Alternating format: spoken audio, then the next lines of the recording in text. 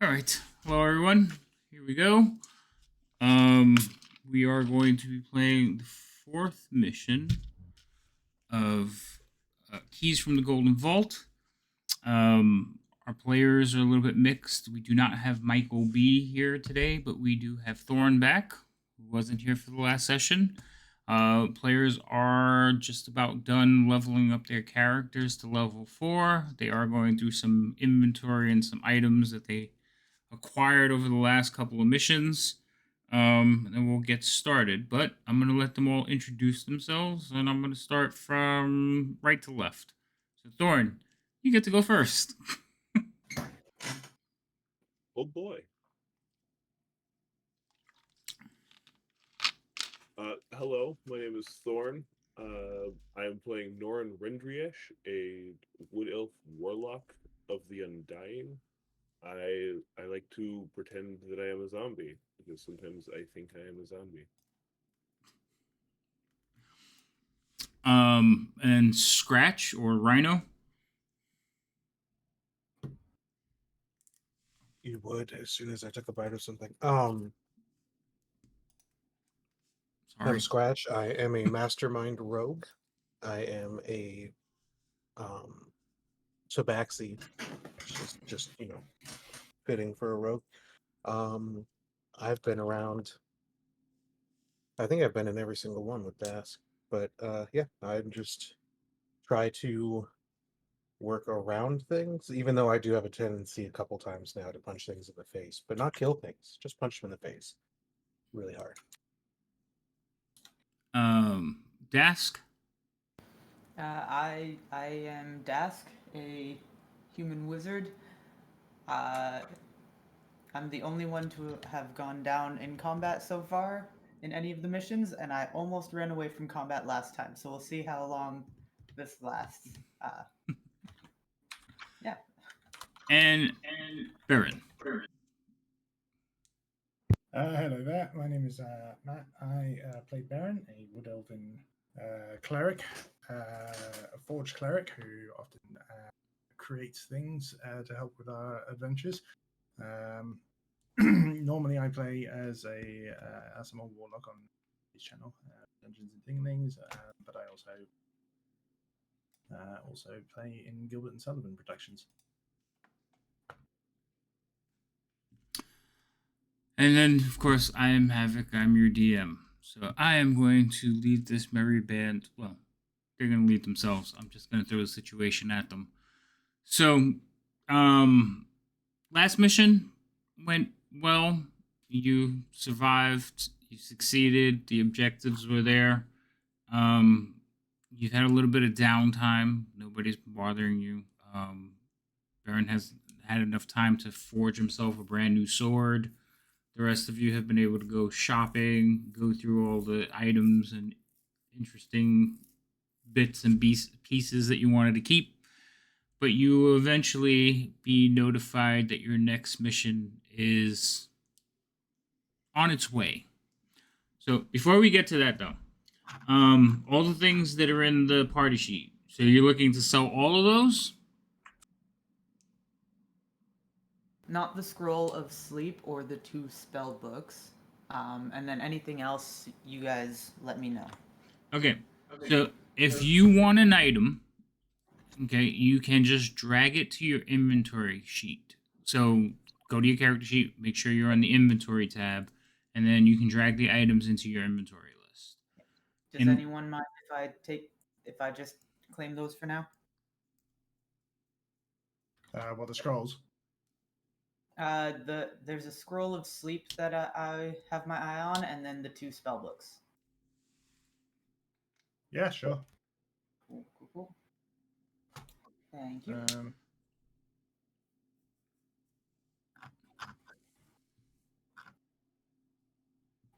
No, the Celestial Codex, I'm taking that one because that was your mission to turn that in. So that's gone. Okay, I am going to take. I'm going to take the oil of slipperiness because I think that might be useful. In case we need to. I think you're the only one of us who can use the scroll of Bane. And the scroll of Bane, I'll probably take as well then.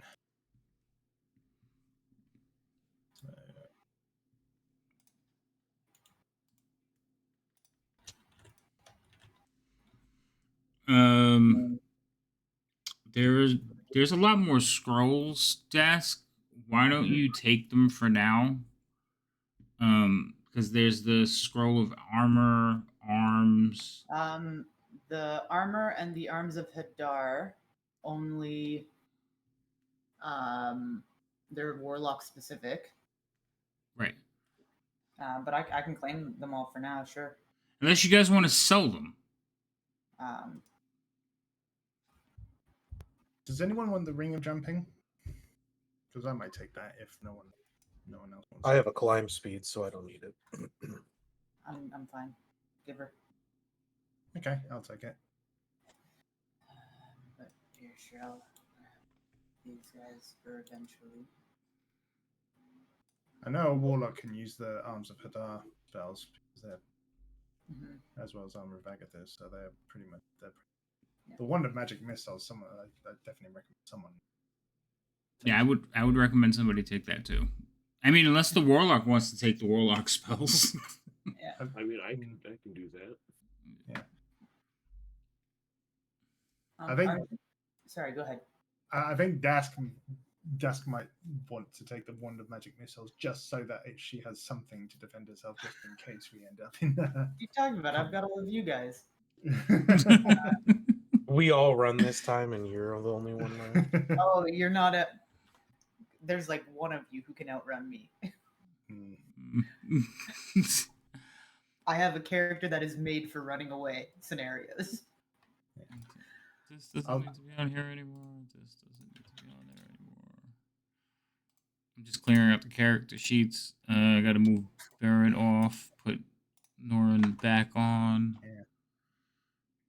See, now that I've increased my strength by 2, I can actually carry a lot more now because my encumbered is up to 80 and I'm on 67. So, whereas it was around 60, whereas my previous encumbered was about 65.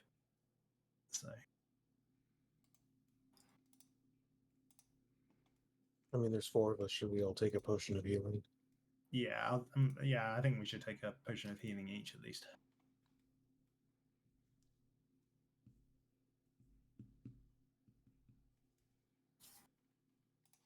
Let's see what else is on there. In regards to the wand of magic missiles, I'd actually rather the money from it. To be honest. Wait, say that again? Like if no one's I don't need the wand of magic missiles. I'd rather get some more money. Just jumping back to that. So if you don't want to use it, I'm pretty sure Mike might want to use it. Norin might want to use it. If you guys agree to sell it, that's fine. But I mean, there's other people who can use it. Yeah, I think wand of magic missiles would be very valuable just in those oh crap situations that so we might end up in. Alchemist Fire seems like it's quite the opposite of what we want to get done. Just pointing out. I don't see a situation where that doesn't cause measurable damage. I mean, I like fire. There you go. You got 3 flasks of Alchemist Fire. Yeah, I think I'll take the Alchemist Fire then. Let's see. The cloak pin, I think that was just like decorative. Oh, somebody moved something. Okay, hold on. Cloak pin. Yeah, it's just decorative. If Mike wants to take the potion of gaseous form, that might be useful for him as well. I'll take the other poison vial too. I'm gonna go find his character real quick. Maybe we'll I'll take 2 vials, different types of poison. Maybe there'll be a need to actually poison someone at some point. Who knows? Does anyone remember why I have an employee in my inventory? It's an employee card from the Card. bank, Well, or from the, I have that too. you have a whole ass employee. Was it uniforms? I have uniforms too. I just have employee. It might have been like you started to type it and then I gave you the item. Maybe I'll get rid of that. Yeah, I you don't can know. go I ahead. have pocketed an employee. You just let him out. Be like, all right, go ahead, little guy. Oh, You're free. you work for us now. Your title, employee. Why didn't just let Yeah. him? I think I noticed that last time and just never got around to asking about it. Yeah. But Just watch out to see if it has an Acquisitions Incorporated logo on the bottom. Oh my gosh. I love that. I have that campaign and I want to run it one day, but it's so slapstick that you got to find a group of people who want to laugh the whole thing. So you're gonna give Mike the wand of magic missiles because Mhm. that means it's gonna be out of Yeah. play. Okay. Yep. Just making sure. All right, and then I'm guessing the rest you're gonna try and sell, right? Yeah, sure. Nobody wants the alchemist or the calligraphy supplies or anything like that. I don't think anyone's proficient in any of that. I might take the calligraphy set, actually. Yeah, because you can use it for forging. For forging, yeah. Mhm. So why don't you snatch those up? is the cloak pin literally just like a hold your cloak from falling off? Yeah, it's got a piece of amethyst in it that's fairly large, so it can sell Okay, as no. jewelry. Don't want it. Okay. So does anybody want to see if they can push the numbers, or you just gonna be happy with the base 50%? Maybe 1 second. No, I don't have the right stuff. Yeah, I mean, I can give it- I'm not really the charismatic type, unfortunately. So Okay. I'm slightly charismatic. I mean, I How's can give it a shot if you want. so that's fine. If you want to give it a shot, it can go up or it can go down. Mhm. Do you guys want me to try, or do we just want to play it safe? Do it. Go for price it. goes up, price goes up, price goes down, price goes up. Okay, what am I rolling? You can either roll persuasion, like you're trying to convince them how good the stuff is, or you can roll deception, and you're trying to trick them into how good the stuff is. Up to you. Oh, that's the same, so I'll just do.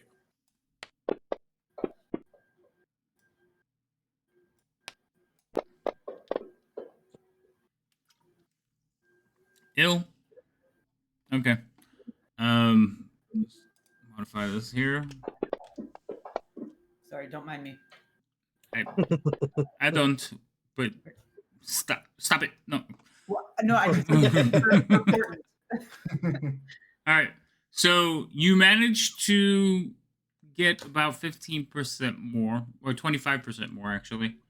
Ooh, Then, so you guys have another 919 to split. Ooh. Hold on, because the cut has to go to Michael. I gotta switch the characters on here again.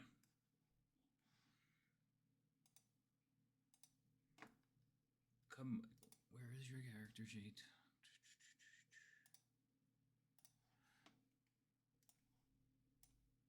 And then I'll put you back in a second, Norm. Okay. Splitting. And there's 3 gold left. I'm gonna give those. Norn, you can have those. There you go. I have a chain. You break the ties. Alright, put this back there. Get rid of him. Do you mind if I spend a fair bit of that on scribing spells? And do you need me to roll anything for scribing? So, scribing, as long as they're levels that you can cast, there's really no check. But if you're Okay. going above that, well, yeah. Yeah, I don't need to go above that right now. Okay. And for the scroll of sleep, if I want to scribe that, does it get rid of it or? Yes, if it is a scroll that you can cast from the scroll and you scribe it, it expends the spell. Excellent. That is fine. Cool. Thank you. I'm gonna spend a minute doing that while you guys discuss anything else. Okay. I'm just putting the gold on Norn's sheet. So you have 132 now. And then I'm getting rid of it. Okay. Clean inventory. Nice fresh start. Love it.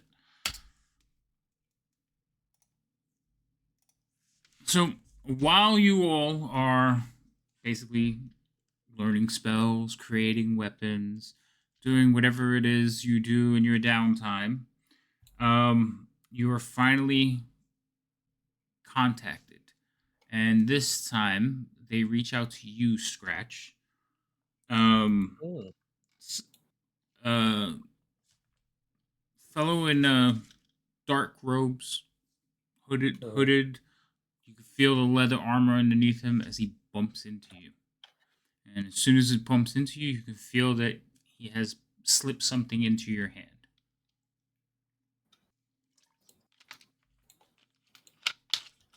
I look down at my hand. There is a key in your hand. It looks like this.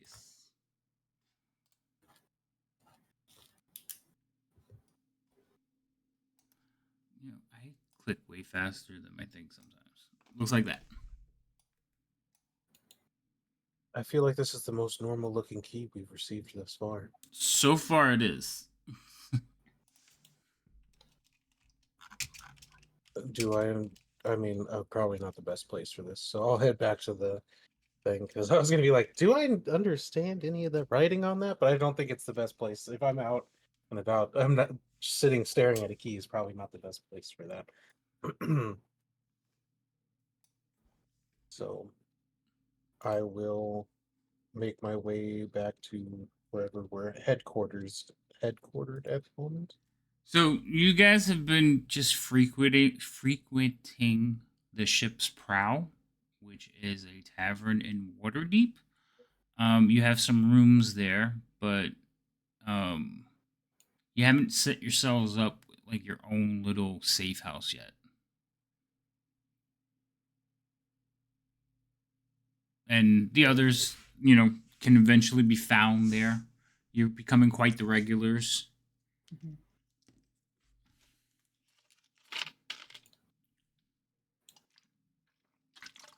Okay.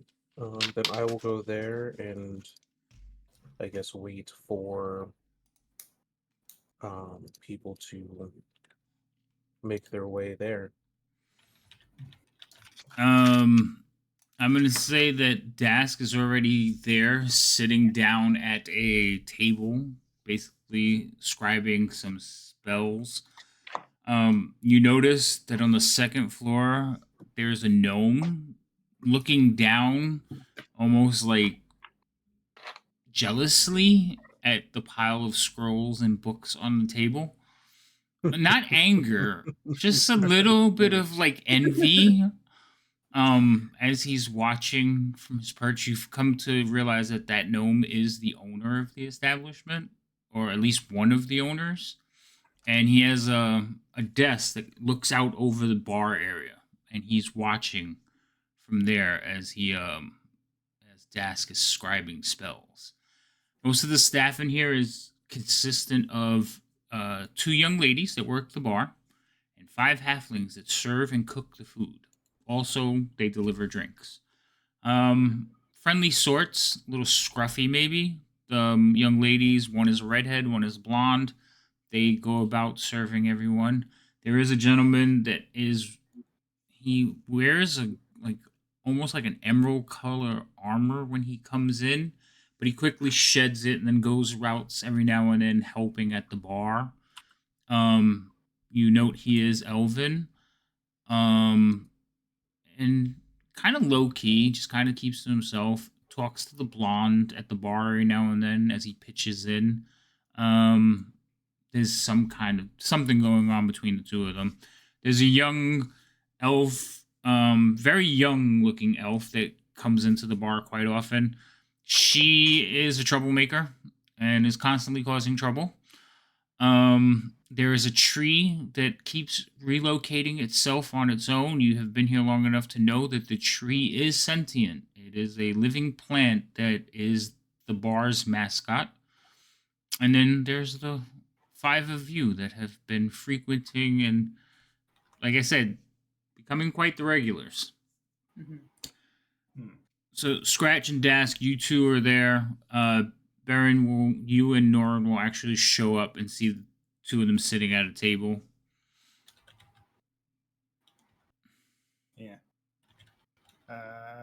yeah, you'll probably notice that I've no longer got a mace at my side as I'm walking in. I actually have a rather fashionable looking long sword that is actually now strapped to my back, which has engraved in the into the blade is the holy symbol of Morin.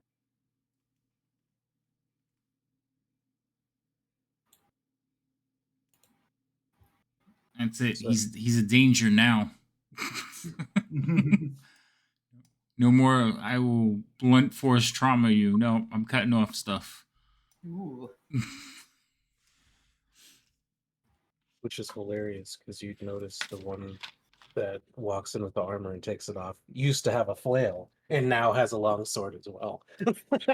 Yes, everybody's switching up weapons. Eh, Norin, well, You- you know, I'm a wood elf. You know, we're quite specially trained in the use of these type of weapons. So I thought, why not? you guys will note that the plant, as soon as Norin comes in, the plant, and you've noticed it happens a few times. As soon as Norin gets anywhere near the plant will move. It will scurry away from him.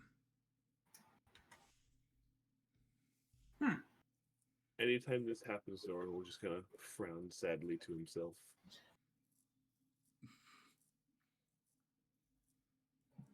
And you also notice the plant, it has a wooden sword and it wears a long bandana, like pirate garb, but no clothing, just the bandana, like perched on a couple of branches, and a wooden sword. Cool. Has it ever said anything, or does it just move around and It avoid just- Norn? It moves around. It spends a lot of the day trying to sit still and not be noticed. Hmm. But once people start, like the place starts to get busy, it starts interacting with like the patrons. Okay. And it does like seem to find the new patrons and try to give them a start. Okay. So it is a practical joker. Let's say once everyone arrives, I'll bring out the key and place it down. All right. So he puts that on the table.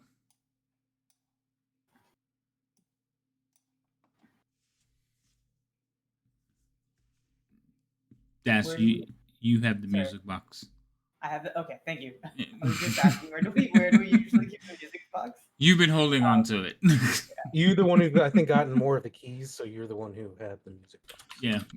Apparently. Yeah. So I'll and we usually just do it in this room. No, you usually go up to one of your rooms and do it.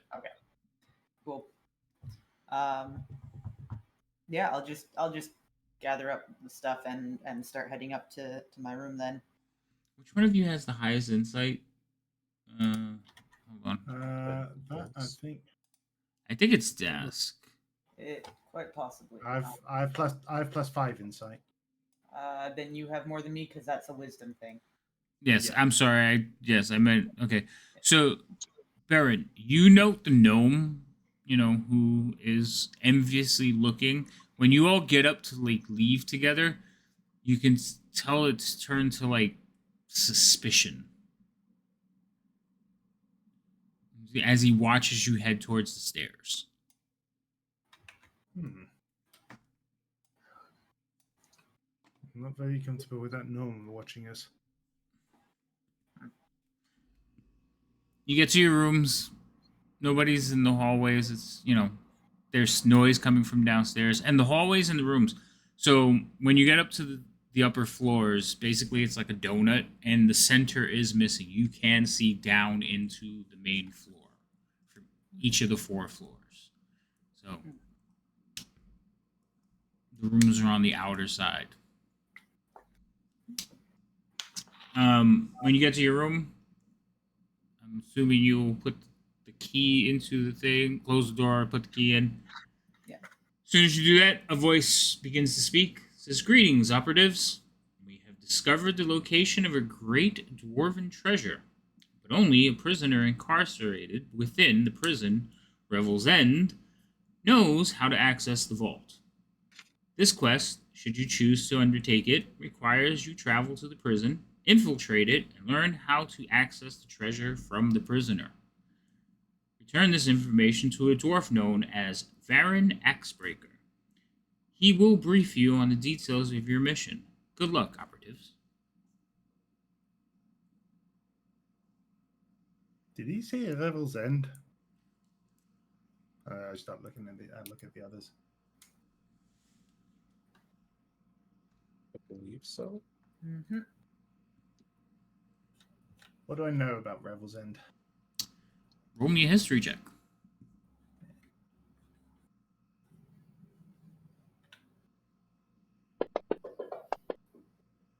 What do you know about Revel's End? Like, you as a player, what do you know? I know, as a player, I know that it is essentially a very high security prison located near the spine of the world, where basically all these criminals are essentially placed. Yep, that's what you know. That's all. Okay. You know a few other details, like it's built on the Sea of Moving Ice. Mm-hmm. You know that there's a council of absolution that are stationed there. They basically are like the parole board. Do they have an Eric Cocker on the parole board?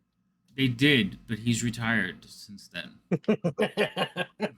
I know it's essentially a massive tower perched on top of a cliff, and it is freezing cold up there. Yes, it is. Yes, well, the Sea of Moving Ice is exactly that. It's a glacier, and it is in the I forgot the name of the place where Ten Towns is.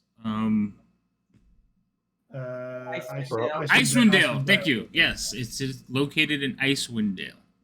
Just think the video game. Yes, just like the video game. I was like, wow, I forgot what it was. So yes, so all those things you know, because you rolled really good. Cool. Okay. This is going to be interesting, lads. So You do what know is what it that Revel's they End is, wanted? Prison. One at a time, because I didn't hear anything that was just said other than prison. Prison. I feel like as a rogue, I would be aware of what it is. I feel like, yeah. Yeah, at least story wise on what it is. right. It's usually where they put Waterdeep's nastiest criminals in, and it's not exactly a good place. Right. Some of the best thieves that were ever caught in there. No. Yeah, so Scratch, you would know it like the Legends of Alcatraz. Baron, you would know like the Council of Absolution is run by the Lord's Alliance. And the Lord's Alliance has the most influence there. Like you know a little bit more of the ins and outs and the details. So that role is going to probably carry through to the rest of this adventure.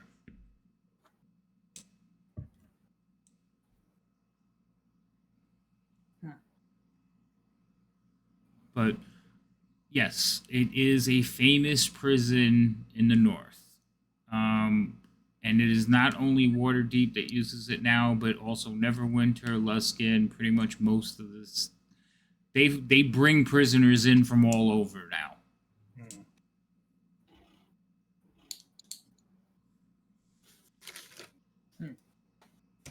Okay.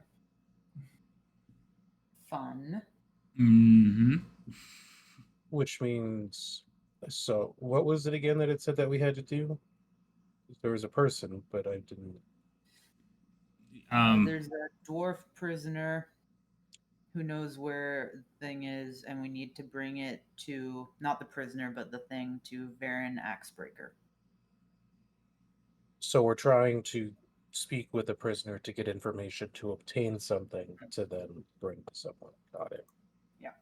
Yeah, you've given a very overview. Honestly, your next course of action is to meet with Varen.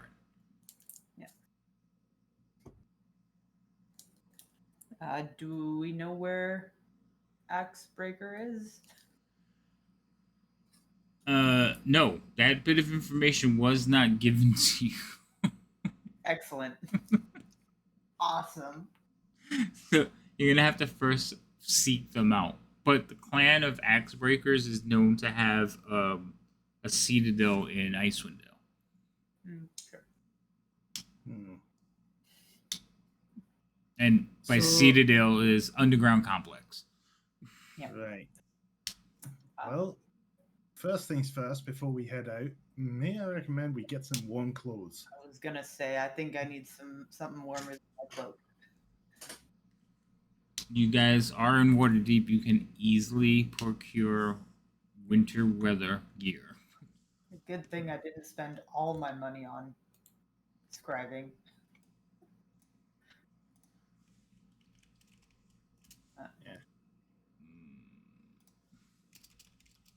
Um, yeah. My fur's not enough to keep me warm. No.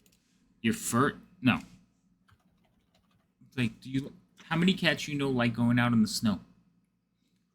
There's breeds of cats that love it. You're not that breed. Yeah, you're not a card cat. That's for sure. I'm not fluffy enough. Yeah. You need to have longer fur. Have you ever met a card cat? Nasty little buggers they are. I can't say I have. So I'm looking for like warm weather clothes, and I guess it's just traveling clothes. I think actual like warm weather stuff was like specific to that module or something, but Right. It like should. as an item. It should come up, but it's not. Hmm.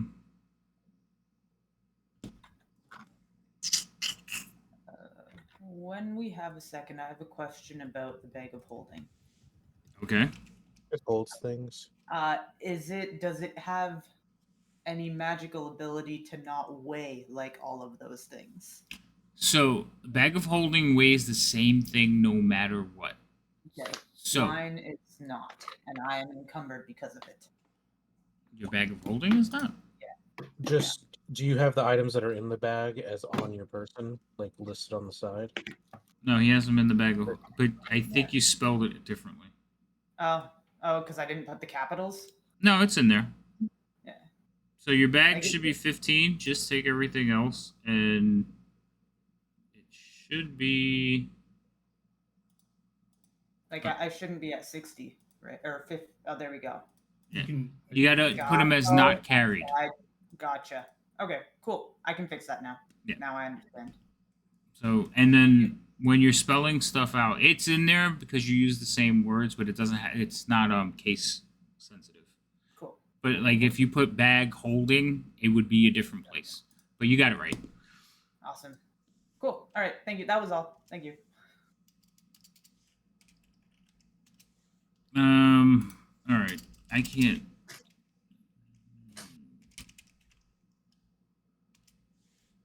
So we're gonna say fine clothes would be warm weather gear.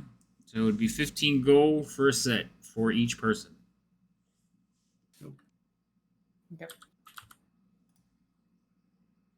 Cool. I guess I can afford that. Yeah. Norin, do you need a hand with that, or are you good? I believe I can afford that. Okay. Yeah, Norin's got money. He just didn't get a cut of the last bit, but Yeah. he's still got money. I just want to make sure. Yeah, he's not poor. So here's a question. We're going to be going to Revel's End. If we're going to be infiltrating this place, are we likely to have to not wear armor that place?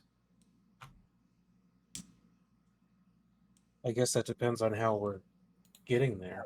How What we kind- getting in there? Baron, you know that the guards all wear uniforms consisting of splint. You do know that.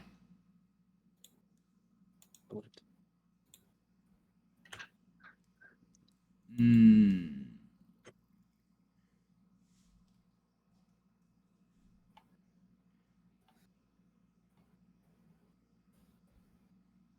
How much does the clothing weigh? It weighs 6, yeah? I think it's 6. Perfect. Hmm.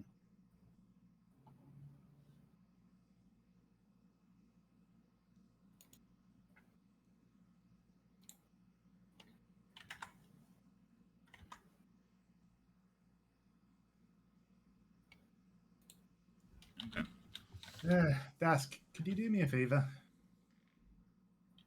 Uh, probably. Can I put my shield into your bag of holding? Because if I'm wearing these fine clothes over my chainmail, I'm going to be encumbered. Yeah, that's fine. I can throw the shield in there. I mean, Okay. gently place the shield in there. Okay, I give Dask my shield to put into the bag of holding. How far are you over, Baron? Well, I would be. I'm currently 78. If I add the fine clothes, I would be 84, which would leave me 40 over encumbered. Oh yeah, Sorry, that's four over encumbered. oh. I'm not gonna worry about 4. 40, yes, I would have been complaining, but No. So yeah, I increased my strength, so my encumbered level is now 80, and with my current gear, it's 78. Gotcha. Mainly because most of it is wearing my chainmail. But if with my shield and my chainmail and everything, if I wear the fine clothes on top of that, that brings me 4 over my encumbered. So All right. So I'm gonna say you're close enough. I'm not gonna really worry about like 1 or 2 pounds, but you are verging it. Also, Yeah. the shield Okay. wouldn't fit in the bag of holding because the size of the bag of holding okay. doesn't open enough. So it's 1 foot. So that's only about this much, and the shield is usually about that wide. Yeah. So it's a little bit hard to get that in there. Okay. Baron starts writing on a little piece of paper. New idea: foldable shield. That I know somebody who has one that it spins out, so it contracts to one piece and then it fans out like a flower. What, like the God of War shield? Yeah. So I got a player that has one of those. Yeah, I actually crafted that. Created a magic item like that on D&D Beyond. Oh really? I gotta go look for it now. See if I can get it into Yeah. the thing. All right. So You said it was 15 gold for it was fine clothes. yeah, it's basically you're buying winter weather gear. So you're buying heavy jackets and snowshoes and pieces of fur that you can wrap around your legs. So because you're heading into the frozen tundra. So life on the glacier, I can tell you right now, it's like 0 degrees Fahrenheit. It's cold. Oh, okay, that's fine. Yeah, we're not from Canada. That's cold. I would die. So you pick up that. When you guys come back from picking up your supplies, now, did anybody want to buy anything other than the warm weather gear? It is water deep, so there's a lot more stuff you could purchase. And you have monies. All right, you all had a chance. I can't think of anything. When you come back, you are approached by one of the halflings. Comes up to Baron. Is I think that gentleman is looking for you. He asked about your group. All right. I look to where he's pointing. So he points to a table. Sitting at the table is a dwarf. He is just nursing a mug, like slowly sipping from a mug. Okay. All right. Thanks very much. I go over to the dwarf, and I say in Dwarvish, "Hello there, friend. Apparently, you're pretty interested in my group." He like looks at you for a minute, like narrows his eyes. He says, "From the vault?" Aye. Then we have much to discuss. He kind of looks around. He says, "Is it safe?" I look around. Does it look safe? You see a lot of customers that you've seen before. Is the gnome still looking at us? Oh yeah, no, he's always looking at stuff. He's either looking at stuff or not around, and he is around right now. Right.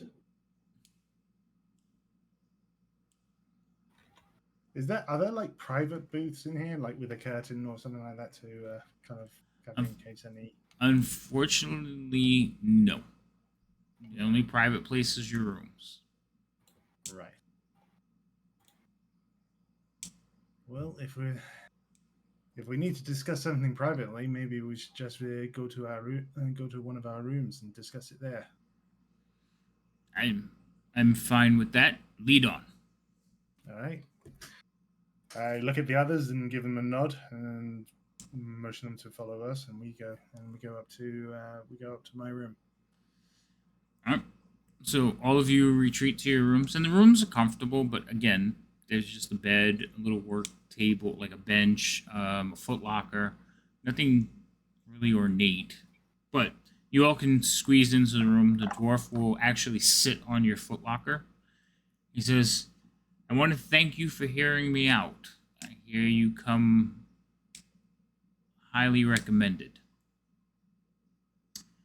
My name is Varen Axebreaker, and I have a proposition for you. My clan has located wealth that was stolen from us many years ago, but it's been sealed in a vault that is magically locked. If you can recover the key, wherever it is, you'll gain the undying gratitude of Clan Axebreaker.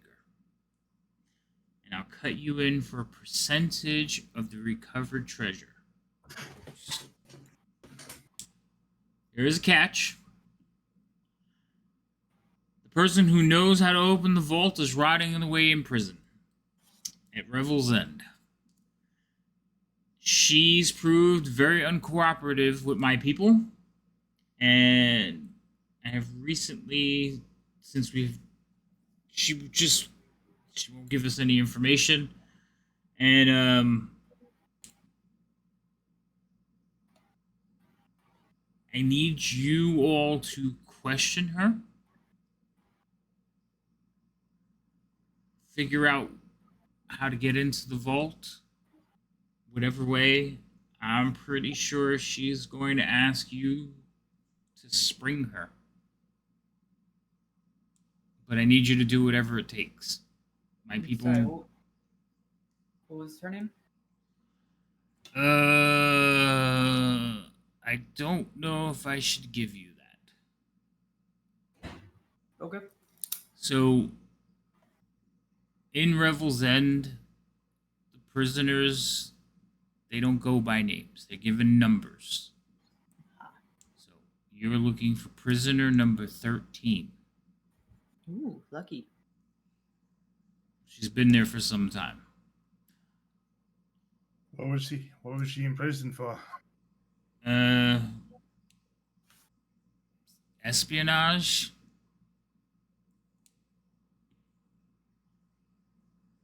Nice.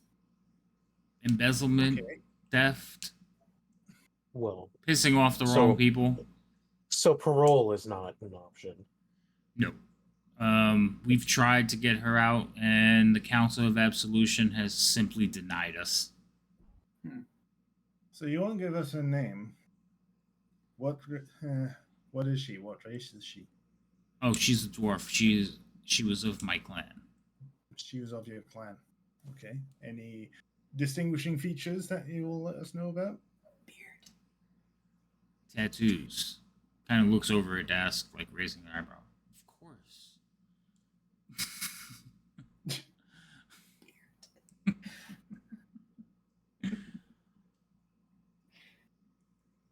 But To she's reiterate, Dask looks like a teenager. Like right. Yes, has that very young look. He says she's covered in tattoos.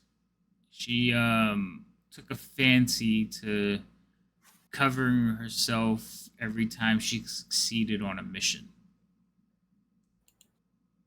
What kind of tattoos are they? Like dwarven runes, or just like special,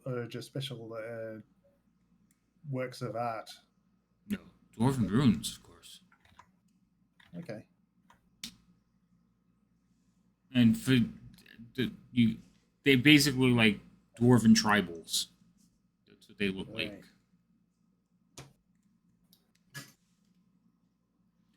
He says, "So are you interested?"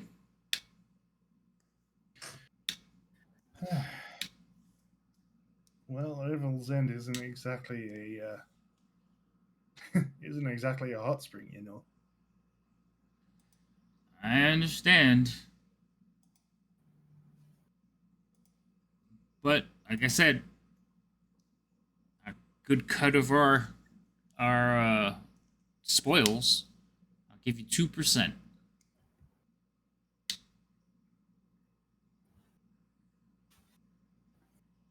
So it's a moving island of ice. Oh, I'm assuming you've kept tabs on where where the place is currently located. Oh, it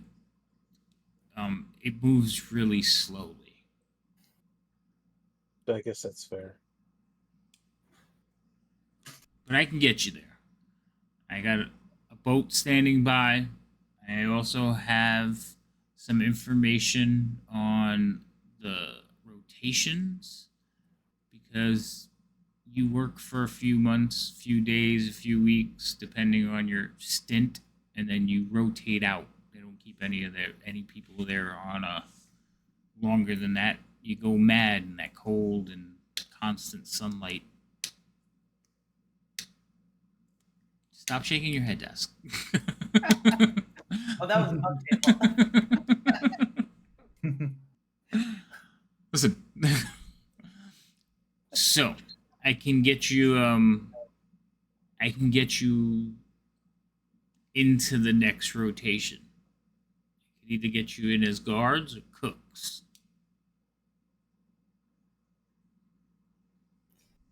Or do the guards have to meet a certain body frame to be considered a guard?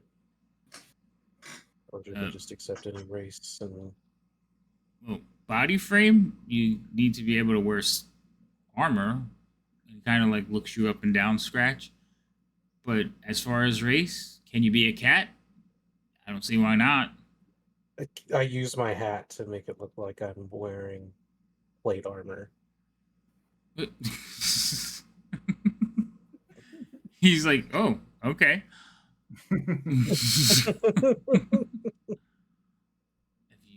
Hey, Do you have to look like you're used to wearing armor while wearing it? I'd recommend cook for you, Yeah, lass. probably. Kitchen's great. Yeah, Baron can't help but chuckle at that.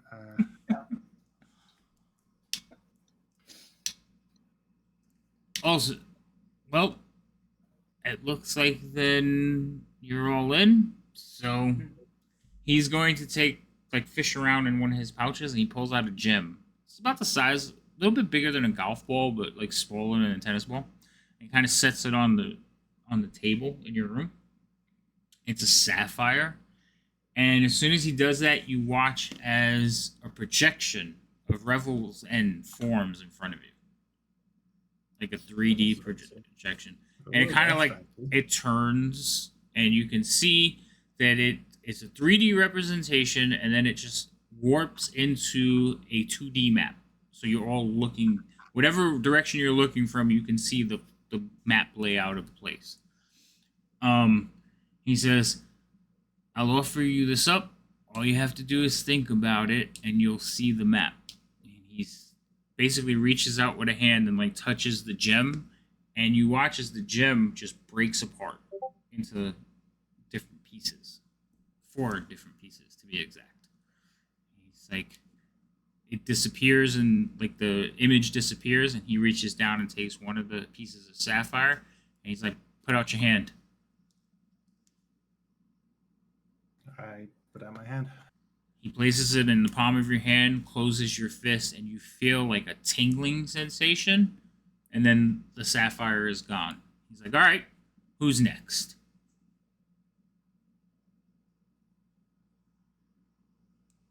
It's like, I reluctantly put out my hand. It's all right. Yeah, just get a tingling sensation. so he places it in your hand, closes your paw, and you feel the same tingling sensation as the sapphire disappears. He's like, he looks over at Norn. He says, you can do your own.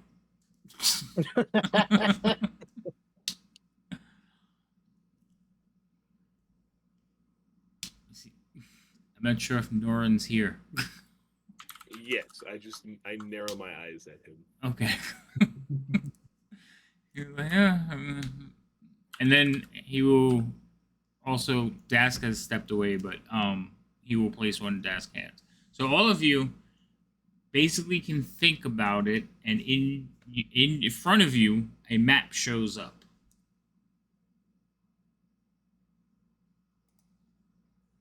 I will share it with all of you. You may want to hotkey. You may want to hotkey it. I'm not going to keep popping it up for you. Okay.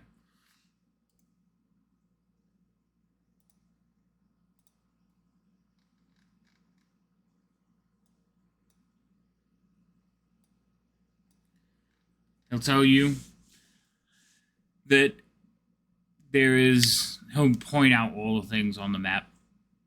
And he will tell you that the yellow is the guard routes. The red is anti-magic fields. This is your goal, gentlemen. I have gathered some information that I can share with you.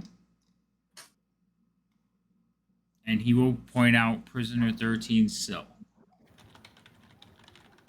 So, Desk, I did tell everybody they should probably hotkey this map because it is now, all you have to do is think about it and just it shows up in front of you. Yeah, sorry about that. It's okay. For us or for everyone to see? So when you guys do it, you see the map clearly. Okay. People looking at you kind of see a haze in front of you. So if they're looking at you, I just wanted to know. I wanted to know if there was a visual key to someone else or something's going on. Yeah, if they're paying attention to you, looking at you, like if you're in a conversation with somebody and you do it, they'll absolutely see it, like the air in front of them shimmer, like a magical effect. But if you're just hiding in a corner and do it, no. So it is visible, but it's not clear to anybody but you guys, like the one who has the gem in their hand. So like if Scratch, you do it, even though Benner knows the map, he can't see it unless he activates his. But he does notice that there's magic going on in front of you. Very subtle, but there is that sign of magic. Okay. So yeah, you don't want to have it out all the time, like walking around and go, all right, we gotta go over here. Yeah, I don't have my my map up in the corner at all times going, oh, I'm here, okay. Yeah, right. My HUD can't have it up all the time. Got it. Does the thing have a browser function? Does it have a what? I'm sorry. A browser function. Oh. We have just reached the future of cell phones and things in this moment where we're gonna start. So he will. So any questions? How sorry, have we figured out how we're getting there? We have a boat. Boat. I mean from here to there. Here. Just boat? Uh, We have a boat? Okay. Yeah, at Waterdeep, we'll take a boat up to Luskin. We'll get you geared up. We'll arrange for you to have jobs, and then we can send you by boat. It's the fastest way. You don't want to travel. You can travel over the glacier, but it's cold. Boat's quicker. Boat's quicker, okay. Above table, I imagine it's gonna take more than 4 hours. To get there, yeah, it's gonna Yeah. take from Waterdeep. It's gonna take days. Yeah, Like, perfect. Okay. Cool. and you're stopping at Luskin too. So from Luskin to there is a few days. So it's going to take a. Will it take 10 days? I think it's gonna be shy of 10 days. I think it's like 7. It's about a week, but it's About, yeah. But a week our spent time. Yeah, a week our time. 7. So you figure just under 10 day. Okay. No, that's perfect. Because this discussion makes me think I need to scribe one more spell, and that will give me more than enough time to do it. So Okay. the question also is going to come down to who's entering the cell. If there's a anti-magic field, which we have to figure that out too. I'm just gonna look at you and Norin when you say who's entering the cell. I don't mind doing it. So because I won't actually be wearing armor. If I step in there, that'll become apparently clear to everyone. Because I can, unless I go for a different route, but then I won't have as much. We can't all be in the kitchen. Well, I don't mind that.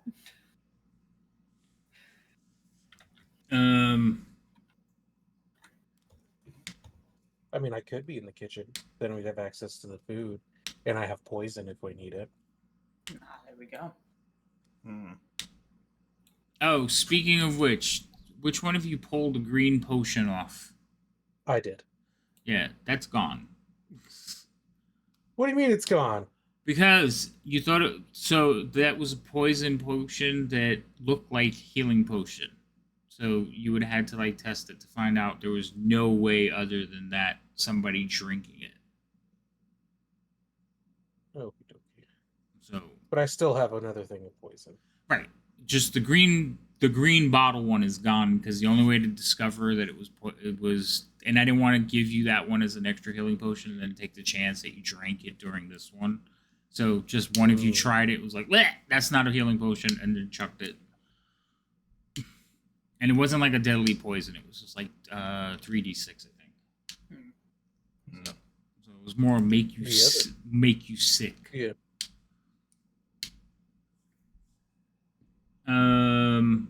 So he's gonna give you some information so he's gonna bring up the map again that you can all see from the shard that he still has left.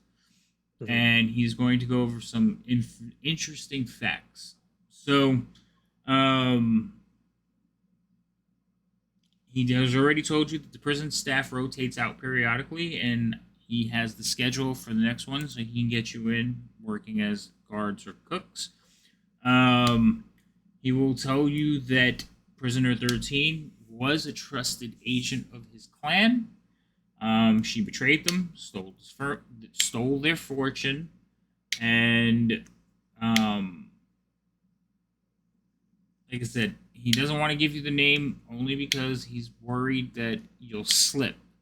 Because no one other than the warden knows the prisoners' names.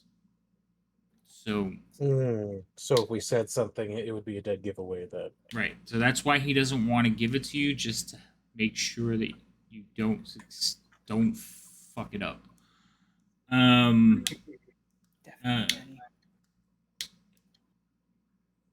So he says Prisoner 13 must have the key or know where it is. Every magical method that Axebreaker Clan has tried to locate the key has failed. We tried to get her to give it to us in exchange for her freedom, but she basically just told us to go scratch. So maybe, yeah. So maybe you can. Oh, sorry, I forgot that's your name. But we've tried everything, and as long as it comes from us, she doesn't want to hear about it. So you might want to not mention our involvement.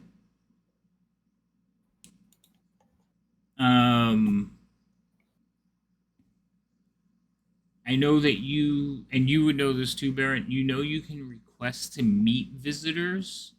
I mean, you can request to meet prisoners as visitors. Like you know anybody else.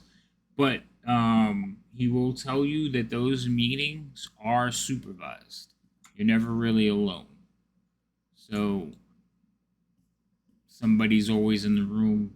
A lot of them are supervised by the warden herself. And yes, the warden is a female. Her name escapes me right now.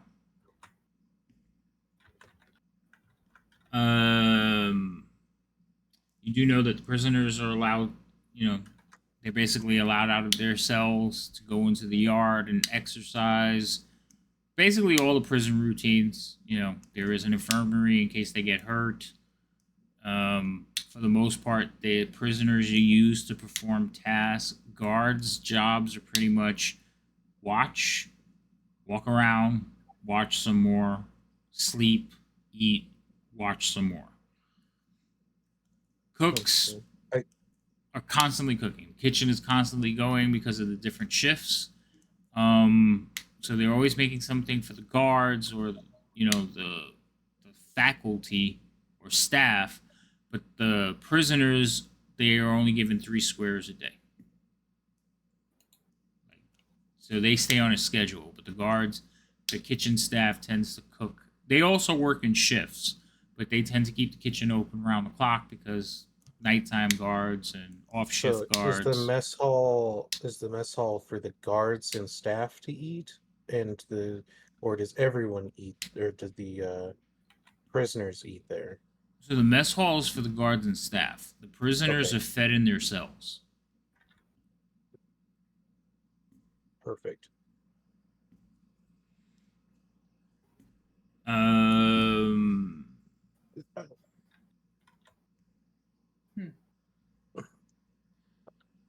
There was mentioned in one of our interviews, there is a high security protocol or high alert protocol that they will put the prison in lockdown mode.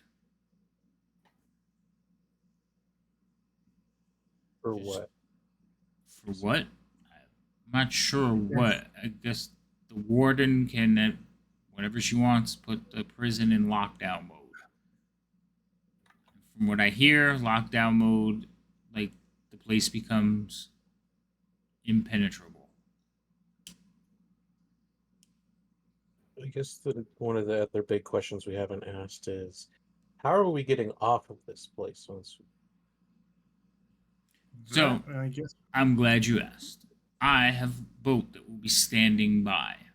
If you can make it out, signal the boat, put a mirror, flash of light, and it will come retrieve you. At night. An owl? How about an owl? Yeah. Um. I'll summon Fox.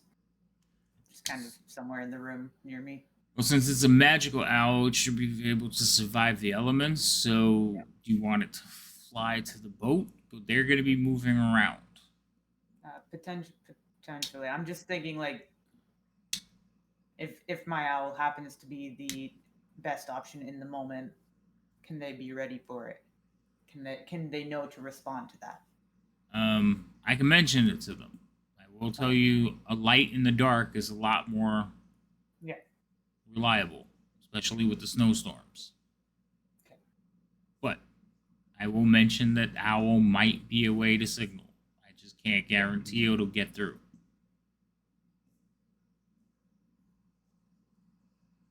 But you signal them, they're going to be staying at a safe distance until you're ready. And then they'll come retrieve you. Also, the magic in those maps will only last for so long. So many uses, or so like For so long. You'll have So a many days. you'll have a if we leave tomorrow, get you there, get you all set up, and you make the rotation, you have about 5 days.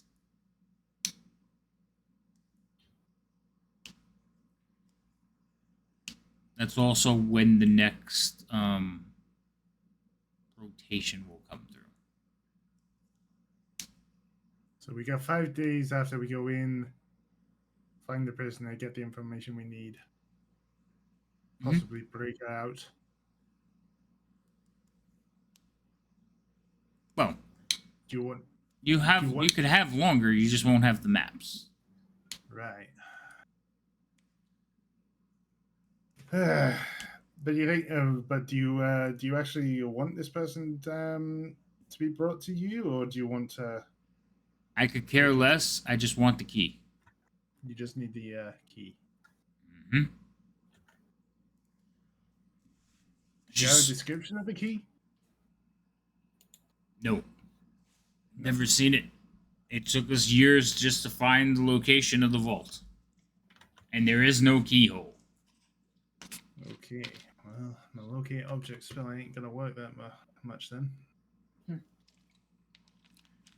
Yeah, we've tried all magic means to locate it. And she won't talk to us. So, hopefully, you can be more convincing.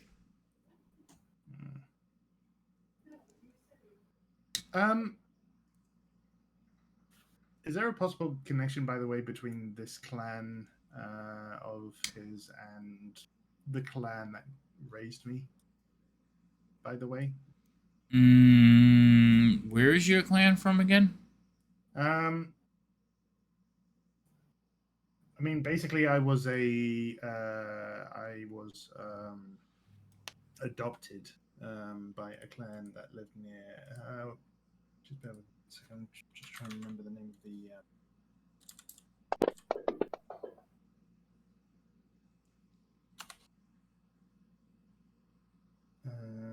What's the name of? Sorry, I just got to look at the information.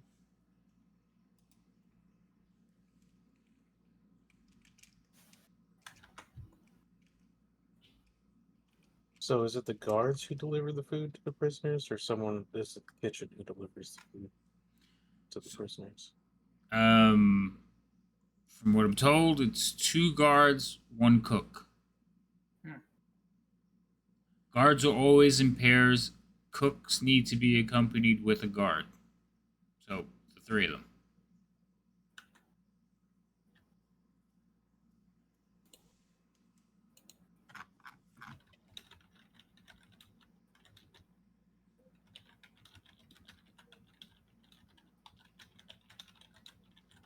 Yeah, I was essentially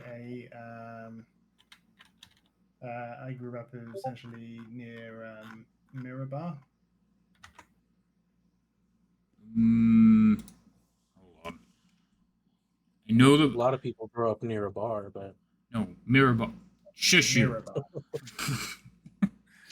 Mirabar, you bleeding idiot. Put it in the chat, you said? Hmm? Did you say you put it in the chat? No. Okay. Thought I heard something about a chat.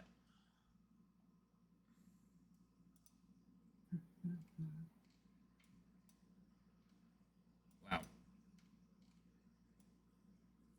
Where is Mirabar again? Mirabar is. There it goes. I see it. I found it. Yeah. So Just like the side of the world.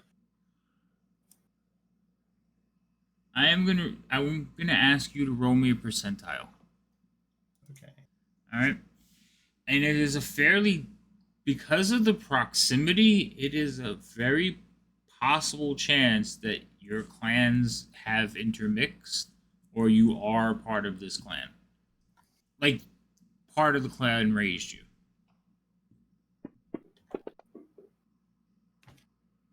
26. You do know the Axebreaker clan. They are a little bit higher than your clan, but they are not actually. It is not the clan that actually raised you, but they have dealings together. Like they are respected by your clan. You've heard of Varen before because their clan is closer to Luxkin. Right. But they do treat with your clan often.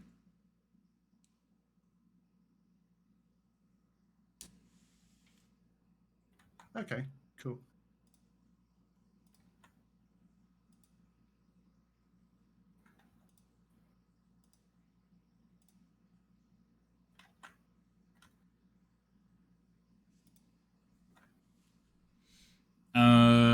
What else? You've already agreed to the payment. He's already told you about the escape plan. Yeah, there's a boat that that we got to provide a signal for to get us off the place. So, any questions?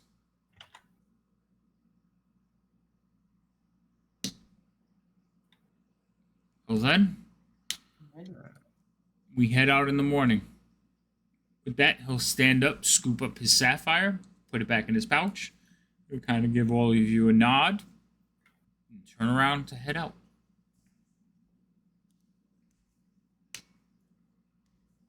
Cool. When he heads out the door, like at the doorway, you see a ferret on the ground. A white ferret is just looking up at the door. As soon as the door opens, it like scurries off. Can I send Fox after it to try to catch it and pick it up? Since you already have Fox summoned, I summoned Fox for him to see what owl I meant. that's what I said. Since you already have Fox summoned, yes, you can like fetch. But you also know that you have seen this ferret before. It is somebody's pet in the bar. Get it. Okay, then Fox won't hurt him. He'll just pick him up and fly him around the opening in the middle a little and then set him back down. The pet owner's not watching, are they? Is the pet? Is it You the don't. gnomes? You don't know. No. He knows who it is, but you don't know if she's out there. I'm talking about in real life. Is she? Are they watching? No, she's at her mom's. Okay, cool. Ooh. Okay. All right, yeah. Fox will just tease the ferret a little bit and then set it down somewhere. Then Oh, hold on. I gotta get. It's okay. It's okay. Yes. You'll make a certain person probably more happy if that goes wrong. If that goes wrong, right? Hold on. I need a.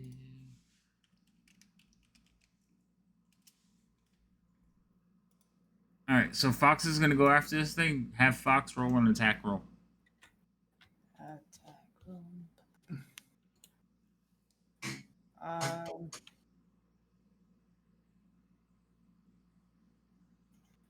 Sorry, it's let's see.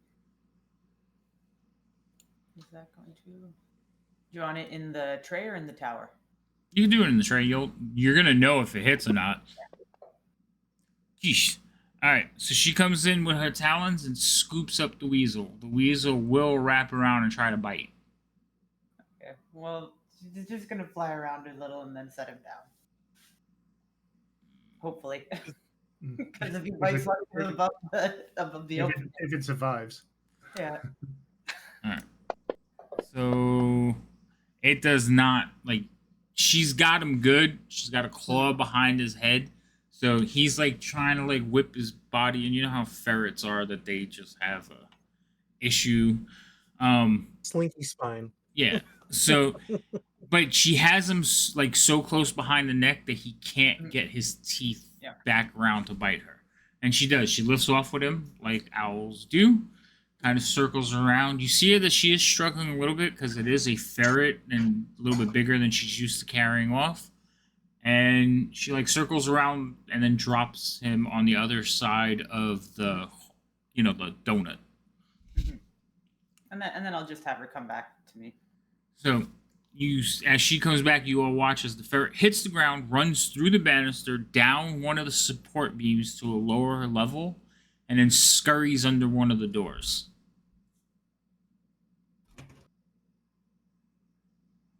Okay. Abuse.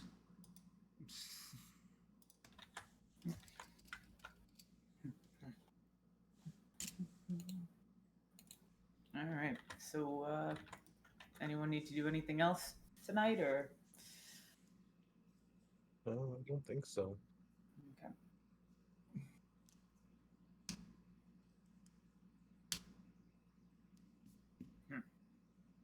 So, if none of you have anything you would like to achieve in the night, the next morning, you're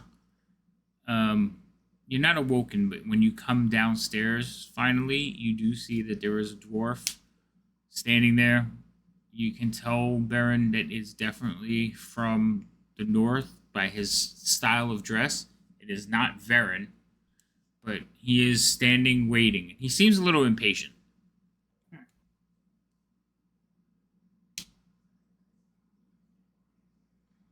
Oh, there.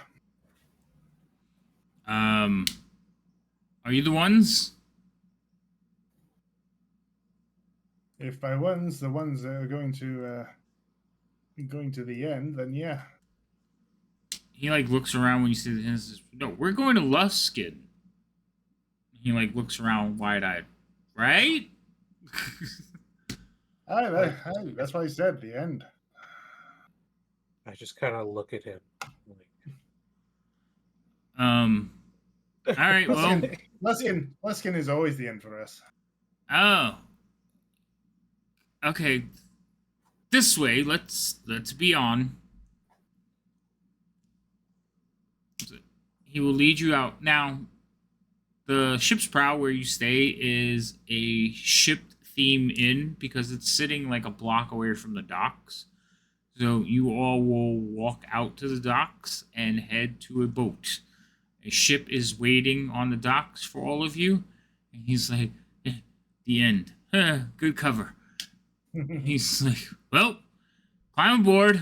It should be a peaceful trip. We'll be there in about 5 days. Be about your business. He says, have you figured out what you want to be? And once you guys are on the boat is completely manned by dwarves. There are no humans. It's all dwarves. Do they all have beards? They all have beards. I'm definitely pretty comfortable around all that. Oh, I'm sure you're like, oh, this is great. They're singing dwarven songs, but they are like really furred up. Like even as this far south as Waterdeep, it's chill in the air, but they seem overdressed. He says, well, stow your gear. We have some room set aside for you. The captain might make your acquaintance later, but we'll be shipping out as soon as possible. Varen wants no delays. He's gone on ahead. He has some business to take care of in Neverwinter.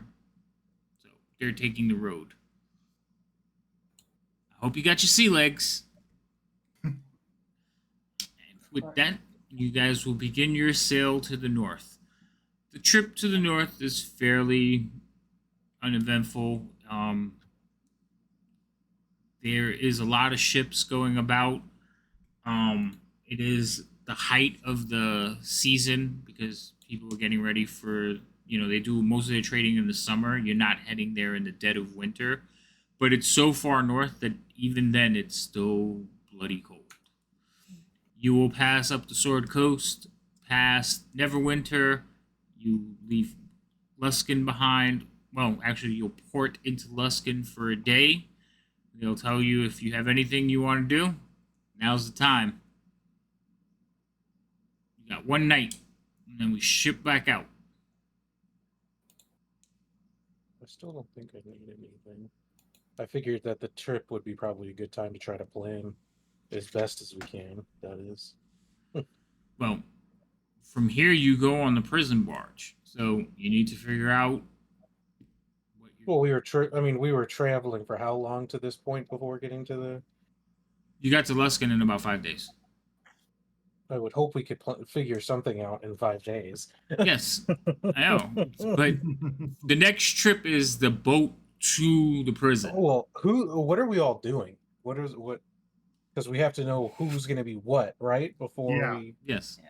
So this is your time to plan all that out. But you had 5 days on the boat pretty peacefully to plan all that out. When you make port, they'll be like, tomorrow you leave.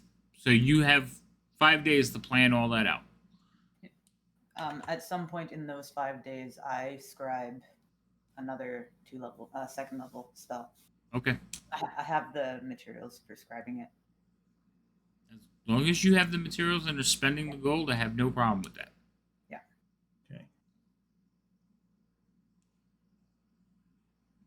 Okay. So, what roles are we filling at the prison? I don't know what that guy was talking about. I could be a guard. So you're planning on Okay. being a guard? No. Come on. I'll be in the No. kitchen. Oh, you're just saying you could be. Okay. Yeah. So I'm going to mention to everyone.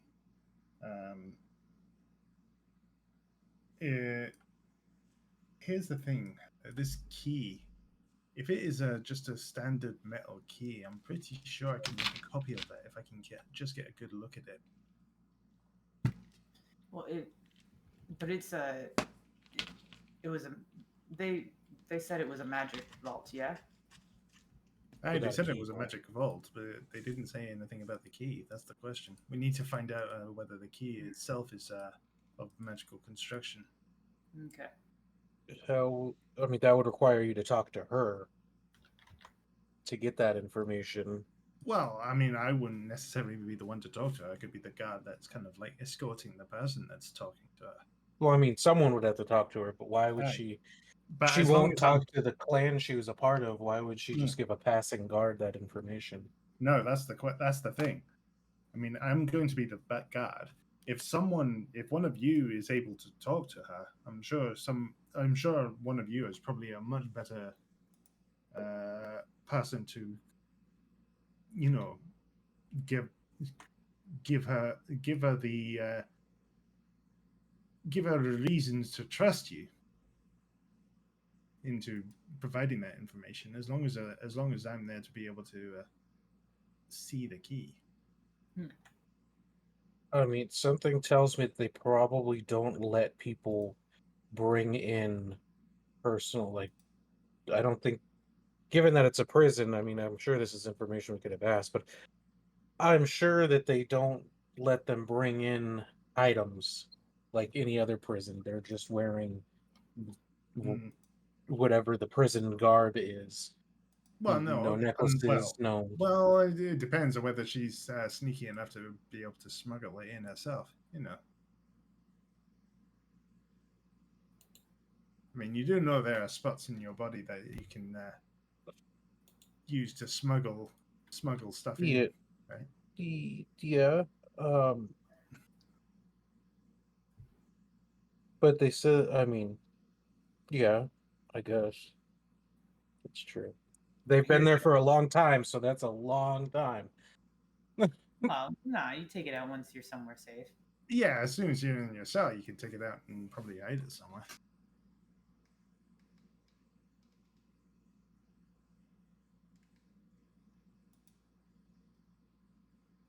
I mean, again, that's just assuming that it's a physical key and that they have it on. Well, you know, there's a lot of assumptions here in this tale. But however, if it is indeed the whole crux of my point was that if it is indeed a non-magical key that is there is no magic to it, then I could possibly craft a copy of it. But again, it depends on what this key is. If it's a magical key and it's within the cell, you would never know if it's magical because the magic wouldn't be inept on it while it's within. the cell. Exactly. But then she would tell us if it was or not. Hopefully. I mean, how long are we planning on staying at the prison? How long was the rotations? At the longest, how long between they rotate staff was that? You're talking about the ones that leave the prison and come back? Yeah. Mm-hmm. Like about a week. So at most we have a week, at least before we lose the thing, probably a day or two beyond when we arrive there, maybe. So I mean, at most 5 days. Okay, at most, at highest, if we're not worried about the map, we have a week to get someone who's never met us, has been locked in prison for a very long time, to suddenly trust us with the location of a key that unlocks an entire fortune that she won't even tell her own people. Hmm. And we got to do that in a week. Yeah. I mean, if I Yeah, can that's get pretty much the face job, to face, mate. I can cast I can cast one of two different spells that should make that very easy. That depends on whether we're in an anti-magic zone or not. I think just the cells are, so it would have to be both of you would have to be out of it. No, there's an area. There's the courtyard. But yeah, I mean, that's pretty much the job, mate. I mean, that's what we've signed on for. And that's what we specialize in. That's what we do. Well, I mean, maybe we could possibly find that information, but it doesn't necessarily have to happen at the prison. Our shining, I mean, again, I'm just speaking, even if I was in that shoes, just random people coming out to break me out, I find weird. Suddenly, guards showing an interest in some keys, I would find weird. Why would they know this information?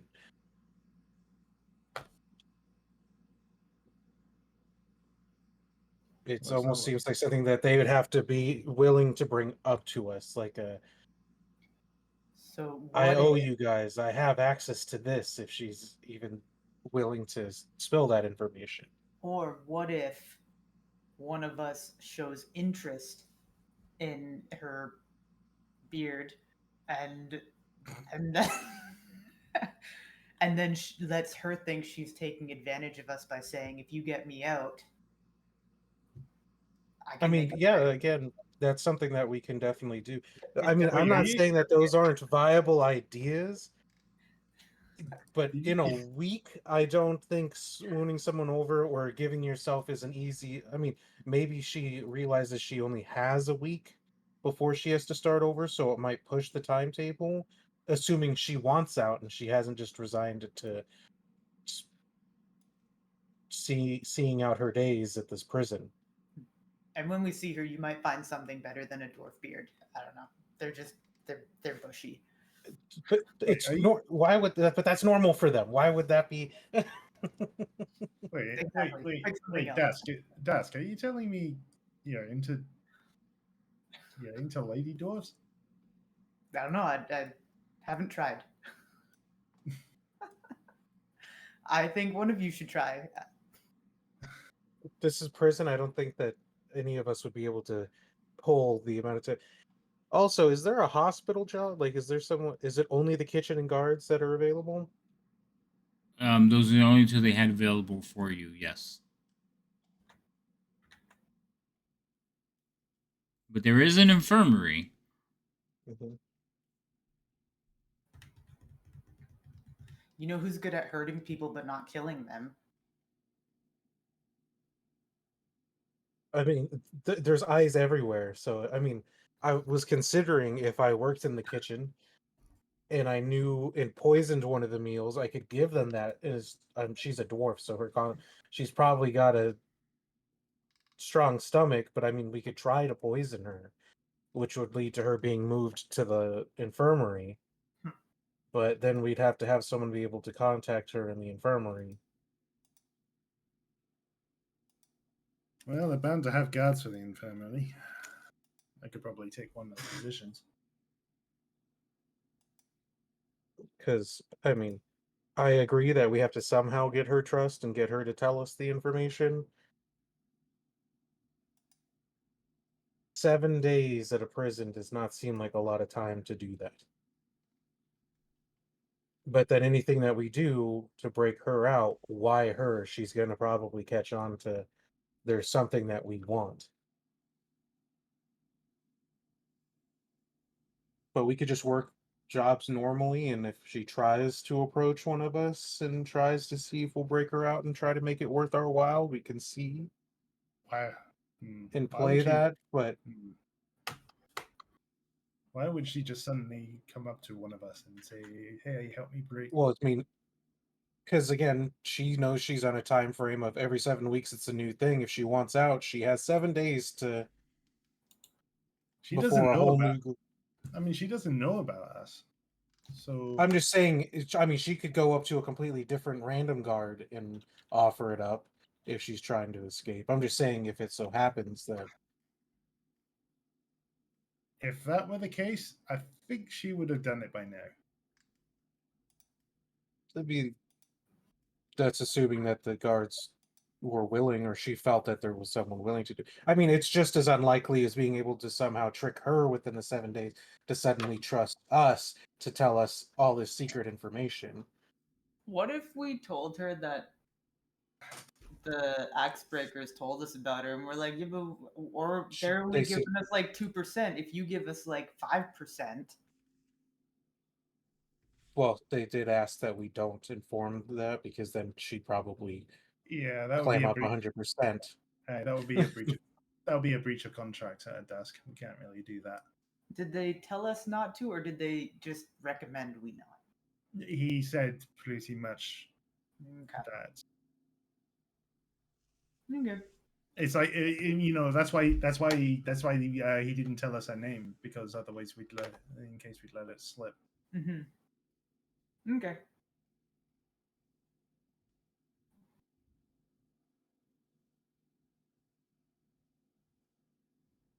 It's tough. I mean, 7 days Anyway, isn't a I long think time. I think you underestimate our skills here. I think we got this. I I think we definitely can know how to. definitely get someone out of prison. I mean, but there's just a lot of maybes and ifs when we're relying on someone else's. Will they ask us for help? Will they be willing to tell us this information? It's Like how you can't Well, make smart goals if it relies on someone else too much, because yeah. yeah. Because we could get her out of the prison. There's different ways to do that. I mean, we could break her out and up after that, who knows what happens, but to try to either even with the idea of relying that maybe she wants us to break her out, long shot. If she'd give us that information without something in return, still seems like a long shot. Well, well, what? everything always seems like a long shot unless you try something. Yeah, we'll be fine.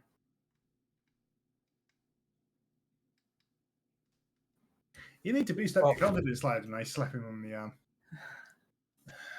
I I bet if just don't. we get her to the infirmary, then Norin can do some weird, charming stuff. That's an option, but then again, that doesn't rely. I mean, the only thing that would rely on is if the poison's successful. That would be really the only. Hmm. But we could try that. Also, if it's not successful and they're onto us, I'm not taking the fall for that. That's on you. Well, I mean, I could join in the kitchen, and I could be the one who does the. Hmm. That would also be them having to realize that they were poisoned, Hmm. and know who did it. There's a whole brand new crew coming in. Any number of people could want a prisoner dead, Fair or enough. just things could be wrong. Hey, or maybe a moon will jump down on top of Revel's End and destroy the place. So maybe maybe a Now, whole bunch of different things could happen. I'm not saying I'm all for killing someone, but if she ended up dead, would a guard not have to go clear out her room? Probably, but again, That's assuming that it's a physical key of some type and it's on her and or in the room. Yeah. Well, that's the information we're here to find out, isn't it? What the key Yeah. is. Yeah. I I'm don't just think the poison that I have would be enough to kill this person. Well, Would it be enough to cause them to go to the infirmary? Possibly. They'll be hurt either way in some fashion, so it would, if it does its full effect, they will be poisoned. They will physically be sick for a period of time, so it would be cause to take them to an infirmary.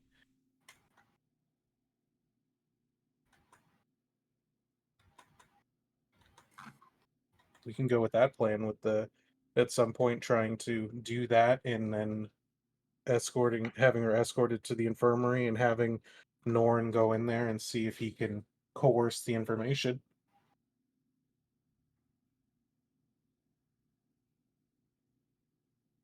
And if it doesn't work, then from there the infirmary's right next to the exit, and we can just break them out and try to get the information another way outside of the prison.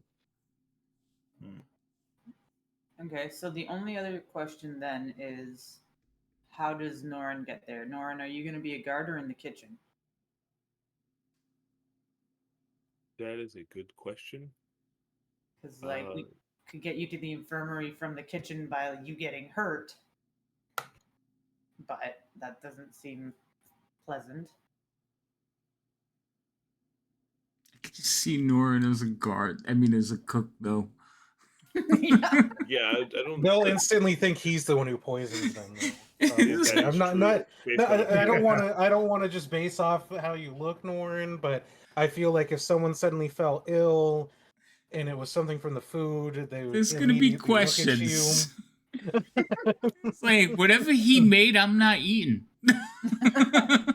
Who normally works in the infirmary? You don't have that information. Do people actually work in the infirmary? They said there was an infirmary. That's all you. That's the only information you were given. They were kind of vague on that fact. I mean, we could go Varen with just you in didn't know. He said outright he didn't know. He can get you because you're basically replacing people who have already been hired. So he has spots as guards and cooks. They didn't have a spot for. could They couldn't snatch an infirmary worker up.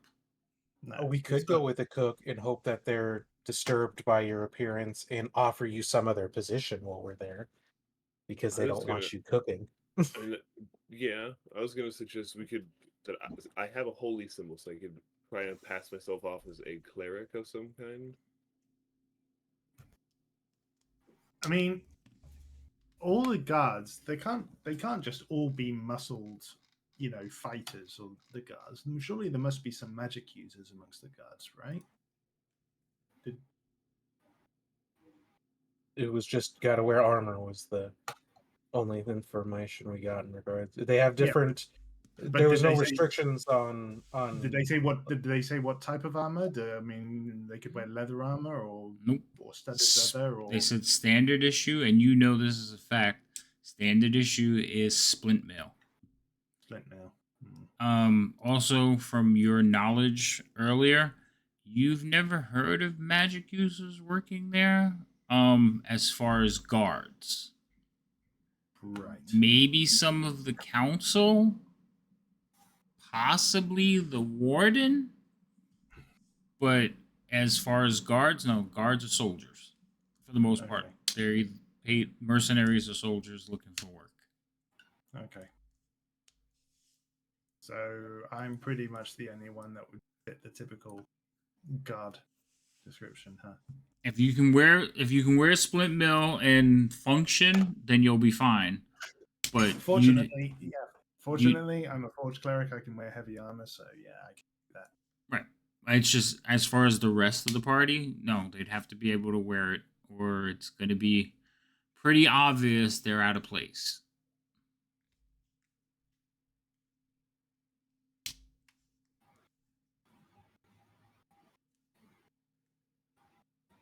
And then the cooks, anybody can be a cook. I think you're gonna have to put a whole hairnet on Scratch's body, and Norin, anything he makes, nobody's gonna want to eat it. We can just shave Scratch. That's fine. No. I also disagree. Or I'm gonna become a roommate in this place if you dare. It's like I'm gonna find myself. I'll find myself a cell in this place real quick. He's like, I'll take that one right there. Maybe we can turn him into a rat and we can like mess with Dask's hair and. You want to go full range?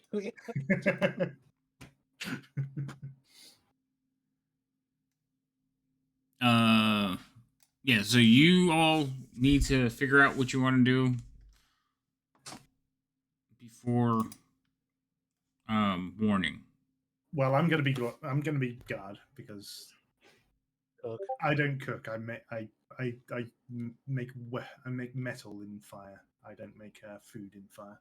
Okay, so you're The going. only way I could be a guard is I'd have to do the disguise hat. But if anything ever caused me to cross the line into a cell, I would be immediately identified that I'm not wearing Armor. actual armor. So cook is probably the best bet. Yeah. So I'm the guard. Okay, so one guard, one cook. Dask, obviously cook, and then Norin, I'm guessing cook. Yeah, cook and potentially ask if they have any openings in the infirmary if they need help there. All right, so you want to get traded to the infirmary as soon as possible. Yes. If there are trades available, I am a great accountant.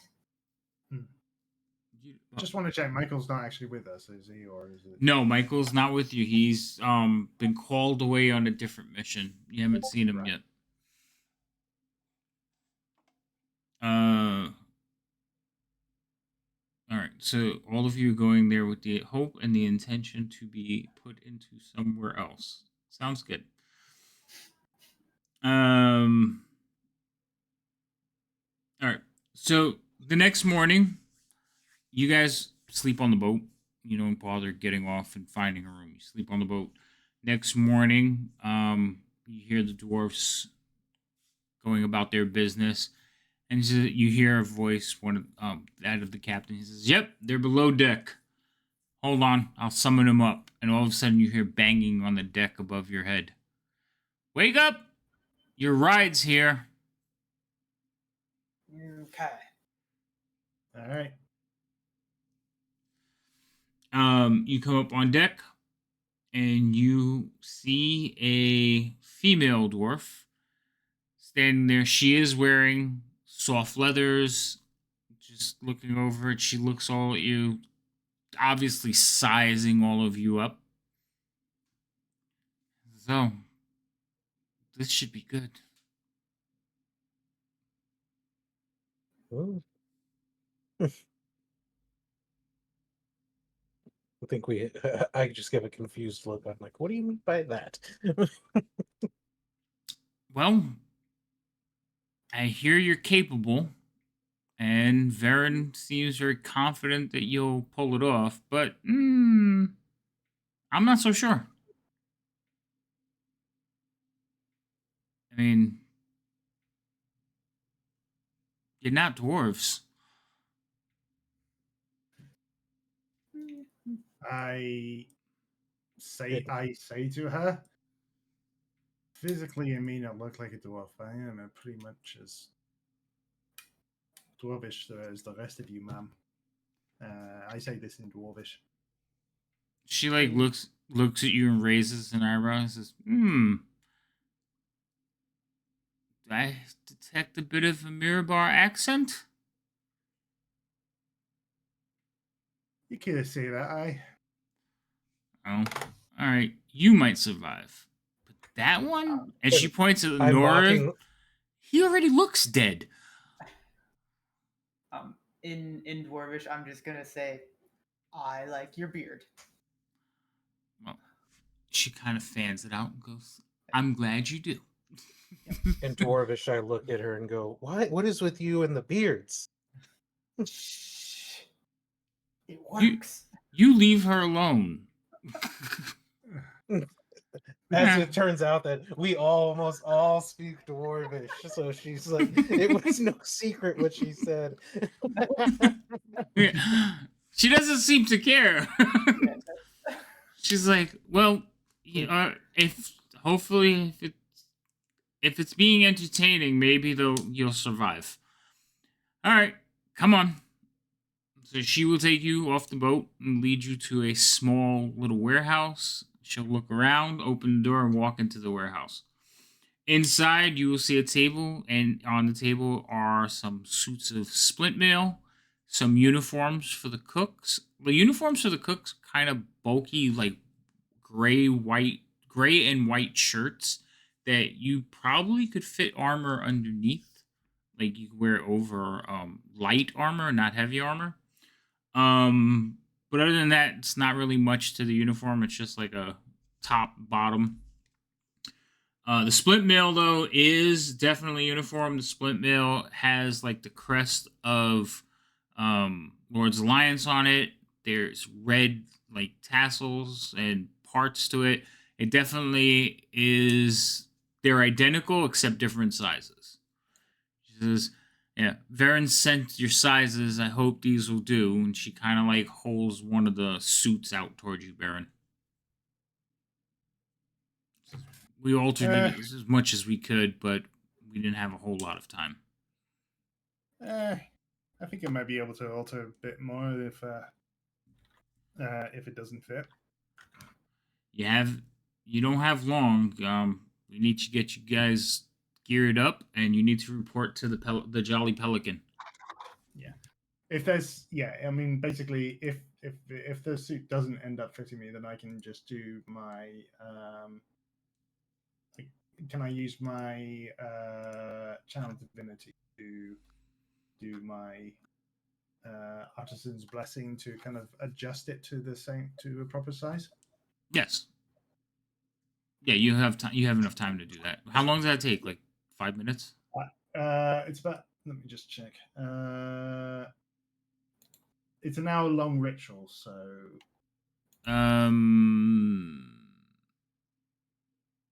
Yes, but hurry. Yeah. She'll tell you. You kind of hurry up. You need to report to the Jolly Pelican. Because they're getting ready to ship out. We've got them held because they're waiting for this group. So before you even start the ritual, though, they got it pretty accurate. Like the adjustments are made. Dwarves very good at this, but you can make it just a little bit better. That's just in case.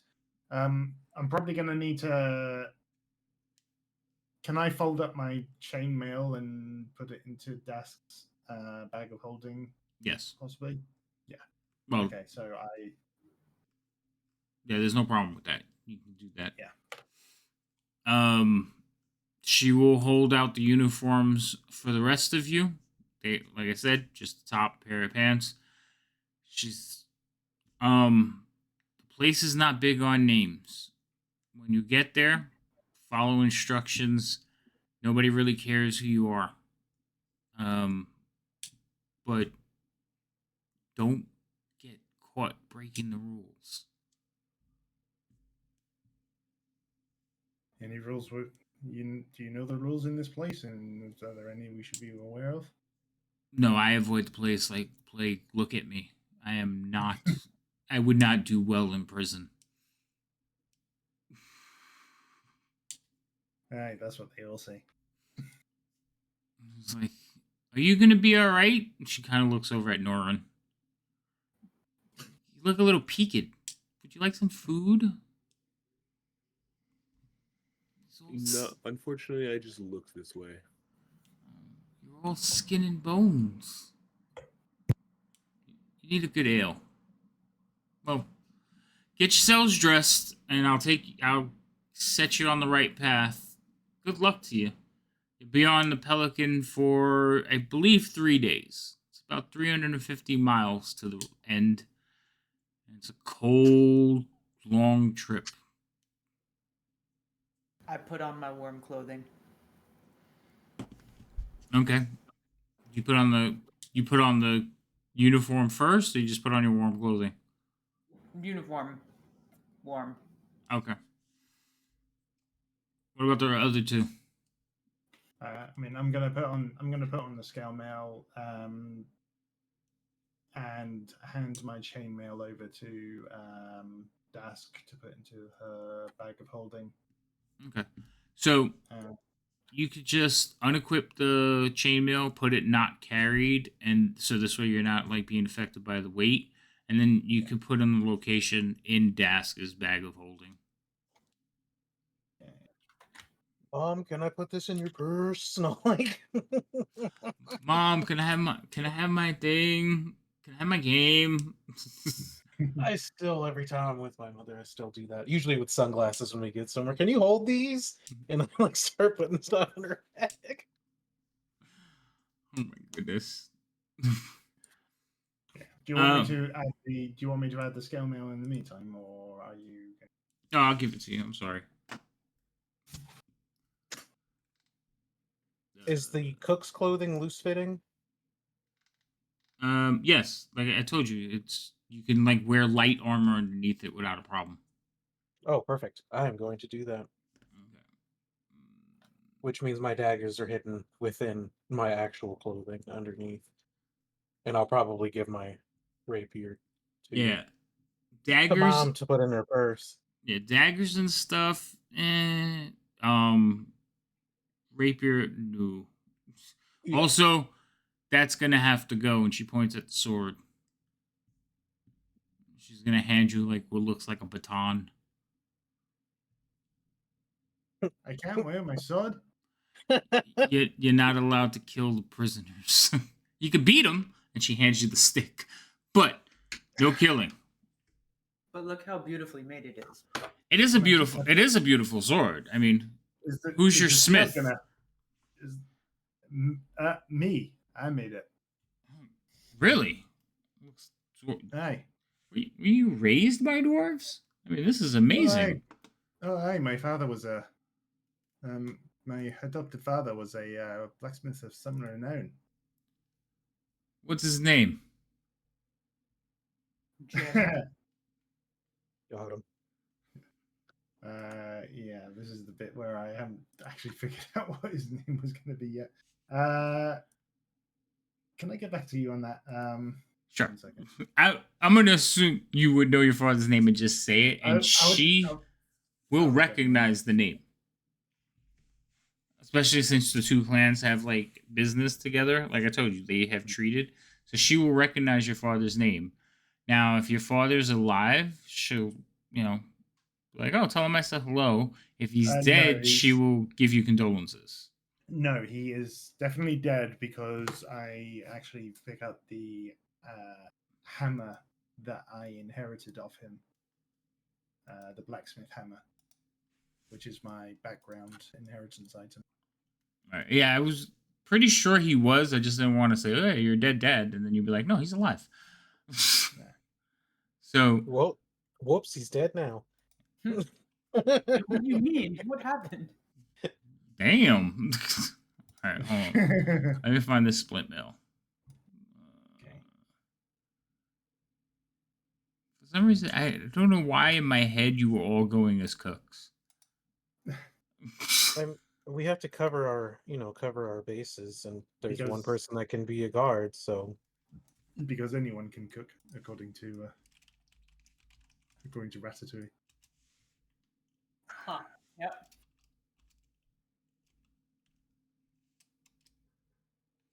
Yes, anyone, even potentially partially undead people. Mm-hmm. which who knows how long you'll last in the kitchen, just because people will see you and be like, watch you be the best cook out of all of us. Probably. Probably, but I ain't in it. I mean, I am technically cursed to look this way, so it's not like, a physical affliction. People judge books off their cover all the time, so it's unfortunate, but Yeah, it's true. But I mean, if you look like you're Walking Dead, people are gonna still like you look like it. People are gonna still be like, "Ooh, you don't look good." All right, so by Baron, the this way, yeah, father's name I've decided it's Brofun Lothran. Brofoun. I need to make a note of that.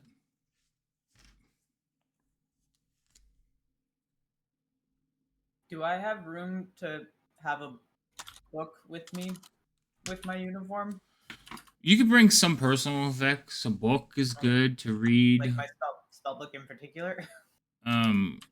If okay, so one of the rules is yeah, magic's not allowed. Okay.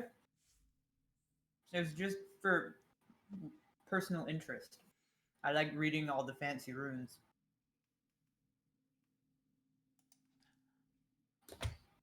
Oh boy. She like looks at you, Baron, and like leans in, and since she's shorter than you, she's like right in your chest, and she's like, good luck. So the splint is in the party sheet for you. Cool. Thanks.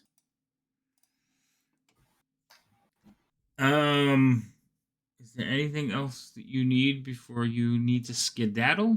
I think not. She looks you all over. She kind of gives a. Oh. All right. Off with you. Okay, now I'm 9 over encumbered, but I guess that's because of the sky. Wait. Now you're what? Now I'm 9 over my encumbered level.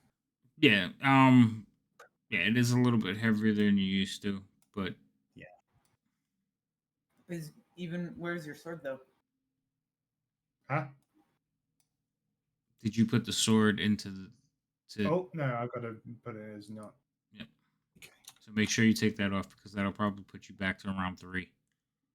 Yeah, let me just put the Dask's bag of hold. Just wrap it up in something so it doesn't poke a hole, please. Oh yeah.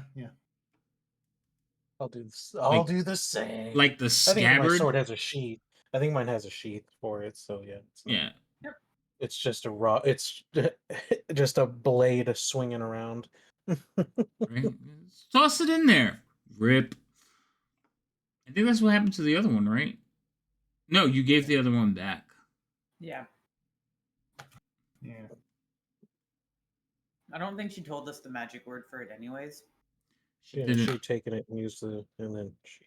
Yeah, you guys don't like you. You're very accepting of the information. And don't ask a lot of questions, which is very trusting considering your line of occupation. Yeah. The problem is I don't really manage to think up the questions until after the moment has passed. But also, our line of work requires a level of don't ask too many questions as well to get some of these things done.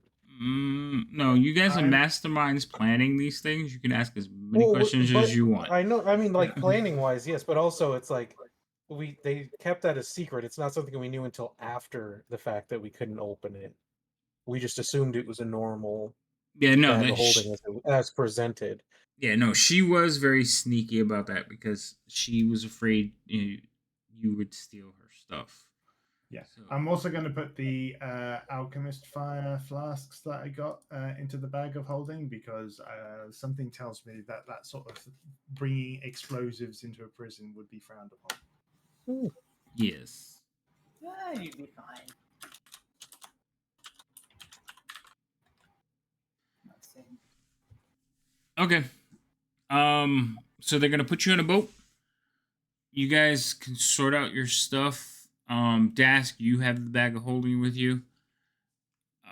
They will mention like if you have certain weapons that are not part of the like Cook shouldn't have any weapons at all. You as a guard, you should have the stick that they gave you. That's it. You guys will be put onto the Jolly Pelican and you will begin sailing. Now, you're in Luskin, which is pretty far north, but you're going 350 miles further north. And eventually you just see the flows of ice as broken off icebergs are passing you. You occasionally see like killer whales. Everything is white and gray. and even at night, you can still see like huge flows of ice going by your ships as you head towards Revel's End. And I showed it. Well, it's been on the stream for a while, and I did show it to you before. But this is what you guys will see as you approach. Dun dun dun. Now, we have been Is playing that a for. ladder or an elevator? That is an elevator. Okay. Um, we have been playing for a little bit. I think we'll take a little bit of take a little break, like 15. Grab your drinks, and then we'll get into it because I don't know how long you guys are going to survive. That's rude. We got this. I know. I'm just messing with you. Well, you know, as my clan used to say, "Oh, we mun pluck it and drink it and up way here and take it all down in the nuts." Yep, that. I like it. All right. So 15. Everybody's fine with that? Yep. It might be a little Yep. bit long. I'll probably be back before then, but Yep. go ahead and grab your drinks, and we'll be right back, everybody.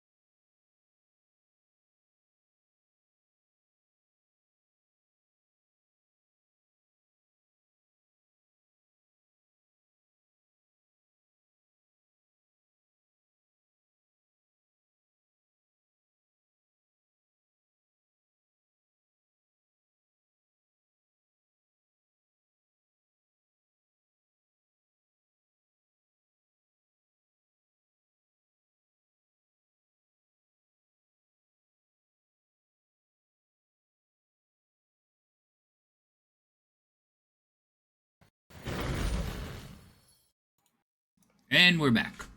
Okay. So, you guys have arrived with your fellow compatriots and arrived at Revel's End. You are brought up to the docks. You disembark with a slew of other people. There are guardsmen all over. Baron, you notice immediately some of these guys are carrying like weapons, but they're not wearing them. They're carrying them in their hands. Some have short swords on like belts. Um, Not all of them are wearing their uniforms yet. And just like um, when you debus, when you first arrive at boot camp, suddenly there are some guards there that just start in on them. Grab your gear and get up to move it. Let's go. Barracks, people. Eileen, they're yelling at the guards or at everyone? No, they're yelling at the new guards that have arrived. Yes. Okay, I lean over to Dask. I think we picked the right job. So they immediately start. Muted, I think. Me? No, No, Oh. no. So they. Matt, Baron went to talk. Matt Yeah. just said something, but he's mute. Oh, I couldn't see because he's on the screen. He's below the thing. Yeah, sorry. Yeah, I was just saying. I hoist up my shield on my back and start getting ready to go out. So they will hustle you into the elevator, and you can only go into the elevator a few at a time. So they'll load up a bunch of you, send you up, and then they'll put in the next group, send up. The trip up the elevator is slow. So you're out there in the cold for a while. It is 0 degrees out. If you weren't wearing your cold weather gear, you would be probably freezing right now. So they'll send you up, they'll separate you. The cooks, they'll send the whole group of cooks up at the same time. They are sent up with a guard or a pair of guards. Baron, you notice the guards that are jawing at you are wearing the splint mail. They're wearing it in a neat fashion. It is emblazoned, like in the front is all red with the symbol of the Lord's Alliance in front of it. And you notice these guards, while they have hanging from their hip the baton, some of them are wearing weapons.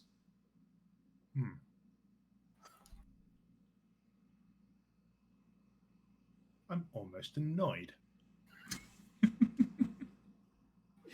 You cook, give me my weapon.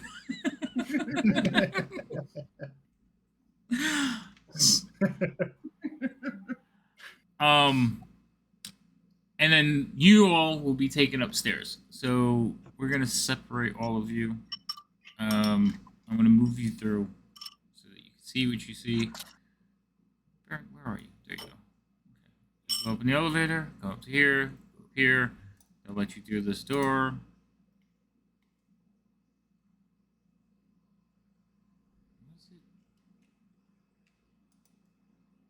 Come on, open door. Nice, open sesame. There it goes. Okay. Basically, this is a first gate, second gate type of situation. And they'll put you through this one. Just that. Open. Open, I said. I'll take you through here. In here, they will open up this door. Jesus Christ.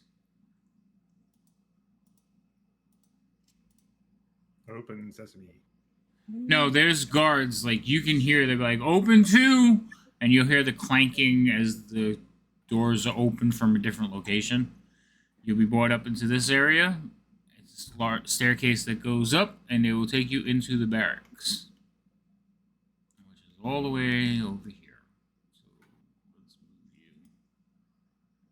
At the top of the stairs is a doorway. Again, this doorway is kept locked, but the guy who's leading you, you can see he's standing there with the key on his belt as he lets you come in and out.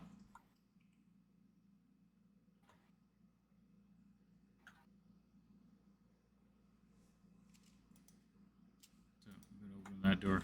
So, Baron, you are up here or if you go on the map, go down, you'll see that you're in Yeah, a room with the barracks. I see where I am. And basically, it's just a room full with bunks. You three are led through the same way. You come up the elevator, come here. You are brought immediately this way. Down, down, down. They will open this door for you.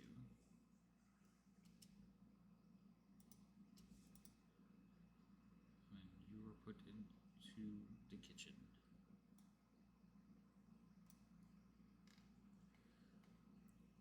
They're a little bit more.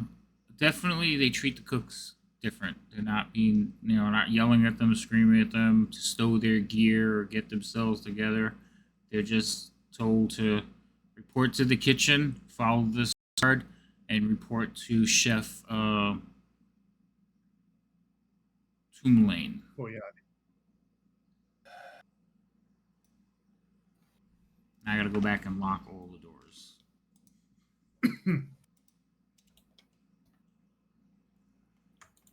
Yes, and all the doors are like locked as you walk through them.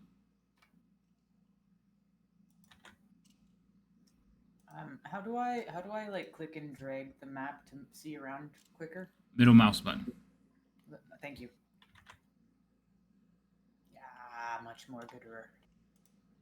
That's the word. Yep. Have any of the guards made comments about Noran's face yet? No, it seems like they're just could care less. Like, just go report to where you're supposed to be. They don't get paid enough to care. You know, I think indifference is probably the closest thing to people being nice to Noran that he's ever gotten.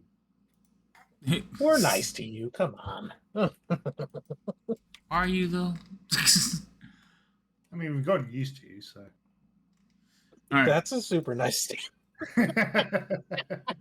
I meant more of a first interaction kind of thing. Oh, fair. That's fair. All right. So the elevator ride. It did take several minutes. You went up about 170 feet. You come out at the top of a little platform and then go right into the prison.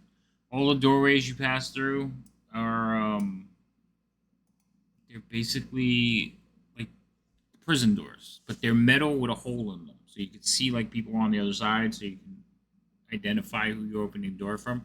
They're not full barred doors, so they're iron banded doors with a hole in them. Several of the doors. So the barrack door that you're in, Barrett, they don't really have that one locked, but it does have a lock on it. But there's so many people coming in and out of that room that it would be ridiculous to lock it, so they just leave it open. Same thing for the kitchen door. That one is closed and locked, but the key for the lock is on a hook right next to the door, so you can open it up from the inside and let yourself out. Coming back in, though, you have to be let back in, so the prisoners can't get into the kitchen. Well, that's good. There are a couple of rooms off to the side, and you did walk around the outer limit. So that path that you all took to get to the kitchen, you're looking down on the cells. So you're walking on a platform around the outside of the cells. You could step off that platform onto the ceilings of the cells. The cells are open tops. You can see down through the cage into the prisoners, as well as having a door in front of them as well.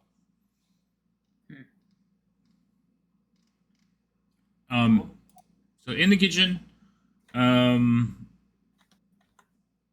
you basically, there's 3 rooms on the west.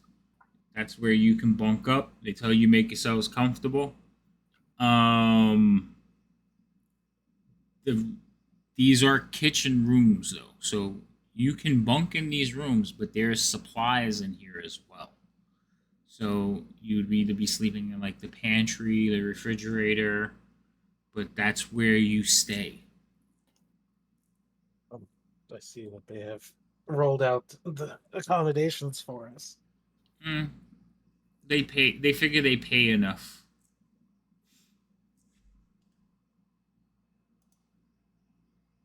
You are answering to a. I think he's human. Yeah, he's. Yeah, he's a human.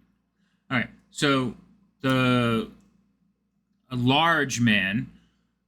Um, his name is Chef Tiny Tulane, and he is on his hip, hanging from his hip, is a cast iron skillet. He's wearing it almost like a club, and he's definitely a beefy man. When you come in, he looks over. He says, "Stow your gear, make yourselves comfortable. Um, I'm sure you all know how. What are you?" He looks over at Norton. I am a worshiper of Kelimvar. Oh, he like kind of like peeks at you a little bit. He says, "All right, well, can you follow instructions?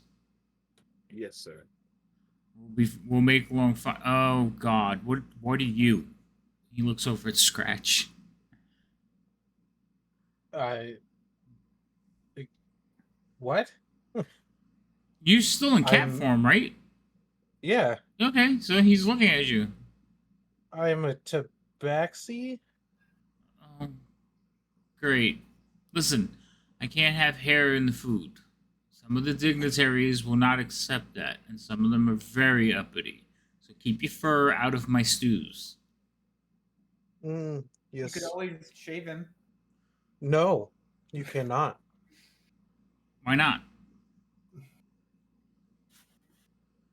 It's I unhealthy for who? for me. All right. Well, I find one hair in my food. We're gonna consider it. Haven't you heard? I would consider that with a heavy. I would heavily consider not. Haven't you heard? His hairball casserole's literally to die for. And what about you? Yeah, you. I'm a person. Person have name? Yep.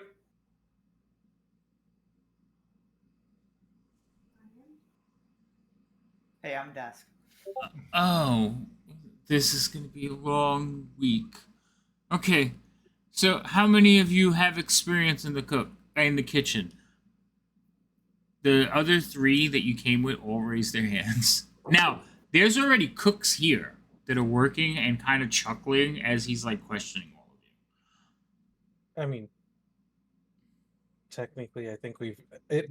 Technically, we've spent some form of time in a kitchen at some point. So, I mean, minimal experience, I guess. No experience from the cat. And what about you, dead man? I've learned how to make some basic things. And no experience. So look around. These are your gophers. This is your area. You will live here until your shift is up. You cannot leave without a guard. You're free to access the mess. Stay clear of the tower. The guards are kind of territorial about their spaces. And like I said, you'll be racking in these rooms with some of your fellow cooks. So make friends. I am going on my break. And he like heads out of the room.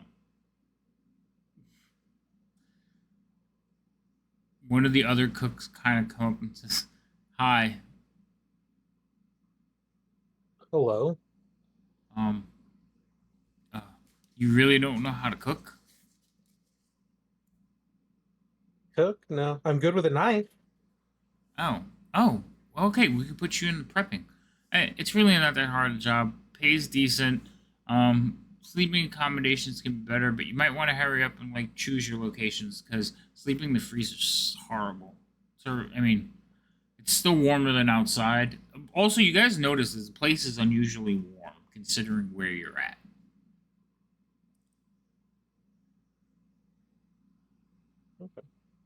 So Then I will try to find a non-freezer location for sleeping. all right. So there is a total of 9 of you now. There was the 3 that were here, the 3 you came with, and then the 3 of you. Most of them are doing their thing, cooking, just kind of hanging out, talking. They start talking about like where you're from, where they're from, but for the most part, they just seem like yeah, it's a job. They're not really too concerned with it. Do you want to do anything? Just whatever room's not a freezer and kind of So mark a spot. okay, so the middle room, this one over here, it's not a freezer. It just doesn't. It's not heated, so the room is cold. You notice that the entire place is heated, like comfortably heated. Like, you haven't figured out how, but that room there is not, so it's freezing in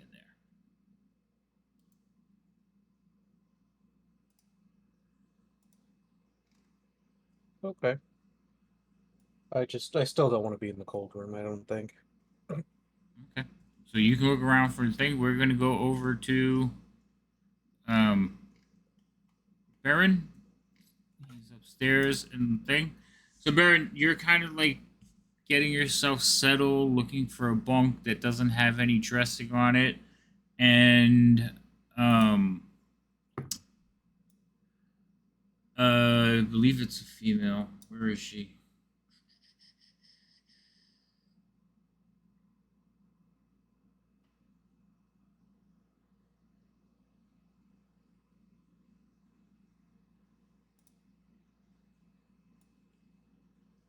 Goodness gracious.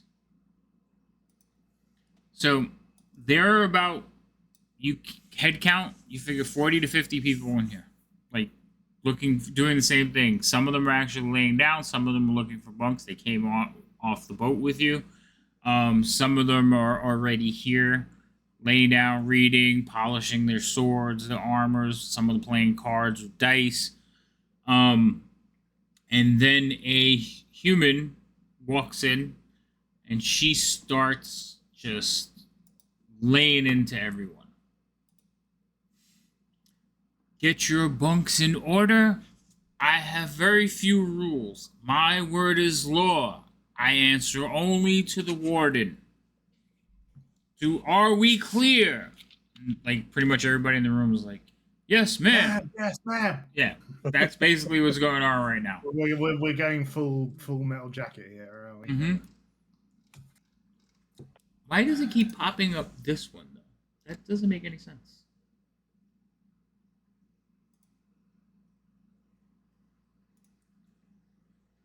I'm not thrilled by that.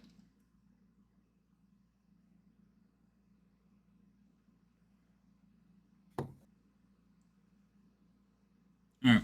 So, what you notice walking around, there's no torches. You haven't seen a single one. Everything is lit up by magic flames. Not flames, magic lights. So there's magic lights all over the place. So no continuous flames or anything like that. Yeah, continuous flames. Right. I have that. So. You also, like, you guys in the kitchen have noticed, like, they tell you, like, while you're there getting accumulated, you're like, oh yeah, turn on the lights. You just say lights, and like you walk into like one of the pantries or one of the rooms, and you say lights, and the lights will go on. So there are command words for the lights. Where you're at, they're controlled by the day. So the lights are fairly dim because there are guards in here sleeping, but you can see that it's lit up enough that if they have to jump up, they go about their business. All of the bunks have foot lockers that are stored underneath, like tucked under the bunks. You notice that none of them have locks on them. Also, they keep their armor fairly close at all times. And while all of them seem to have the batons, almost everyone in here has a different type of weapon. So while she's making her rounds, your commander, you find out her name is Eula Dargaria. She has said it a few times, and she will tell you that you will just call her captain. And she like sizes you up real quick and says, "You're new. I could smell it on you. Only like a greenhorn would show up here with no weapon." Captain, I was told that we were not allowed weapon, that we would only be getting batons, Captain. Yes, that practice went away after the last escape attempt. Injured one of our councilmen. It did. Had to seal up a whole level. So since then, they allowed us to carry weapons. I suggest you procure yourself a sword. Yes, Captain, I will procure myself a weapon as soon as I am able to, Captain. All right, carry on. You'll be just getting your assignment soon. Find your bunk and get yourself settled. She like turns and storms out. You notice 2 guards will follow her out of the room.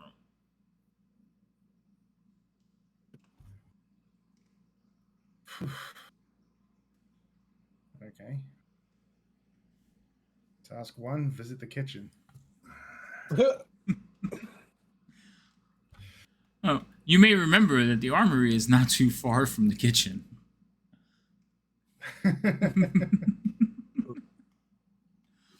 And yes, there is an armory. All right. Yes. So you kind of left. You guys are left for a little bit to get settled in. So, what are we'll stay with you, Baron. What are you going to do?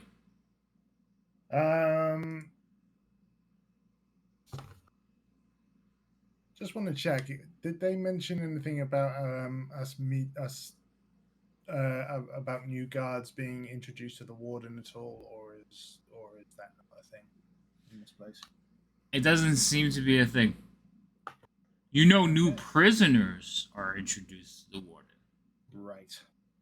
but the warden seems to have more going on than meeting the new guards. There might be a And new prisoner if I get shaved. you're really worried about that shaving thing, aren't you? Mm-hmm. Okay. Okay, so I just want to check. We're not technically like immediately on duty or anything. Nope. No, they're giving you time to get settled in. Get settled in, explore the places that I'm allowed to explore, or So you do know that there is a buddy system in place. So you have to find somebody to go with you, make a friend, or tell somebody like, "Hey, I need to go over here. Come with me." But you are new, so you can't just bark out orders to people. okay. I'm looking for someone who is also looking to go out in a buddy system sort of way, and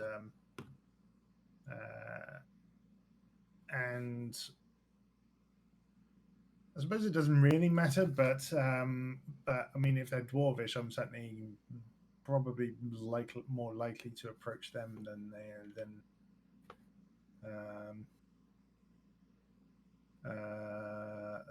anyone of the other races because of my past history. So, All right. So you're looking for a dwarf who looks like they want to go. I mean, anyone who's looking about. I mean, if they are a dwarf, then so much the better.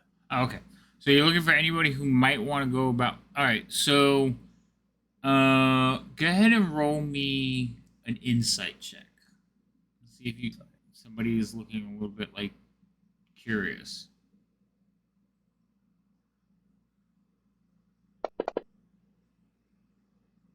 Good check. All right. So you do pick out a couple of people that you think, all right, they're new, they're green, they might want to take a walk around. And you approach them and say, "Hey, we got to buddy up. You want to come?" Hey, I could do with finding out at least where we get our meals, at least, right? Yeah, That sounds like a great idea. I'm actually kind of hungry. It was a long trip, and I wasn't able to eat much on the boat.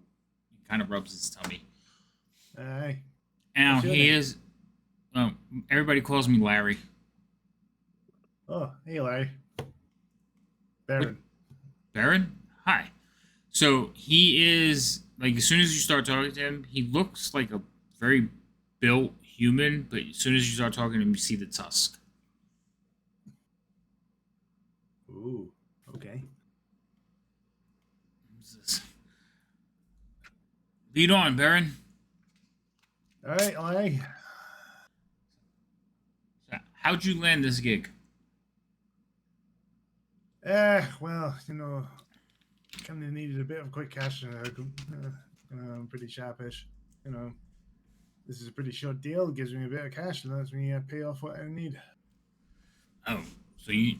Yeah, no, I've been. This is my. I'm hoping that we can land something permanent.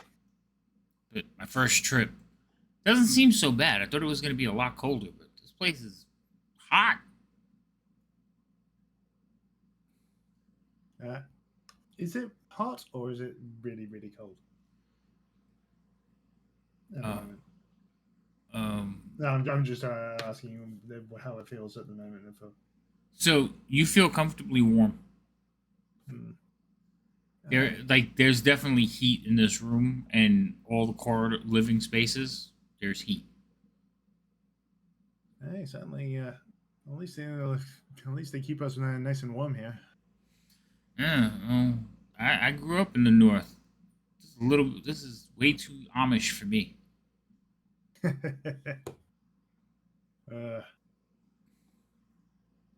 Well, I mean, I'm used to heat myself. So, where you want to go? Well, let's go to the kitchen, shall we? All right. So, I think it's downstairs. So you two will go off on your adventure and start wandering around. I am gonna put you back on the main floor and control your character, but we're gonna jump over to everybody else. Okay. Also, yes, he is following you around, but I'm not putting a token out for him yet, unless something happens. This door should be closed. Okay. All right, kitchen people, what are you doing? If I can get a task doing just kitchen prep, that'd be awesome. Just cutting veggies and stuff. All right, so you're jumping right in and going to work. Well, I'll put my warm clothes somewhere. All right. So, where? He said put our stuff somewhere. Where does everyone else's stuff look like it is like the other? So you can tell that there's people like bunked out in the upper room and in the southern room. Remember, there's 6 other cooks besides you now. Yeah. So, it looks like the 3 that were here have taken the top room, and the other 3 have decided they're going to use the bottom. Okay. So we're stuck with the freezer. Yep. Look. Well, no. You can bunk. There's enough room for you guys to like share bunks with the other cooks. Well, Plus, here's the question: do we want privacy? if you want privacy, yeah, you're stuck with the cold room. Okay. If I just like put my stuff in, how cluttered is the kitchen? Is it like a dirty kitchen? No, it's pretty organized and cleaned. Like Tiny is there runs a a corner? ship-shaped kitchen. So he probably wouldn't let me just throw my jacket in a corner with my bag sitting on it.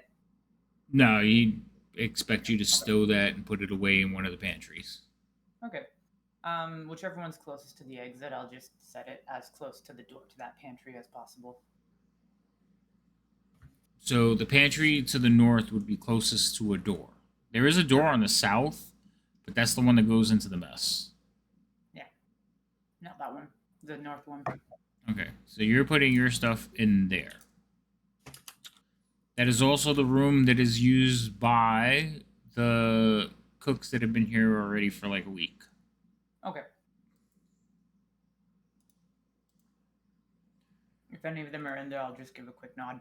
But No, they're out. They're cooking because they're on their shift right now. But perfect. they are watching you. Like they see you go in, and you see one of them kind of like lean around a pot, like, "Yo, what you doing?" Have fun.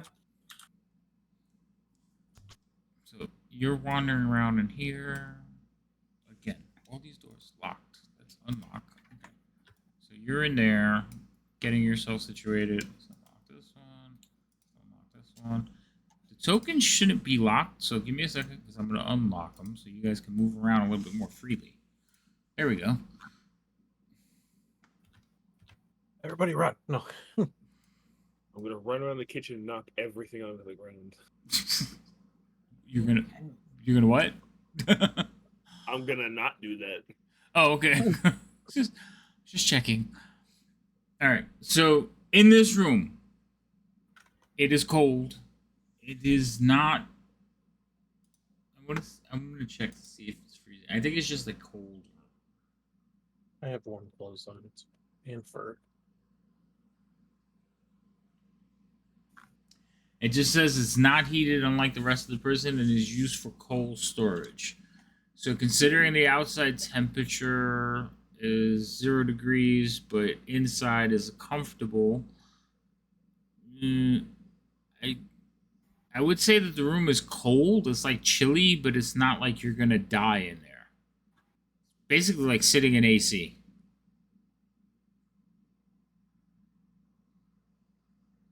Yeah, it's fine. What was that? I'm fine with that. Apparently, by definition, cold storage should not surpass 40 or go below, or it's between mid 40s. like 40 and 46 degrees. Right, like I said, sitting in Yeah. really good AC. It's not like it's gonna Mhm. kill you. It's just the rest of them seem to like Yeah. it warm. I'll just keep my warm clothes on. I'll be fine. I think you don't even need to keep your warm clothes on. I think you'll be fine without them. But yes, you guys could take that room if you want. Except Dask has already put her stuff in a different room. Yep. Did I close the door on you? I did, didn't I? All right. So you two are in there. Are you doing anything at all? Just dropping my stuff off and then coming back out to the kitchen and seeing what's next. So, it appears that the other three are doing the same thing. So they're like looking and says, "Well, we work in shifts of 3, so I guess we'll work together and you guys can all work together." Okay. What do we do with our free air quote free time? You sleep, avoid the prisoners, eat, read a book, write home. I don't know. Are we allowed to walk around the corridor if I get antsy? No. Well, you can go anywhere you want as long as you have guards to accompany you. Okay. But you can't just wander around the prison. They don't like us conversations. In fact, when you serve them, you drop the food, don't say anything to them, move on to the next. I mean, you're only here for a week.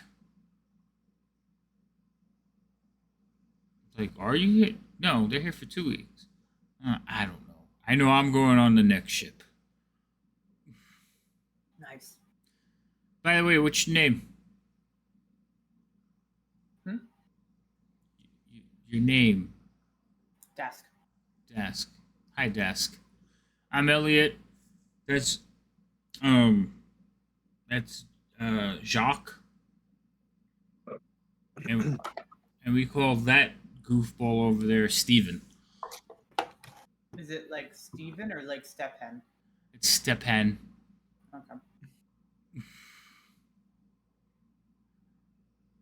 The other group, they have disappeared into their room.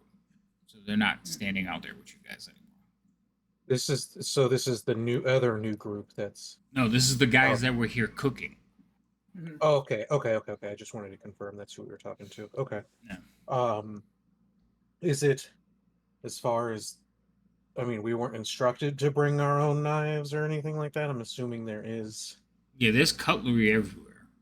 Like it is Okay. a full functioning kitchen. So there's frying pans, pots, pans, cooking food, flames. There's an indoor stove, like a metal stove, and you can see like there's fire and then stuff on over it. Mhm. I forgot what they're called. Those kind of stoves. But yeah, no. Place is a fully functioning kitchen. And of course there's knives and you know, cleavers, chopping blocks, all that stuff around too. And the place is kept pretty neat. That's good. And I guess we kind of just. I'm just gonna like observe and see how things function. I guess. Oh, you watch them for a little bit. So each of them are cooking. Like one of them is prepping, one of them is cooking, one of them is like staging the food. Um, Almost like an assembly line process. You can tell they're cooking for large groups of people. He says, it's almost time to serve lunch. You guys want to get into uniform and get your like go out? Sure. All Yes. right. Yeah. Why not? Which one of you want in? I guess I'll do it. Oh, that should be a treat. So he's like, "Come on over." And he says, and so you see they have like a cart, like a big wagon set up, and it has a place Mhm. for the pot, and then there's a stack of plates or bowls, like wooden bowls. And he says, he gets the thing, ladle out, put it in, move on to the next one. Pretty easy. Think you can handle it? Yep. Seems pretty straightforward. All right. A couple of guards will show up soon to uh, take you out. All right. We'll wait for that to happen as I look over at the other two companions. Almost on cue, like the kitchen door will open. You see two guards like turn and look. One of them you recognize. The other one is half orc. It's like, hey, what are you guys doing here so early? We're not ready for you yet. We were just looking around, just making sure we were aware of where this place is, so that we could, so that we know where to get our food from. You know, we're new here. Oh, well, come on in because you're at the wrong door. And they kind of walk over to the door and unlock it and let you in because they just saw you through the doorway. Ah, thanks. So he And comes over. he's like, The two of you will be brought into this room, and then he'll basically lock the door and put the key back on the hook. He says, "Yeah, this hall's through there." He kind of leads you to this door and sends you into this room. okay. So that is the mess hall. The mess hall is basically just a big room full of tables. Nice. I kind of wave to the others as I'm walking past it, like I'm not saying anything, just a sort of introductory wave to them, but that's pretty much it. Okay. So, in the mess hall is only staff. You do see like more than just kitchen and guard staff in here. You do see a couple of council members, and they are all sitting having conversations freely. It's a very kind of relaxed environment, but there's enough room that you figure about 150 people could sit in here. Maybe not that many, but a lot of people could sit in here. But there's only like 10 in here right now. So you did arrive after breakfast. So you figure you got a little bit before lunch. But the half ogre, he sits down at a table, pulls out a napkin, like tucks it in his front collar, and just sits there. He's like, "I'm ready." Sorry, half ogre or half orc? Half orc. Sorry, I said ogre, Ah. didn't I? Yeah, Yeah. half orc. I got stuck on the O and it just rolled off. He's only mutated in front of me. Ah! He's huge. So yeah, he sits Look at down. it. He's like, "All right, how do they know what to bring me?" About this time, one of the cooks comes out, like cleaning his hands. He's like, um, we don't do requests. Lunch will be ready in a bit, but you're free to hang out in here until it's time."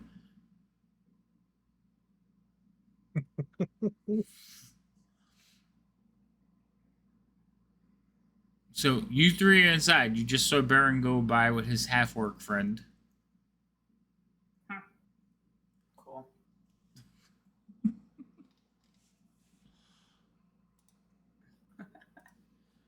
I'm just getting ready to do whatever the lunch run. My simple task of ladling, placing, and not talking.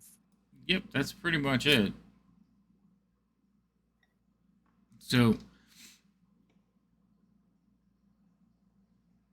So I guess I'm just waiting at this point for the two actual guards that are supposed to be.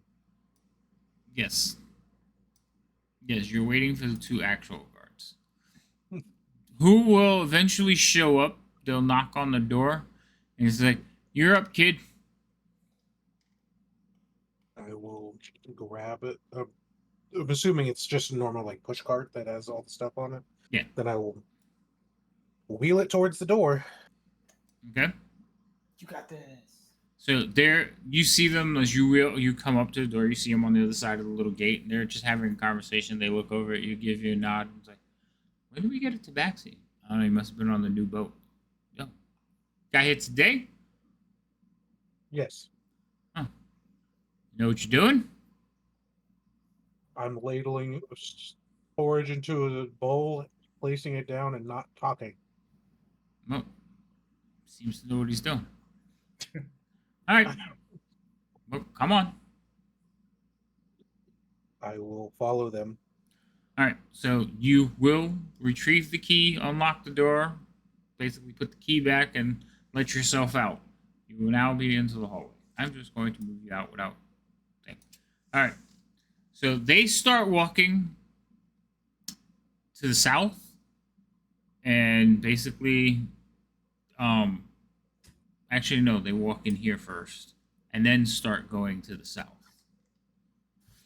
And they're watching you, like looking around, like looking into the cell. So where you're serving is on one side, but they're looking through the bars on the other side. So you can't pass the food through the bars. You have to pass it through the underneath the door, that little flap. Mm-hmm. So you are serving it, but they're looking through the bars, and most of the time they're kind of like, "Step back," or "don't move," and then you do your service, and then you move on to the next one. Okay. There My are, only thing that I would be doing through this, other than my job, is trying to figure out how much my activities being paid attention to. So, say if I wanted to go with the route of trying to poison our person to get them out of their cell, would I be able to do that without being noticed?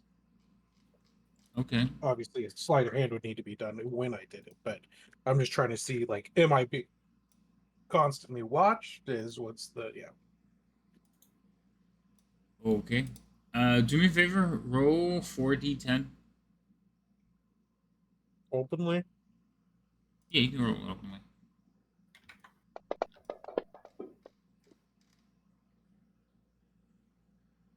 What did you roll? Oh, 2D100. Yeah, no. It's just I 4d10. grabbed the I was like, that's a lot of dice, bro. Okay, yeah. So not every cell is full. Okay, so the current population, there's only about 15 people that you have to serve. It's not even that difficult. Oh, okay. You quickly realize that there is an abundance of guards for that few prisoners. So either these people are very dangerous, or they expect to have an influx because, again, there's about 150 guards that you know of. There's 15 prisoners. That's 10 guards per prisoner. A ton of security. Yes, like you can literally have a guard watching a person for 2 hours a day and not have the same guard on that person, and still have enough guards for every prisoner in here. That's impressive. Mm-hmm. And apparently they pay decently.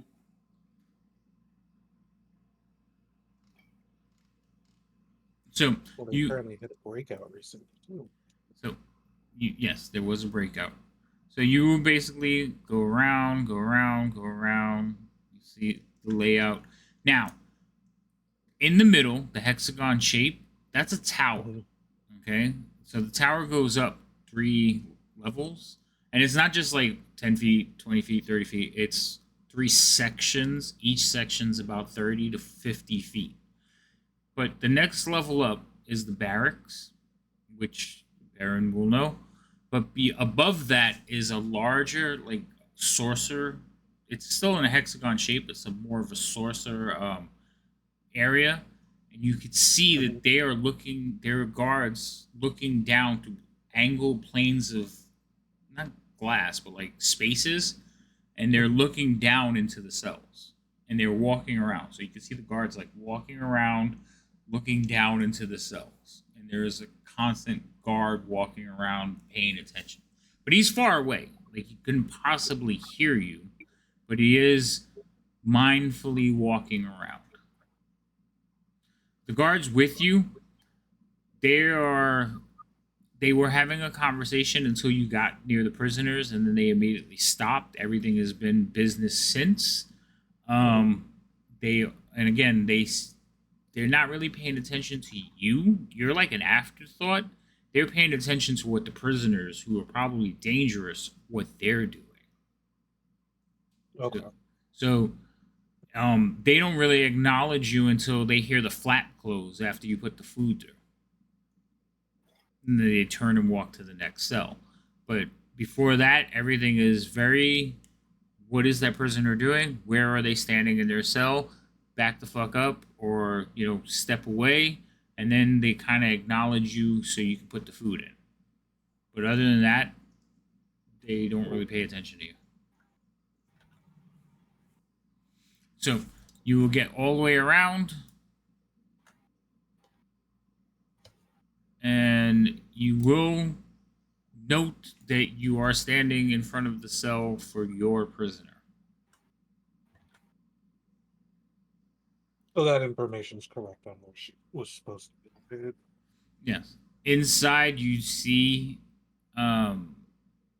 she doesn't really step forward, but you can see at the back of the cell, sitting in a corner, knees up, arms across her knees, and you can see that there is a fiery red-headed dwarf. And you could just underneath her uniform make out the tattoos sticking out. And some of them are on her neck.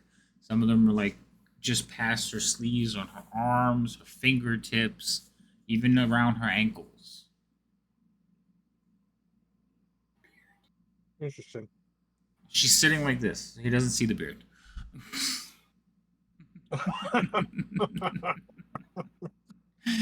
Your fascination with beards, though, is starting to concern me. I will then I'll just make the mental note that our person is here, they're in the right spot. It makes me feel a little bit better about the information we've received being more up to date. Okay. Speak for yourself. And then they will, once you're done, you'll serve a couple more people, and then they'll take you back and drop you. Oh, I gotta shift and drop you back off into the kitchen. When you get to the kitchen, one of the other cooks will come over to the door. Like, you'll knock, they'll come over to the door, unlock it, let you in, and lock the door. Thanks, guys. See you later. See you for dinner. It's one of them like kind of looks at the door. He's like, "Eh, he ain't like you. Doesn't talk." It's like the cook's like, "Yeah, go fuck yourself." I was told not to talk.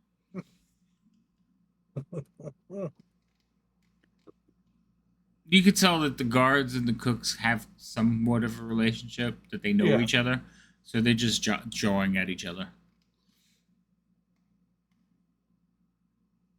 Oop. And I will Now, roll the so thing back to where I grabbed it from. right, but hold on, because while you were gone, what were the other three doing?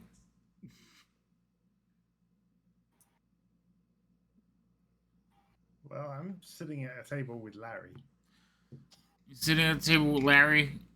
Yeah, just kind of, talking about what we normally do, what we're here for, and So Larry will tell you the things he knows, and he's like, "Well, we can't go anywhere, obviously, without a buddy system.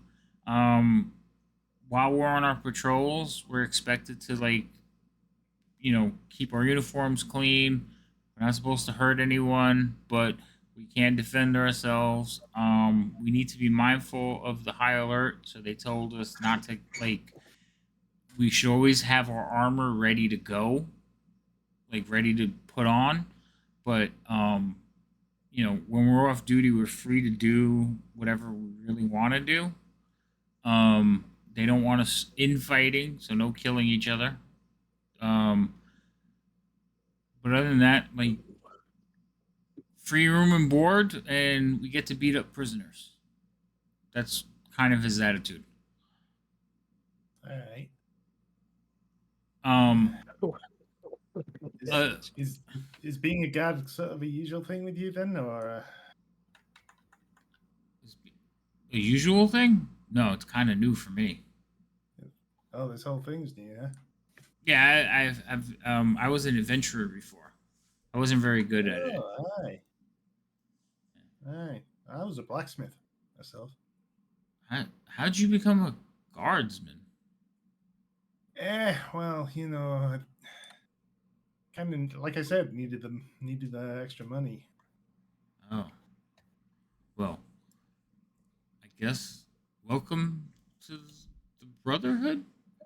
Hey, speaking of blacksmithing, they have an armory here, but do they have a on the site blacksmith there to kind of fix armor and weapons and things like that? No, they don't. Well, at least I don't think they. No, they don't, because we were told that that's why they have the armory, because they have to get shipments in. Ah, interesting. Well, you know, But I mean, maybe do that for me. I can maybe help you out with your armor if you're having troubles fixing it up or cleaning it up. oh, I see what you're doing. Yeah, and then we can throw you a little extra cash or coin. That's fair. I think this is going to be the start of a beautiful relationship. Great. He gives you a toothy, tusked grin. He says, "I'll let the others know. I'm sure they were always looking for somebody to fix their stuff. Ain't too bad." About this time, one of the cooks will come out and bring food for you two. Um, it's not the slop that they give the prisoners. This is actually like food, but again, you both are given the same meal, so it's nothing crazy. It's just a little bit of like meat pie, some potatoes, and they set it down in front of you. Enjoy. He heads back towards the kitchen. He does go around and serve a few people in here. You also notice that the place is starting to fill up. Like more people are showing up for lunch.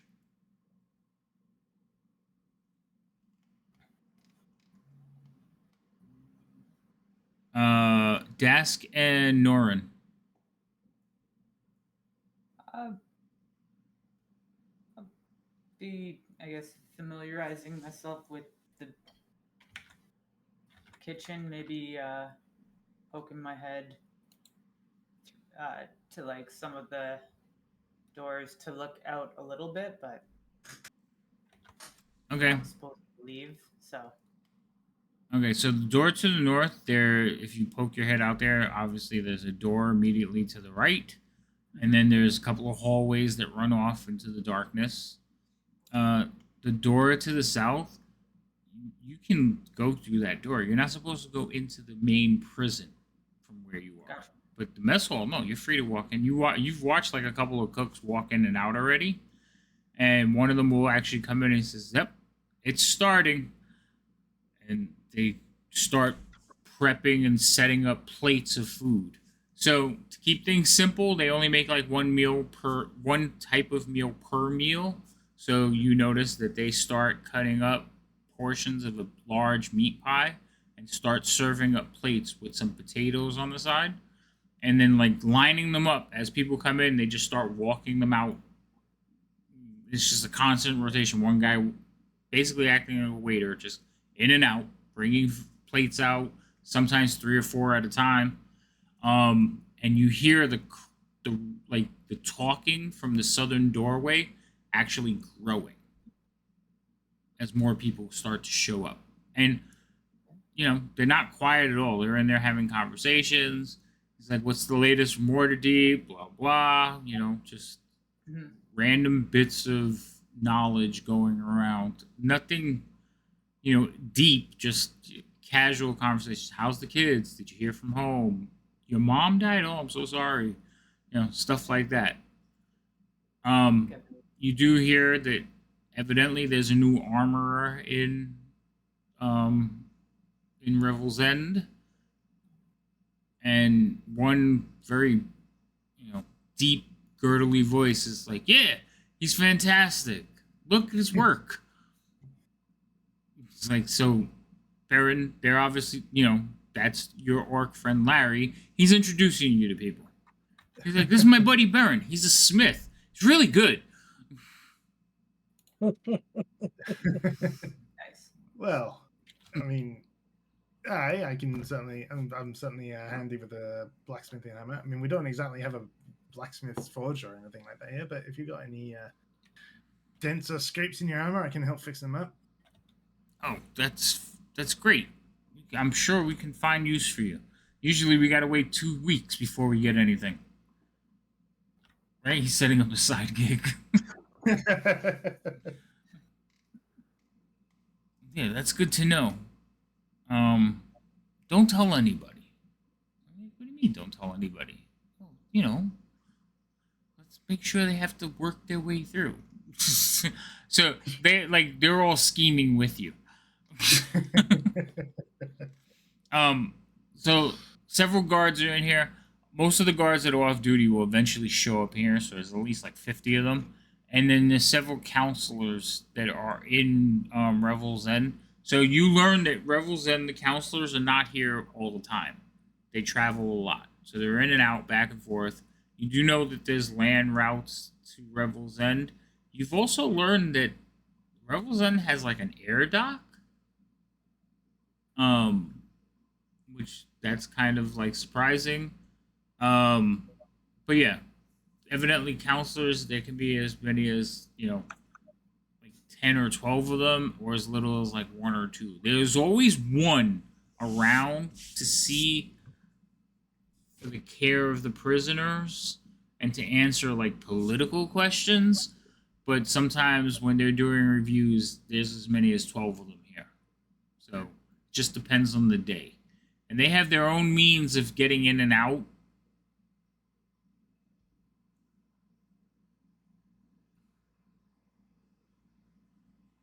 So, and also you notice that their rooms, from what you're told, is down that corridor. So, basically, this section of Revel's End is for the civilians. So, the council chambers, their private rooms are down that hallway.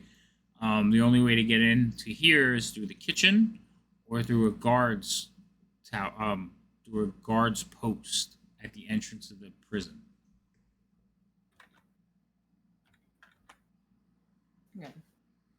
You also learned that there's a stables in Revel's End. Hmm. So you guys are doing like this is all stuff you're like learning from sitting down or Das from Yeah. overhearing. Norin, what are you doing? I would be helping out in the kitchen as much as possible, assuming that they wouldn't want me to interact with the guards on the other side because of how I look. They probably want me to stay in this room, so I'd be helping out wherever with whatever directions they would give me. Okay, so I'm gonna ask you to roll a wisdom check just for like cooking knowledge, but there's no cooking score, so we're just gonna go with wisdom. All right, so plausible. Most of the stuff you're having no problems with. Inspiration was given to Baron. Sorry, I just noticed it now for setting up his side gig. So Baron, go ahead and give yourself inspiration. Cool. Um, you notice Nora, they really don't seem to care. Like they may give you like they may throw little jokes at your way, but when they don't see you laughing, they're like, all right. But you like as far as like touching food with them, you know how when you cook or you're working, sometimes you brush against each other and stuff like that. They don't seem phased by it at all.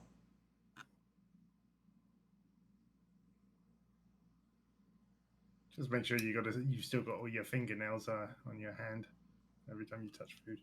Right? But like they don't like they got more concerns. Like you're pasty, okay. But other than that, as long as you're doing the job and you're not definitely not a cook, they can tell you're new, but you're doing what you're told, so they're happy with that. They do not in any way shy away from you taking plates out to the main room though. Like if one of them gets backed up, they'll be like, "Why don't you bring those out to like table 3?" And at that point, you're like, "Which one's table 3?" And they're like, "Oh, all right." As soon as you go out, second table on the right. They'll tell you stuff like that, but they don't seem to really care what you look like, other than to like give you, like you know how guys are when they hang out, they'll talk shit, but other than that, they don't really care. That's awesome. Uh, I assume they're not really making small talk as they work. No, they're just like, oh, table 3, bring out, such and such just showed up. You know, this is going to be a thing. They're talking about the job. Dask is hearing stuff that's going on in the mess hall because everybody out there is just talking. And he's like standing at the door looking out. And eventually, Dask, they're like, if you're going to stand there, grab some plates and take them outside. Yeah, I'll once they say that, I'll do it. Yeah. So you're basically helping. Now, you guys also remember it's not your shift. So you're working on somebody else's shift, which they don't seem to mind at all. Of course. Just, eventually you're going to have to put in your own work and do exactly what they're doing. So you're getting ahead of the curve by learning the routine. I'm just curious how the food's going to taste when you guys got to cook for like 100 people. I had some beautiful rolls with Portent. I got one really good and one really not. So It might be important to use those. might be. So you guys will spend some time. Eventually, Scratch will show back up because again, there's only like 15 prisoners in Revel's End right now. So he'll show back up in a little while, push his cart through. You see these two kind of like helping around the kitchen, getting their feel. You notice that when you come in, you notice that one of the cooks who's there working with them is kind of like, oh, this is going to be great. We've got real workers now. The ones with no experience, imagine that. Well, it's proven that people without experience will tend to try harder. Tend to be So yeah, you do see them. They're working. Everybody seems the kitchen is hustling and bustling right now, but it's also lunchtime, as you know, because you Oh. just served everybody. Yeah, then I'll just ask if they need another hand. One of them will turn and say, "You know, it's. I mean, you guys don't have. I mean, we appreciate the help, but you don't have to. I mean, but if you Gotta want, learn somehow. oh, all right. Well, so come here, and he's one of them will call you over and says, "All right, let me show you how to work the oven." So they start giving you a tour of like the oven and tools and like how they have everything prepped and lined up. Just to make it easier on the groups, everybody kind of works the kitchen the same way. So they start giving you that tour. Cool. Baron, you're outside. You're sitting with your orc or your half-orc friend, and a couple of other guards have made their way over. Um, and they are talking about, hey, you know, I got a sword. It's got a nick in it. You think you could work it out? Like they're having that kind of conversation. They're talking business with you, like shop. Um, but other than like regular just chit chat, nothing major's going on.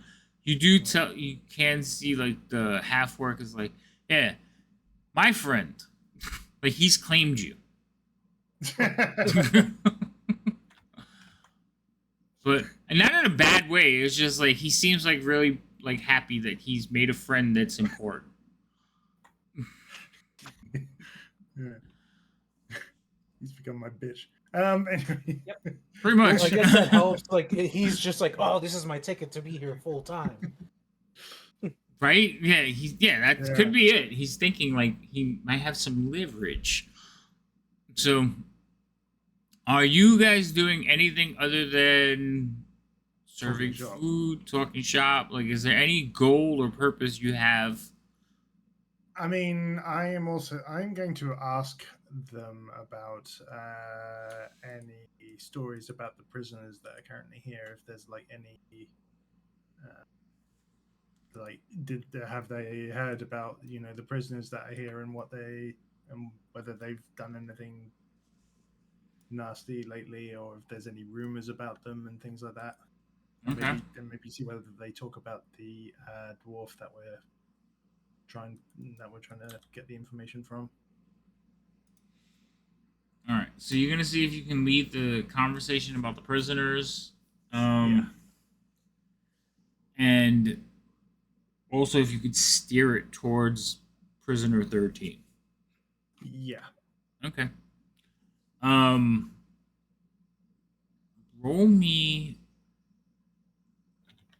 I want to say investigation because you know what you're looking for and you're trying to direct that conversation, so you're using your wits to like get everybody to talk about what you want. So I'm going to say it's investigation. Yeah, I'm not very good at investigation. So okay. Oh. You did pretty fine. Okay. So you'll learn. They'll talk about a couple of the prisoners. One of them is Barlow Rageblade. He's a human. Evidently, he was a famous adventurer from a long time ago who's been convicted of reckless endangerment, and he's basically served. Hold on. So he's been here for 4 years out of a 5-year sentence. So he's really like he's one of their favorite prisoners because he's like so close to getting out that he's not making any kind of waves.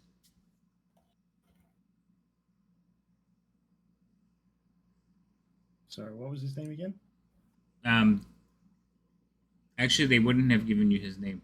They would have No, gave no, you. no, They what would was have his- gave you what his. was his They number? was his number. So he would have been prisoner number 187. Prisoner 187. How long has she been here? The dwarf. What is that? You say that out loud? No, that was above table. Like, if she's 13 and this guy's been here 4 years and he's 180 something. They said she's been there a long time. Yeah, I didn't think it was like. So that high of a number so far already. Yeah, I think it's like 187. Um.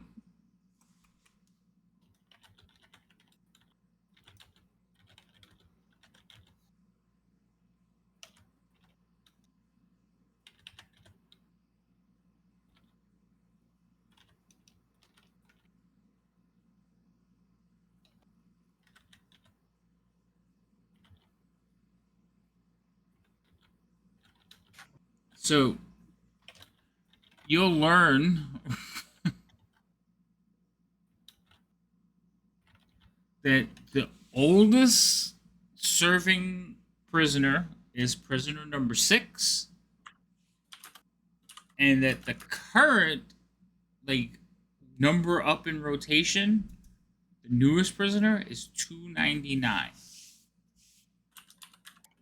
So, and from what you've learned, prisoner number 6, then prisoner 13, and then all the other ones are like in the 100s, except for 299.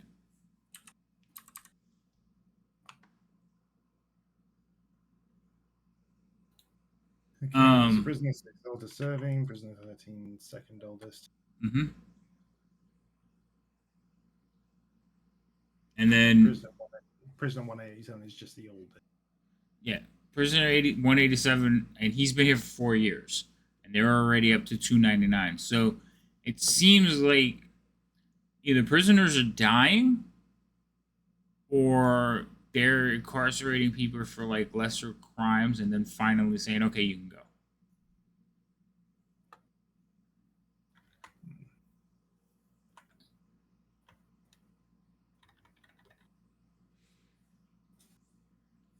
Yeah, Baron finds that odd, given all the tales he's been told about Revel's End is that place is essentially for the nastiest,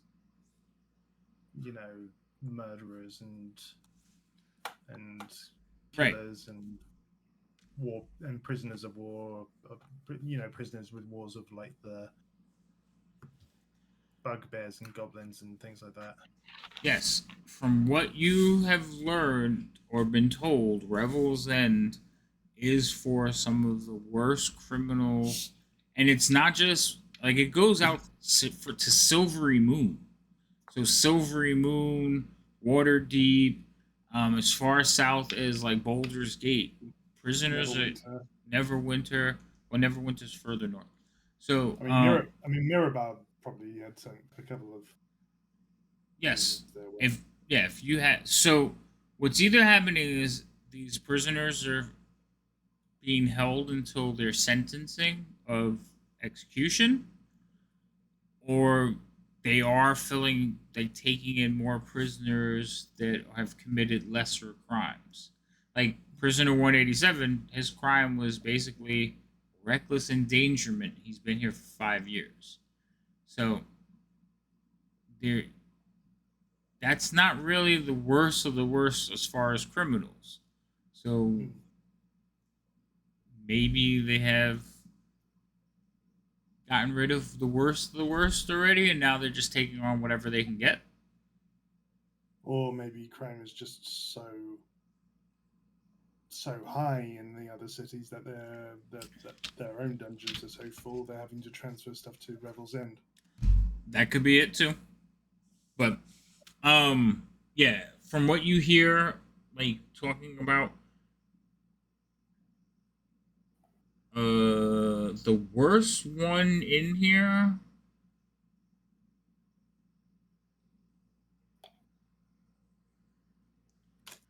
So there's, from what you hear, there's some like crime boss has probably got the worst like list of crimes.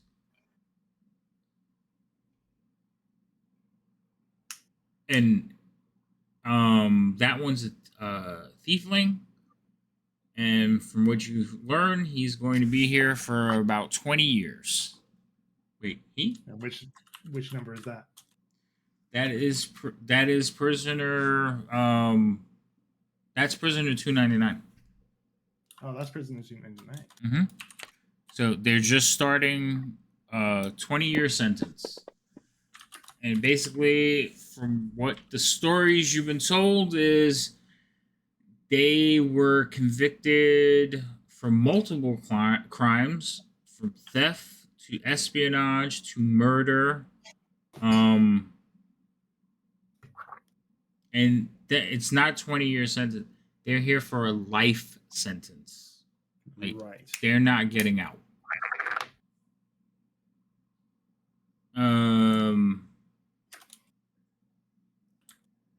Prisoner 6 is the one that is basically has been convicted for conspiracy to commit murder members of the noble family in Waterdeep. They are also serving a life sentence. That's an elf. So they've been here a very long time because of that. Because a life sentence to an elf is like hundreds of years. So, right. And then which prisoner number is that one? That was number 6. Number 6. Mm-hmm. And they were conspiracy to commit murder of a noble family. Members of a noble family. Not just like one person. Members, like several people, according to the story. Ambitious. And as far as the dwarf, like if you swing the conversation to the dwarf, they're like, I don't know why. Like, we heard she stole a treasure from some angry dwarves. I don't know. But she doesn't much give us problems.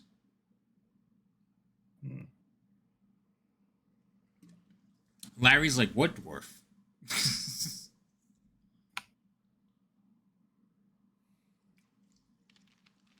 This is 13.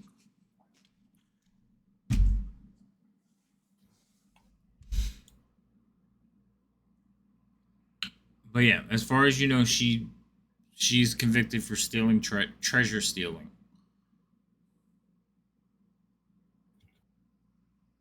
Oh, so things are lining up better. You just hear an audible sigh from the kitchen. Let's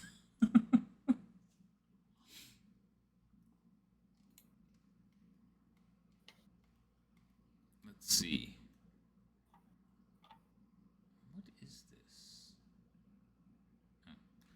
Okay. So, you guys will basically finish lunch. People will start filing out. Larry doesn't leave your side, though.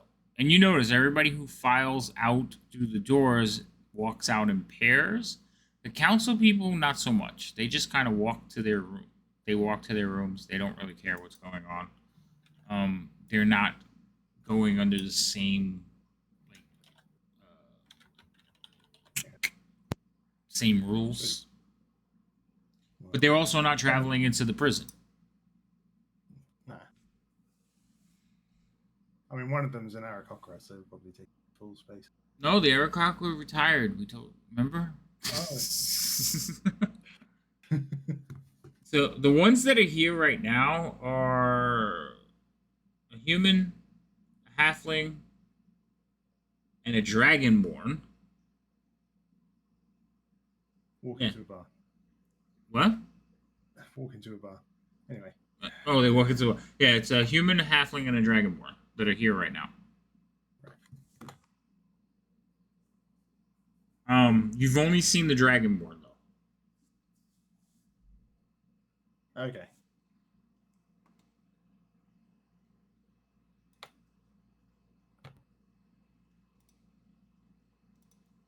Okay. Well, I'm not going to introduce myself to the Dragonborn because he's probably not looking for guard friends that are here for a couple of.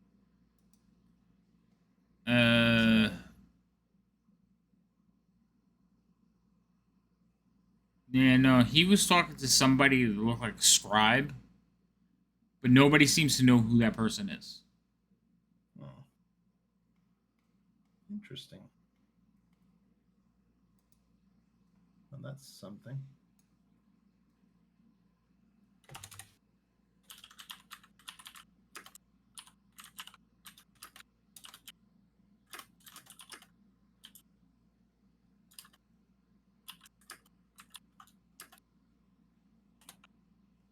Cool. Well, after lunch, I think I'd better do unless I'm guessing the other cooks are still in the kitchen, so I can't see them. That's all. Every now and then you'll see one like walk out, but that's less and less as Dask and Scratch. Well, not Scratch. Yeah, Dask and Norm start bringing food out as well. Right.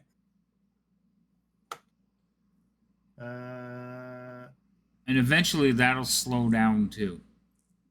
Okay. Because they only bring out one meal and that's it.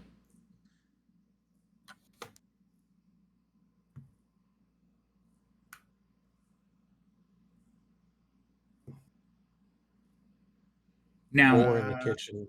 wow, Oh, sorry. we all went to talk at the same time. So what were you gonna say, Scratch? Yeah, sorry. I'm just getting to as Dask is kind of going around, walking around the kitchen. I'm just going to, I'm gonna like say, "Hey, lass," as if I'm pretending that I don't know her. Kind of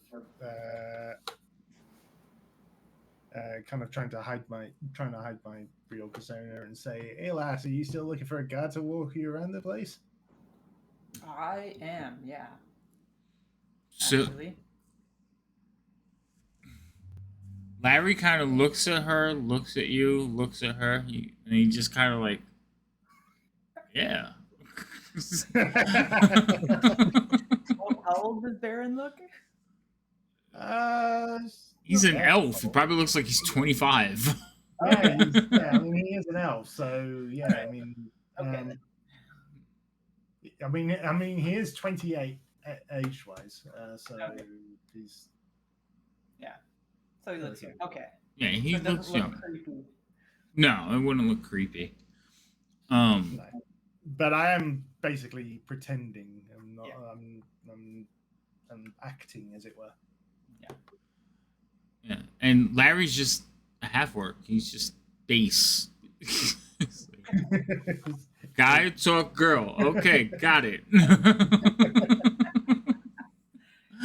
I can, I can take you around, give you an escort, if you know what I mean. Sure. Yeah. Yeah. Excellent. Hey, buddy, where are you gonna take her? Well, if she needs to visit someplace, then she's got a friend. Okay, I guess I could look the other. Like, I don't know if you're supposed to be fraternizing though.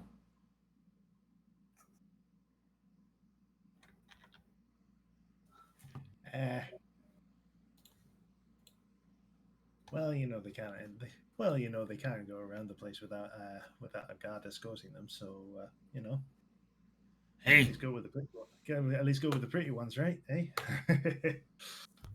oh yeah, no, I mean I prefer a little bit more tusk, but take what you can get, especially out here in this desolate wasteland.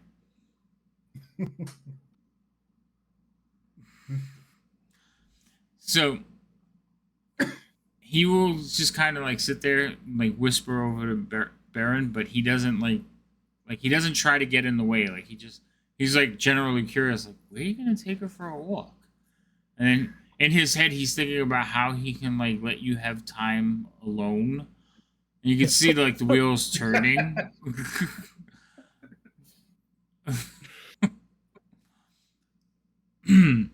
um,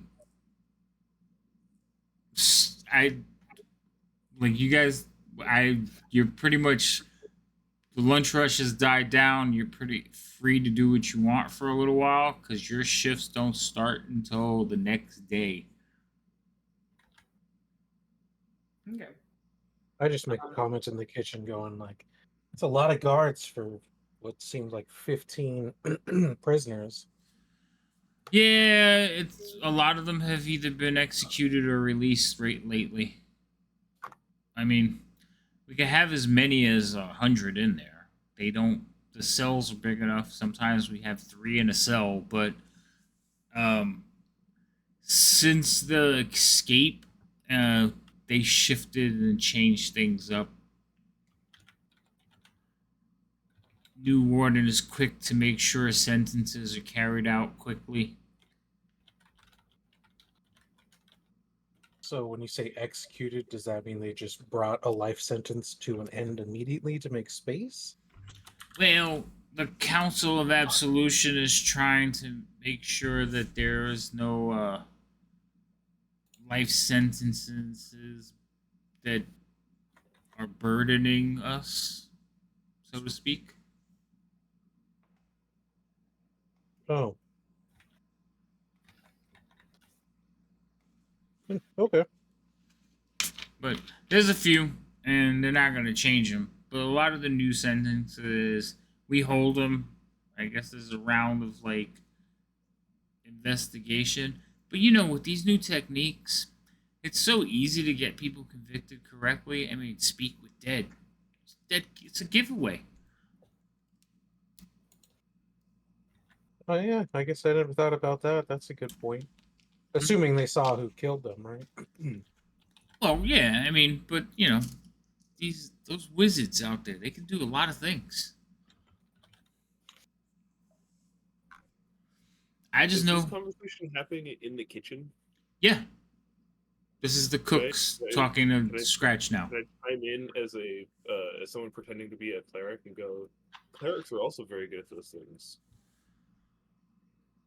Yeah, I suppose they are.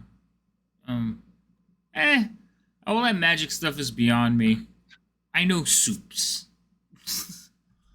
He kind of looks at the pot lovingly. Note to self: don't drink his soup.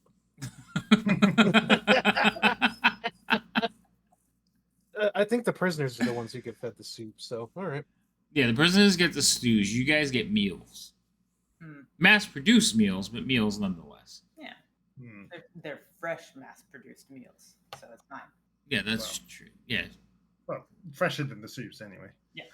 Meal is better than slop. always. It's a shame we don't have one of those on hand. A cleric? Yeah, I'm a cleric. I pull out my holy symbol to Kellenbor. they all kind of look at you and says, well, "You're, well, you may be a cleric, but now you're a cook. Why are you a cook?" The church. I heard the Kellenvor Church is pretty like well off. You deal a lot with the dead people and burials. I am currently on a pilgrimage, and I was in the area, so I figured I'd help out. They kind of look at each other a bit confused. They look over at Scratch and Dask as well. Well, I mean, we appreciate the help, but what kind of pilgrimage leads you to Revel's End? I was dealing with some burials and undead in the 10 towns. Ooh. Ooh. Is everything alright? I got a cousin who lives in 10 towns. Yes, it's quite all right now. Anybody hurt? Other than the dead people? There were some minor injuries, but I was able to fix them. So like you're a genuine like known like glow blue healer? Because I've been having a back problem. Maybe you could take a look at it. I think I could do that. He like walks right over to you and like turns around and says, like right here, I've been getting this weird kink. I don't know if it's from lifting and twisting, but can you take a look? And he like pulls up his shirt, like, oh, you know how you pull your shirt over your head without taking your arms out of the sleeves? He does that. I will look at his back, question mark. Roll a medicine check.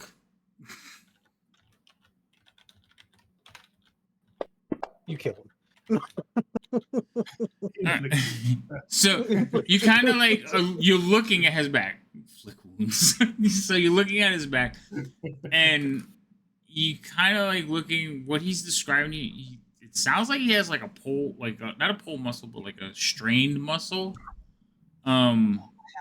So you can either do some magical quick healing that will actually eliminate the pain, or you can give him something like some advice, like I don't know, apply heat or cold or whatever you put on the strained muscle. I think it's both. Like you have to alternate, but whatever. But you can basically come up with a way for him to feel better, or you can instantly take care of it. Up to you. Well, seeing as I am hint not actually a cleric and can't actually heal him, I'll tell him. I'll essentially be a pharmacy and give him instructions on how to fix it himself by alternating heat and cold. In my experience with rigor mortis, this works to loosen the muscles, so this should help you. Don't worry about how I know this. It's definitely not because I used it on my own body to unstiffen my bones. So when you don't actually present him with healing, but he'll like pull his shirt back on, he's like, "Oh, all right, I guess. Well, hot and cold, we're in the right place for it, right?" Yeah. And he like he goes back to he like kind of like gives you like one of those haha like hits you in the arm while he's laughing, and he goes back to his position to cook. Or well, actually now they're cleaning up, so like plates are being brought up. To be fair, they said no magic here, and he's not in the medical region, so yeah. But who's gonna notice? The Also, medical. I don't have a the infirmary prepared to fix that at the moment. Oh, it's no big deal. I mean, I'll try the hot and cold. Hey, that might work. I know you cleric types probably charge, and you know, if you're working here, you got to be strapped for cash. Wait a second. Clerics usually charge for their healing? Clerics? Did you not know that? And Waterdeep, they charge all the time. They charge even more in Neverwinter. What have I been doing these past adventures? I will be forwarding the bills for any heals that I've been putting out. Right after the adventure, he shows up with invoices: one for you, one for you, one for you. Oh wait, I'm an NHS cleric. I've got a. So so they're basically start cleaning up, and you mentioned the infirmary, like infirmary. The guards work the infirmary.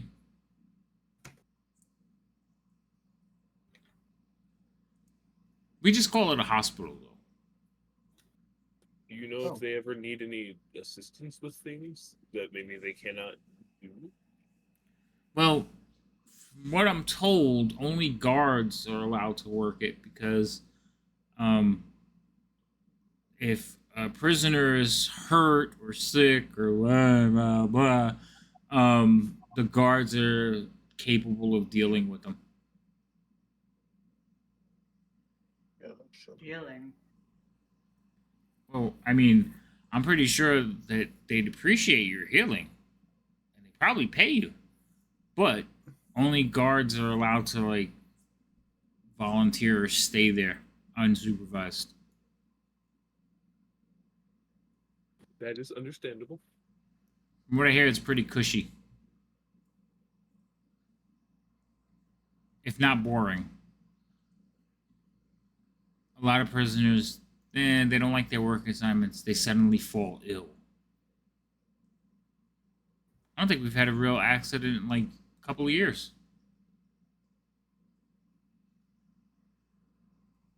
That's actually a really good workplace record. Oh, it's cold. We don't really have a lot of jobs other than like clean the privies, um, take care of like the stables when we have visitors, um, clean the kitchen, which we do because we don't let any of the prisoners in here, and then basically clean the prison. So, and that's, you don't really have to leave yourself for that. So there's not a lot for them to do. It's not like we have a farm or a forge, you know.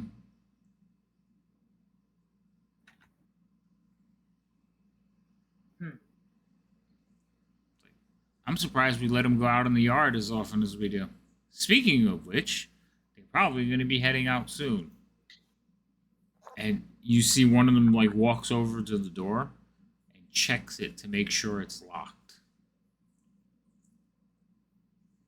Are you afraid that they're gonna come in here? No. Oh, yeah. Just the place seems pretty secure. I mean, Well, I know, but again, we have to follow protocols. It's the rules. When they're moving prisoners about in groups, we have to make sure all the doors are locked. Um, I mean, look around, and he kind of like waves his hand to like all the exposed knives. I guess that's fair. Some of these people are murderers. Some from of them are what I alright. hear- Yeah. Who's here? No, I said from what I hear, they're not all murderers, but whatever. They're here for a reason. I didn't say all of them. I said some of them. Hmm. Like I heard prisoner 6.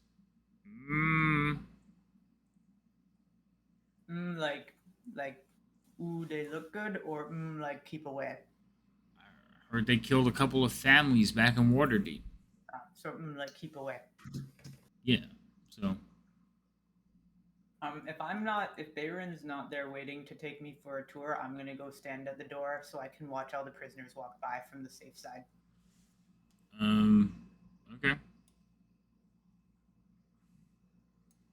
So can you see down to here? 1 second. Sorry. No, don't do that. I can see the triangle room that I'm in. Hold on, I gotta open the door for you. You're not now. Remember, you're not looking. The door is not open. You're just looking. Can you see that arrow that I made all the way down there? Yeah. Okay. So you will see, as you're watching through the door, you'll see like prisoners start walking by, and some are coming from the north, and some are coming from the south, and you see guards basically standing at the intersection, like waving them through and leading them to that door where the arrow is to the yard. Okay. Cool. And you do see like like you see an elf, you see a human, you see another human, you see a dwarf, you see several different individuals. Mhm. And you will see your dwarf. Yeah. And the only reason you recognize her is because the huge amount of tattoos. Yes, she is covered. Every The beard. every bit of exposed skin has a tattoo on it. She has like one on her face, like over her eyebrow. So she is. Hard to get a job with that around here, so Well, she can win that competition. so I would like you. Now you do have a very high perception. Mm-hmm. So as she's walking by, she does pass. She would actually pass through the northern. So she's heading towards you while you're looking. And she's kind of far away, but she appears to be talking to herself. Okay. And I don't think my feat has what's needed for reading lips. What feat would that be? Observant? I don't think can Observant reads lips. Yes, Let me double check that. I believe so. No, it does. Does? If you can see a creature's mouth when you're speaking language you understand, you can interpret what they're saying by reading their lips. So Which could common. be Dwarvish. And Yeah, if she's speaking Dwarvish, I can understand it. Well, you know dwarves. So, she's not talking openly. She's mumbling to herself. Okay. Um, Couple words. so you're watching her. Wait, now was there a distance on how far? I think it's just you got to be able to see them. But I think you just have to be able to see them. Yeah. okay. So as she's walking, she's kind of like doing this. So like you see her like she's like rubbing her arms or rubbing like certain points on her arms, and then she'll like move her hands and like basically rub on her neck. But during the whole time, she's like mumbling to herself. So she's not articulating her words. And she's kind of like looking down. Excuse me. Sorry. But you make out like, okay, that's great, but no, talk to Alfie. Make sure that they're doing what they need to be doing. Oh, yeah. No, I don't like that. Not at all. No, don't go with that plan. Like, put a stop to that now. Yeah. Okay. Okay. All right. And then as she's walking and you like see her, and she is talking in Dwarven, she kind of looks up at you, and she's like, "That's even worse." So she's like looking at you, giving you like the eye, and then you wave at her. She like, No, wink. I'm just winking. oh, I thought you said wave. No. So if you wink at her, oh, I gotta see if she notices you winking. Nah, she don't see shit. So like you just kind of give her the, but she's still just looking at you like, why are you staring at me? Kind of look. Then she's like stops and takes a couple of steps forward, and as she's walking through the door to the yard, she just kind of lingers on you until she finally like passes through the doorway. Okay, that's fine. I'll watch till the rest of the prisoners are out, and I mean, do I need to roll a check to see if Dask can figure out that she basically has a sending stone arm? You can roll an arcane check to see if she has a standing stone arm. that's where you went. My mind went with she's out of the field, so a message could actually come through, and Yeah, you can respond exactly. with. That's what I mean by sending stone arm. But a message is a spell, not a saving Yeah. Roll arcane. Let's see if you can figure out which one of you are incorrect. I'm just gonna find a knife that's balanced in the kitchen and just kind of Okay. mess with it. So you didn't see any signs of magic. There wasn't, but sending stone. You didn't see any stone. You didn't see anything. You do feel like she was talking to somebody. Yeah, sorry. I meant that she was using some similar magic to what a sending stone does. But yes, message sending, whatever. Yeah, you're pretty convinced that that's possibility. Yeah. Okay. And she looks like, well, two of you saw her at different points. So she looked very confident. She looked very like, sharp. Her eyes, she noticed you looking through a little door frame, but she didn't seem like intimidated by it. Very dwarven. And you're convinced that she was, in your head, she was talking to somebody.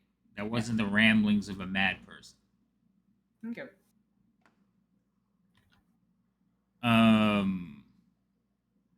What was your question, Scratch? I Oh, was you're just looking for a stating that knife. I've balanced a knife, and then I'm just gonna, kind of play with it a little bit. Okay. Feel that it's balanced and kind of just mess with it in my hand. So there's plenty of knives on the counter. You can find one and start fooling around with it. You kind of look over, and one of the cooks is like watching you. He says, "You any good with that thing?" I've been, yeah, I'm fairly good with a knife. Yes. He like looks around. He says, "How good?" And he takes from the counter. He grabs like a little biscuit and tosses it, not at you, but like in the air away from you. I'll throw a knife at it, see if I can hit it. Roll me a d20. You can roll an attack. The dagger, what I'm assuming. Yeah, knife, dagger, same shit. Well, Can it's I- not the can same I- thing, but Can I use important and give him an 18 on the die? um, you are that perceptive that you can turn around and look, and yes, I will let you give him an 18 on the die. Okay. I just want to roll to see what I would have gotten anyways. I'm glad you did it. Glad. All right. So an 18 on the Oh, yeah, it was die is plus 6. So it's you 24. Yeah, so you just kind of like he tosses it out in the air like let's see how good you are, and you're just like and you split the biscuit in the air as the dagger like punctures into the like the wood of the storage cabinets or the shelves. It just sticks there and the biscuit falls in two halves. He's like, "Uh-oh. I think we have a winner." So he like looks back at one of the other cooks and he's like, can you do that again?" I mean, technically, yes, I probably could, but I mean, are we just. Yeah, why? Well, I mean, we're here for like a week, and every now and then we have to entertain ourselves. I don't know if you noticed the boards out in the mess. I have not been out into the mess. Oh, well, occasionally we have competitions. You might have to represent the cooks. I mean, we're all pretty handy with a knife, but you seem to be really handy with a knife. I mean, that probably wouldn't be an issue. I've thrown a few knives. They kind of look you up and down. Okay. So, you have any gold? Do I have? Yeah, I guess I have some. I didn't bring like. Well, I'm obviously working here, so I don't have a ton, but My betting problem is probably why I have no gold. But no, we can arrange. You're gonna have to compete for the kitchen in the next toss. We'll set it up for dinner. oh, like tonight? Yeah. Oh, okay. We're gonna have to make sure you're not working that shift. I'll talk to Tiny. He's I gonna. don't think I think they Tiny's gonna. said we start tomorrow, but you know. We're tired of losing to the guards. Um. Oh, Why you. does Tiny have a pan hanging from his waistband? Yeah. Don't upset Tiny. He uses that thing like a great club. Hmm. I've actually seen him take out somebody at 60 feet. He's like That's Rapunzel. impressive. Like who? Rapunzel, chick with long hair, like to swing around a pan. You've never heard that story? No. Okay. Tell me more about this chick with long hair. Just too long. Way too long. Oh. Is that such a thing? I mean, like, if you stood there and stepped on the end, she could walk around you and wrap you in it, like, up and back down. It was too long. Oh. Oh, wait, I think I've heard this story. Didn't she turn into like a Medusa or something? Probably. Oh. Sad. I think different regions tell it differently. That could be possible. But yeah, Tiny's gonna love you, kitty cat. That's good. Well, if you can win us some cash, just gotta consistently. Yeah. It's like, all right, you go rest up that arm. He kind of like rubs your arm and like pushes you over. No more working for you. Oh my god. As I just think about the actual daggers that I have hidden on me, that would be so much better to throw than a knife. Probably. So, you watch as one of the cooks heads into the mess hall, and he like sees you and Larry, Baron, and he's like, "Hey, hey, hello." Aye. He says, "Listen, tell Eula we got a competitor for tonight. Send her best, and bring her coin purse." All right. Larry's just looking at you like, "What? What happened?" I have no idea. Must be something they do here between the chefs and the guards for some reason. Oh. You know, And that, speaking of knives, maybe we should go and see the armory just to have a look at the gear that we've got here. are we allowed in the armory? Well, they get their weapons from the armory, don't they? Yeah, but I don't have a key. We're gonna have to find somebody with a key. Ah, that's a point. I guess we could go ask in the hub.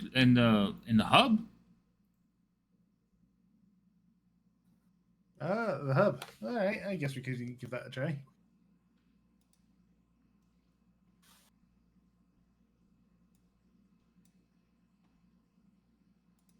All right. So the hub is up. Basically, remember I told you it's above the barracks. So you're gonna have to head there. Okay.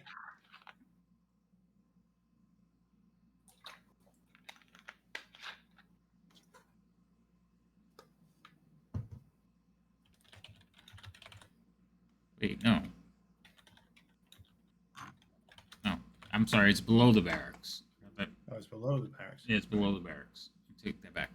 So it's basically the first room you walk into when you go upstairs. The barracks is above it. I got them in reverse order for some reason. Okay. So, So I'm trying to move my character to the. oh, I gotta open doors for you. Yeah. All right, shift. Go ahead. Shift. I'll just go behind you and close them and lock them.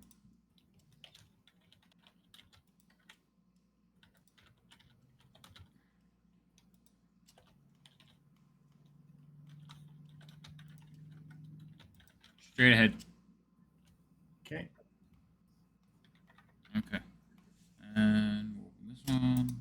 All right. So in this room, because I didn't explain it correctly before, because I thought it was above. So in this room is the base of the tower. In the center is a spiral staircase. You watch as several guards.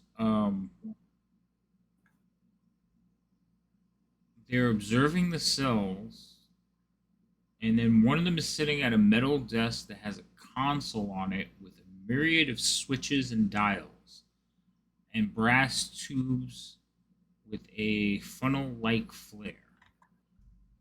So this is some kind of control center. Oh my god, they're torturing me with Genesis songs. Uh, Monster. What? Genesis is great. No, I mean I like Genesis. But you know, playing the old prog rock just to torture the prisoners seems like a. Are you in there? There we go.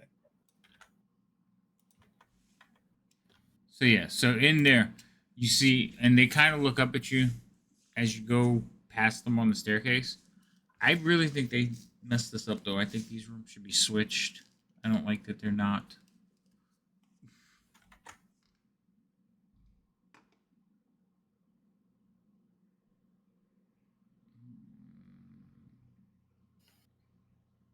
Should still be higher up,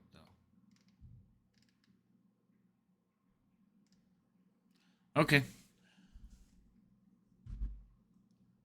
So in there, what are you looking for? We're trying to find. We're going to the hub, right? This is the hub. Oh, this is the hub. We're trying to find someone who will to see whether we're allowed to access the armory. So while you're standing there, you just go up to ask him, says, what do you need? Well, well, some kind of weapon. The captain told me to get a weapon pretty sharpish. Oh, that's you? Hey, I was given the wrong information. Oh. All right. Well, head over. I'll open it up.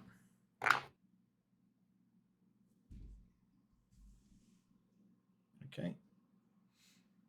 So you watch as he like maneuvers, and he basically places his hand over one of the switches, and then he just looks at you. Okay.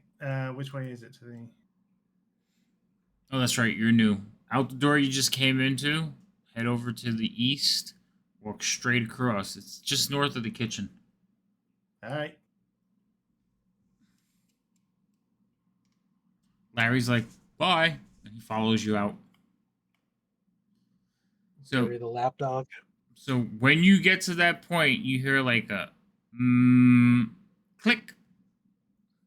Yeah, as I'm kind of walking along with Larry to go towards the armory, I'm gonna say, maybe at some point I could make a suit of armor for your leisure, So, for your leisure, Larry. so when you walk into this room,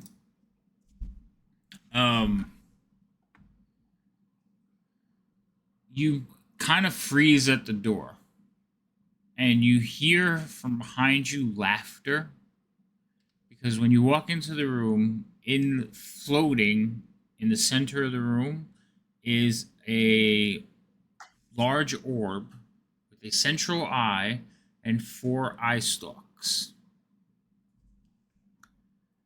And it just like turns, and then all the tentacles like whip around and are facing you and Larry. And you hear from behind you down the corridor from where you were, you could see in the glass, and you could see 2 of the guards, especially the one that just let you in, just laughing. Hi. I don't think you're supposed to be here. Is this the armory? It is? I was asked to get a sword by the captain.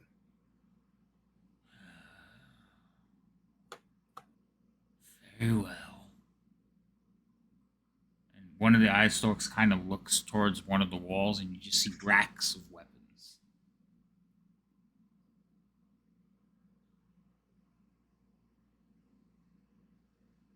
I walk slowly over to one of the racks, constantly keeping my gaze on this floating orb with eye stalks.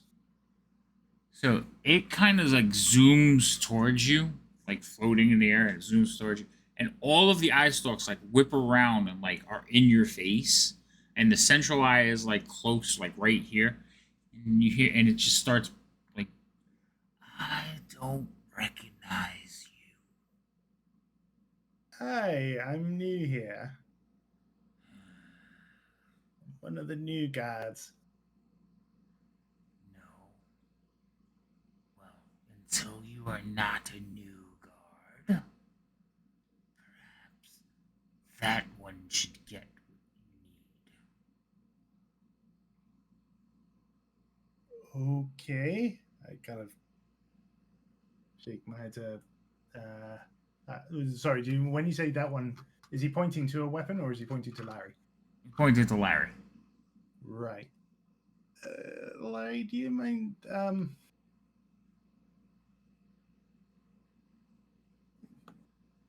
I kind of look.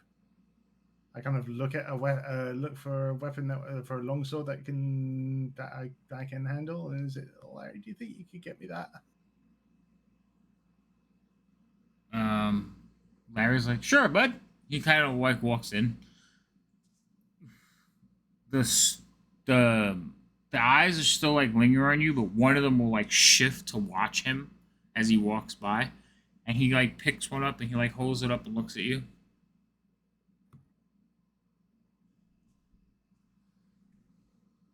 Okay, I'll take that one. Sure. Puts it on his shoulder and like walks back towards the door. Okay. Thanks very much. Next times,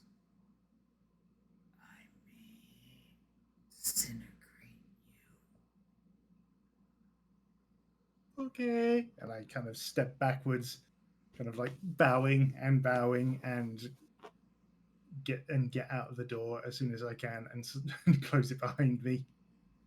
So as you like step out, you close the door behind you. You hear like the humming and the clicking sound again. You can hear the laughter. You turn and look, and there is a bunch of like guards standing at the glasses, looking over it. Just hilarious, like just gut wrenching laughter as they're like pointing and watching. I knew what that was, right? You recognize them, yeah. It, Well, they which got one a do you... beholder. No, it's not a beholder. It's like it's like a lesser beholder. It's a lesser beholder. Yeah, they're called spectators. Spectator, that's the one.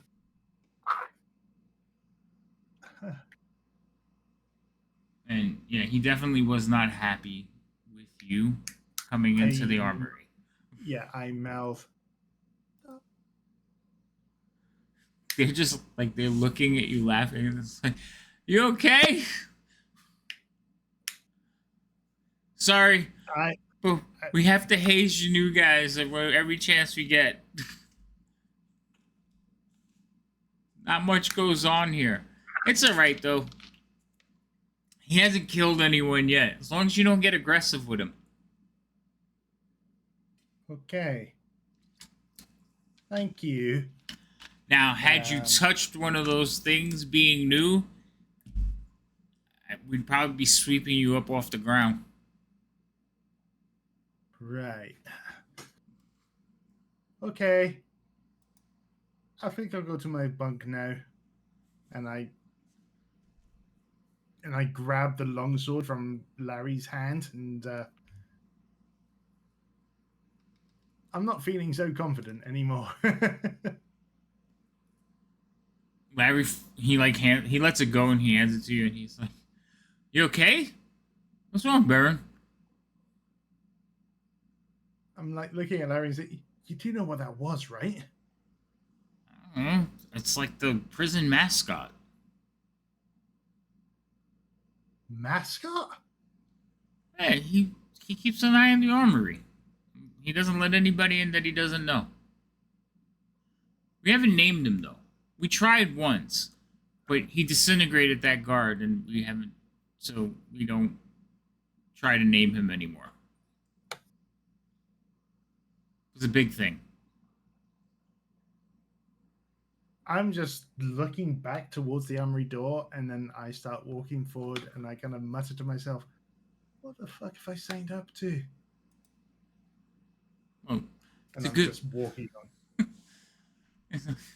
It's a good thing. It's a good thing you're not here to steal the weapons.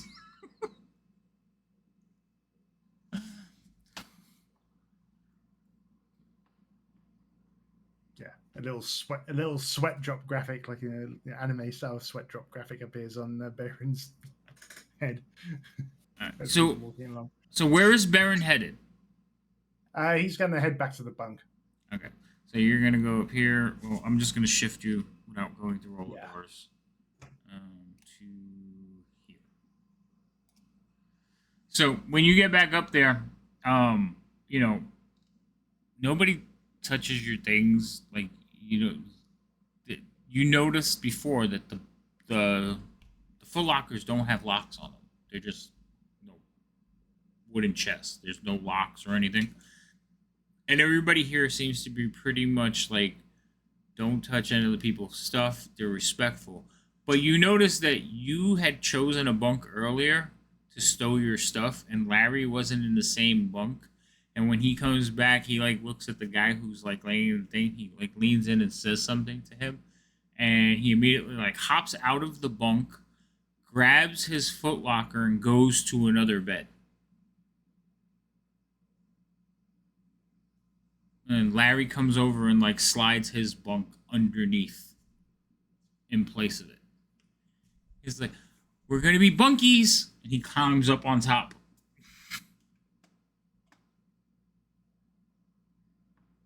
Hey, yeah, sure, bunkies. For the first time. Not for the first time, Baron is questioning his choices here. Wait, so What it did was mad because it didn't want a new person to touch the sword? you weren't there, but I'm just trying to get this story correct. he hasn't told you the story. He's not there. He went to his bunk. Yeah. Okay. Now, if you're asking what happened, he went in. It didn't recognize him, so it was going to kill him. Ah, fair enough. Okay.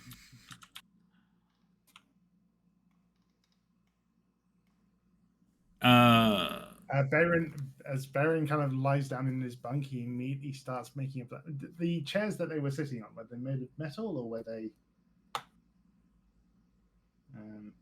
Wait, ask that question again. What is made of metal?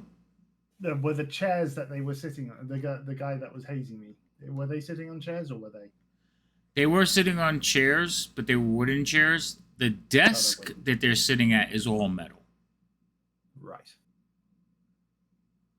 He starts immediately thinking of a plan to cast heat metal on the desk for that job. Okay. Because I have that spell now. Because It's like, revenge. All right. Yeah. So you went back to your bunk and you're laying down, just planning your revenge. Above you, you can hear Larry talking to you, and he's just like aimlessly talking. He's like, "Yeah, I grew up," and he's talking about where he grew up in I forgot the name of it, Moonsea. He grew up around the Moonsea in it's basically like marshlands north of Mulmaster. Um, his family comes from a really prominent orc tribe in the area, but he wanted to see the world, so he's been making his way westward, and he finally reached here, and he's been working here not very long. He's very new, but he's longer than you, Right. and he just seems to want a friend. You three in the kitchen, you have basically helped clean up the mess hall and start preparations for the evening meals. You're told once again that you don't have to help, um, because it's not your turn yet. They appreciate the help and they think you're good because you're helping, but they don't want you to be tired on your shift because they're damn sure not going to be around. Fair enough. So, you stand there long enough, Dask, you will see that the prisoners will eventually come back in and be returned to their cells. There is a huge group of guards around them when they return them to the cells. And then they're all locked up again as the cleanup has ended and you begin your next meals. Well, not you, but the group that's cooking begins their next meals. Gotcha. It's pretty quiet out in the mess hall. There's a couple of people playing like cards in there. But what are you three doing?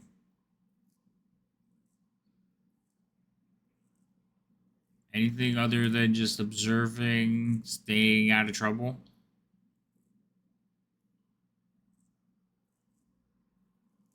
I mean, yeah, staying out of trouble. If we go into our room, at least I'll let Norin know, since we're the two in the room, that I have an opportunity if it shows itself that I could probably, if I deal out lunch, that I would have the opportunity to poison prisoner 13 to get them out of their cell.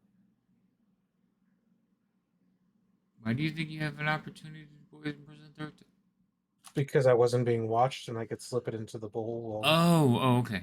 I Just like a dagger's hidden, I've hidden the vial of poison also on my person. All right. I just wanted to make sure I understood where your thinking was going. Yes, like when I'm prepping, I can, one hand ladle and the other hand dump, and then. Yeah, that would be simple sleight of hands. So Norin, he's telling you that he thinks he can get into the thing. Do you think you can get into the hospital? I'm sure with the help of some clerical adjacent abilities, I can get in. Okay. So what I'm hearing is your plan is to get into the hospital, then get prisoner 13-6 so that they are sent to the hospital. Yeah, Okay. as of now, that's one working plan. Because Okay. he did mention beforehand that he may have ways to get her to spill the beans without us having to waste the whole befriendment. Right. And So if it comes down to it, that's an option. right. And I keep hearing, how Doran is planting that seed that he's a cleric with everyone that he gets the opportunity Mhm. with. So yeah, okay. I could see that as a plan. I don't know if I'm not going to make any comments on whether it's a good one or a bad one. Poor Baron is being traumatized by the guards and hazed. And Dask is just like looking at everybody's face. Just people watching. People Sometimes watching. people are really worth watching. Sometimes they're Sometimes. just really nice to watch. So now, um, that'll be like your first day. We can basically say you spend the rest of the day, but at night, um, Tiny is going to seek out wherever Scratch is and be like, I hear you're good with a blade. Yes, I did make that clear when you asked what I could do. I did say I was good with a knife. Yeah, no. I like really good. Something about biscuit halving. I mean, biscuits are really easy to cut with a knife. Don't play coy with me, cat. Yes, I can throw a knife. That's what I want to hear. You're going to be our champion. Now, this massive arm, just kind of like a ham, just lays on your neck. He's like, and he I gives give you a a big. slightly concerned look at to Norin, like, He gives you a big, like, he pulls you in and gives you a big, like, all right, we're going to make some coin. And he pulls you into the mess hall. I'm gonna follow. Hold on. Because I still have a 4 that I can give someone that I can see. Okay. I'm also gonna follow just because I'm curious. Okay. So you guys go in. Now, again, it's almost dinner time. Actually, it is dinner time. So there's people in here. Um, Baron, you eventually will see Eula or the captain. Do you give her the message? Yes, I do. Okay. Because if you don't, Larry would. But you give her the message and she's like, oh, okay. And she will grab one of the, like, she disappears and comes back with one of the guards in tow. And she says, well, I evidently one of the cooks thinks they can beat you. Do any of you think that's going to happen? No, ma'am. And she just gets everybody anxious and excited. And she's like, let's go eat, boys. We're going to be dining good tonight. And they, like, a group of them all head to the mess hall. Are you going to join them? Yeah. As long as I'm not anywhere near that bloody armory, that's for sure. It's close. There's an entire kitchen between you and it. Yeah, it's close. All right, I'm just gonna move you back into the mess hall. Okay, Yeah, so cool. you guys all show up in the mess hall, and again, there's a bunch of guards in here. There's just guards, the two captains, so the captain and Tiny, and the captain will present one of her guards, the very lithe, individual, tall, but you can see the taper in his ears, goldish tan skin, dirty blonde hair. He is an elf, obviously. Mhm. Almond shaped eyes. He kind of looks over. He's got a smirk. When he looks over, he says, "Him. Oh, this is gonna be easy." I just stay straight faced. I don't. So they begin to set up the boards, and they put not target. Well, they do put a target. So they take a small piece of fruit and place it on the target, like just, and that's your what you're gonna hit, and it's not the Cool. wall. So, would you like to go first? Sure, I guess. I guess I could do that. All right. So you guys line up. People are starting to yell out bets, to see who's going to win, who's going to get closer. Is it going to be a blowout? It's best of the three. You got to win 3 times. I mean, you got to win 2 times. So best of 3. So you got, Yeah. and like some of the amounts that are going about, you can tell that they're pooled amounts. So like the guards are betting like 50 coins. It looks like they got, a coin from everybody. And Tiny is like, he tells like the cook staff, he's like, I'll cover. We'll cover that. So do any of you want to throw in on the bet? Like try to push the bet higher or lower? I'll do five gold on us. So you're tossing in 5 gold? Yeah. Norin, you putting in? I am not. Okay. So you keep pushing, you put in 5 gold, and you actually push because it's exponential. You actually push the bet to 50. So I can't afford that if that's They're talking expected 50 to be- coins, so 10 coins is 1 coin. So 10 coins is you one. say when you just referred to it as coins, you didn't say what level of coin we're referring to. Is it gold Yeah, they're betting that gold. they're betting in? Yeah. Okay. So they don't expect you to cover all of it, Dask. It's just that the minute you say it, people are like putting in the pot. So it just starts going up and up. So if you win this, you stand to win, like individually, you all stand to win about 20 gold coins because they're going to split it between the cooks. Baron, you're kind of staying there quiet watching the soldiers bet on this. Yeah. I'm assuming you're not betting against your group. I am not going to do any betting. Okay. But I'm going to look for an opportunity where the noise level is so high that anything that I say would be drowned out. Okay.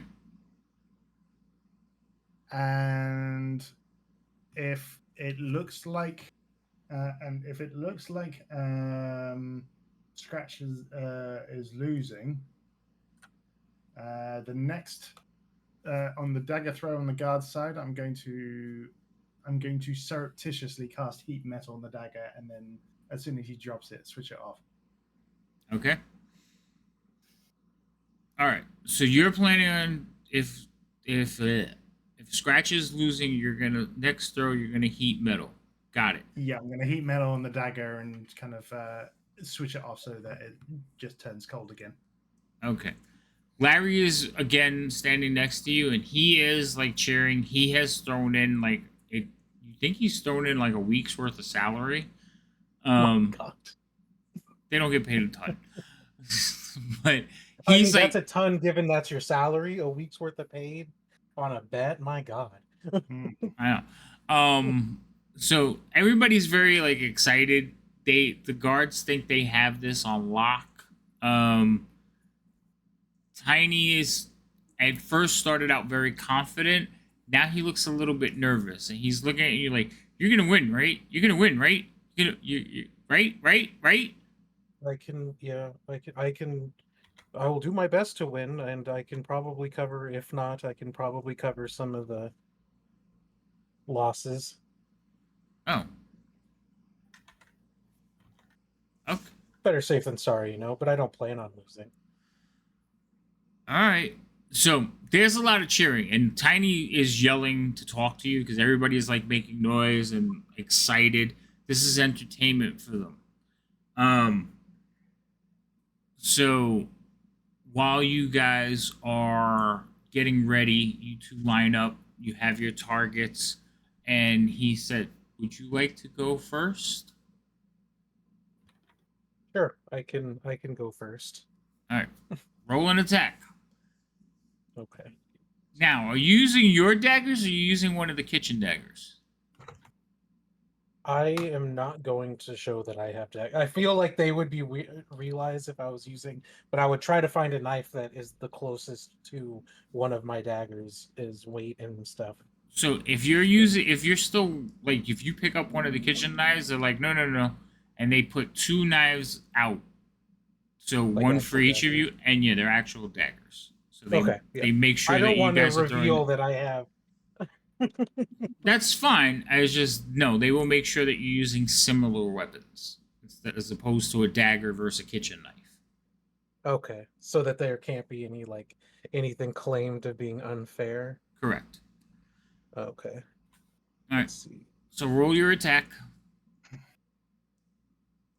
Go on, Okey Steven dokey. Seagal, you can do it. You got this. That's the wrong one. This is the wrong one. Come on. It's not terrible. That's a very decent roll. So he's gonna roll his. He's gonna roll. Are you doing something, Dask? Or are you waiting for the next swirl? I'm not doing anything this time. Okay. So he's I'm gonna gonna roll. feel it out. If there's 3 rounds, I'm gonna feel it out for round 1. Okay.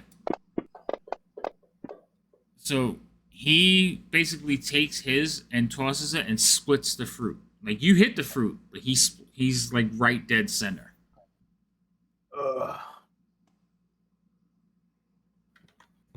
Oh, I should probably turn that off. So he does on the first throw. He does beat you. The guards are all Okay. like screaming and yelling. Yeah! The cooks are all looking at you like, all right, calm down. You got this. I know you got this. One of them's I like feel rubbing like my their emotions shoulders. haven't changed, but they're telling me to calm down. I'm just like, okay. Yeah, no, their emotions have changed. There's panic because for Yeah, them this is they have more invested in this than I do. right. Sure. For them, this is a lot of money. Tiny doesn't look pleased though. Like he looks very angry because he's like, Yeah. "Oh my god!" And he's looking at the one that was like, "You told me he could toss." Like, Dask, you can like read the lips, so you can see this conversation going on. So the elf will go over to the board, pull out the 2 daggers. They will set another piece of fruit, and we're talking about like grapes, these tiny pieces of fruit. He'll walk back over to you and hand you one of the daggers. He's like, I'll go first this time. Okay. So he basically like looks, gets ready to line up. What do you? I'll give him a 4 on the dice this time. All right, now you're giving him a 4 on the dice, and you're heating the metal. Not this time. Okay, so you're gonna give him a 4 on the dice. So a 4 on the dice, he's gonna roll like a 9. He is way off. Like, I mean, for this target break, he instead of hitting the bullseye, he hit like the low 18. You know what I mean? So he's just like, he's looking at his hands like he's been betrayed. Like, and you can hear like the entire guard group's like, whoa. The captain's like, what was that? Scratch, it's your turn. Oh, come on. That was Oh my terrible, goodness. but it was better than his. It was better than his. So you send yours, and it's like actually right next to his, but closer to the grate. And everybody was like, ooh. It's like, what's going on?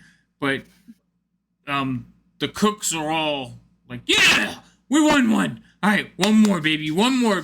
And they come like over and like rub you, and they're like, you can do it. You got this. One more. One pats you on the butt. The other one's like kind of like scruffing your ears. It's like, you could do this. The guards are doing a similar, but they're more like guards. They're just like, all right, man, don't let this cat beat you. You got this. Again, you are both presented your daggers. Would you like to go first, or would you like? Yeah, I'll go first. Okay. So go ahead and roll it. Come on. That was awful. Oof. The first Uh, one seemed like it'd be good, and then the next two, nope. I thought. I don't know Okay. what to tell you.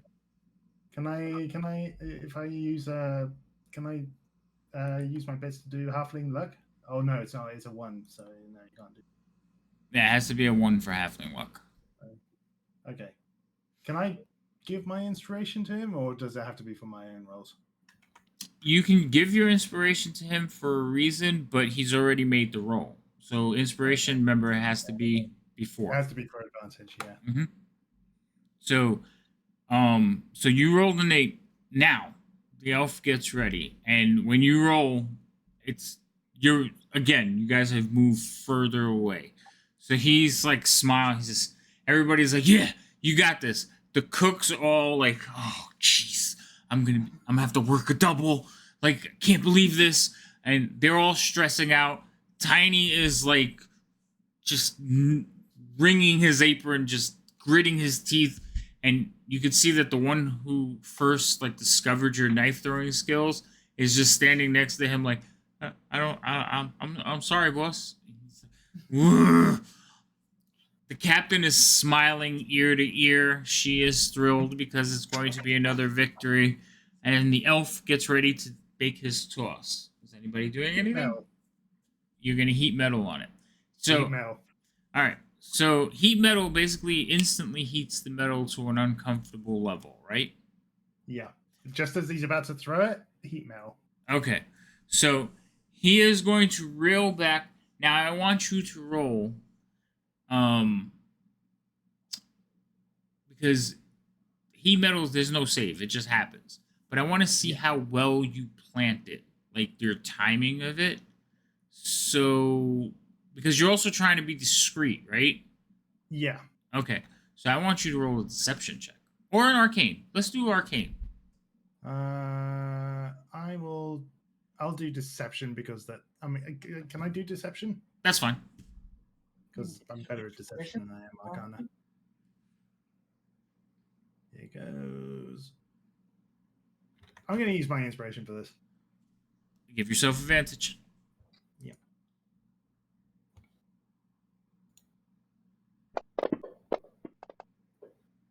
Okay. So he reels back and he goes to like snap his hand forward, and at the end of his toss he's like, ah, and the dagger comes flying out weirdly. So I am going to do that and this.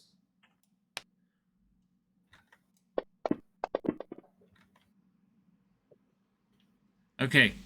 So he sends his, it doesn't even hit like the board correctly. It hits flat and falls, which is an instant disqualification because you can't measure that when it's on the floor.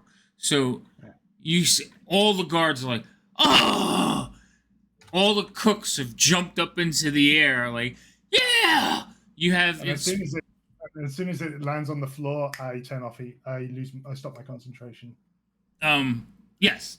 So he's like, ah, it burned me. And he's like, and the captain's like, what do you mean? He's like, it burned me.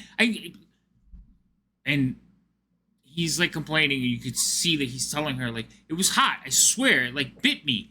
And she's like, she immediately like turns and scans the crowd. I mean, I know that I had a poor performance, but you don't have to come up with an excuse because you did it first. Roll me intimidation.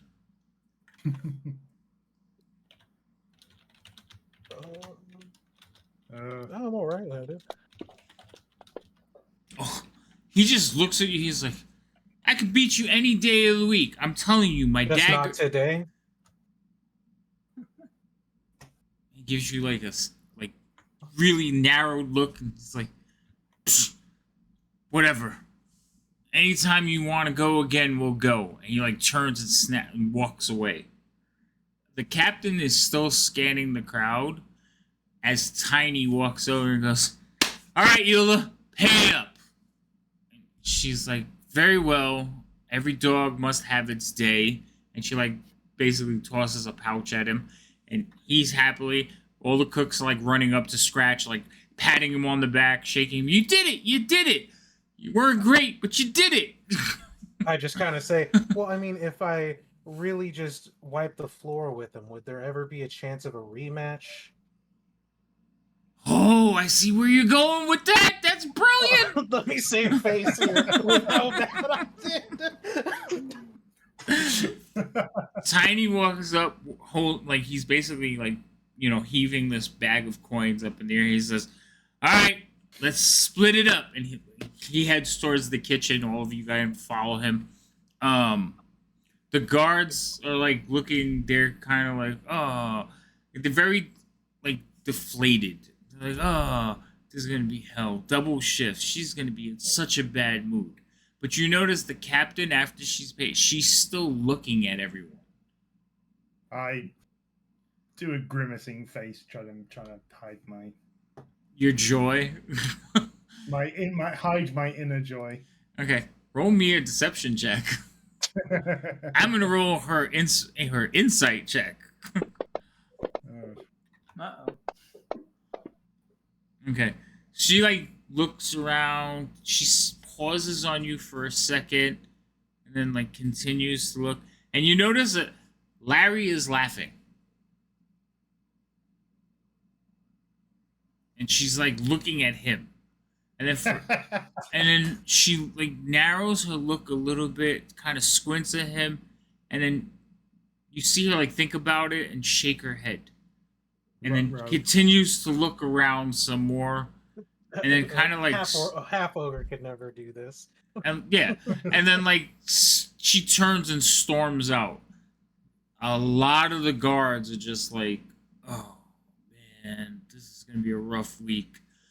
Larry just kind of smiling like stupidly. He's like, "That was exciting, wasn't it?" Yeah, Forrest, it really was.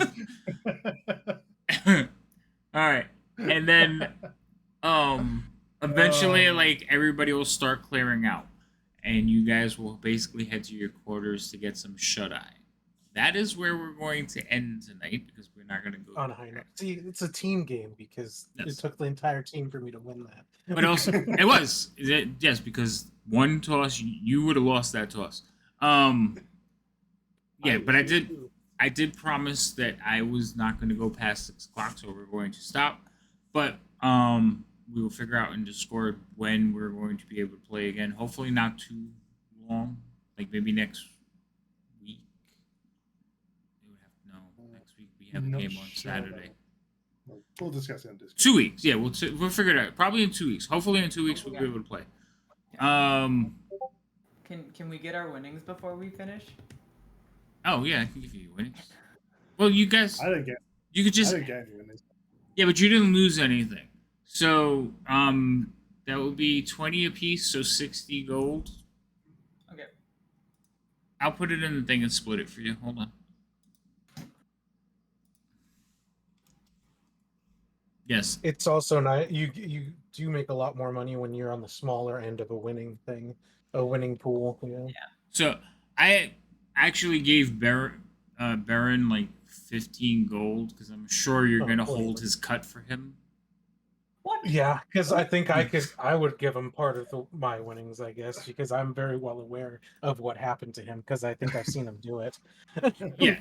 So plus I didn't take him out. So when I split things, it splits to everybody on the party sheet. I forgot to take them off. So. No, that's fine.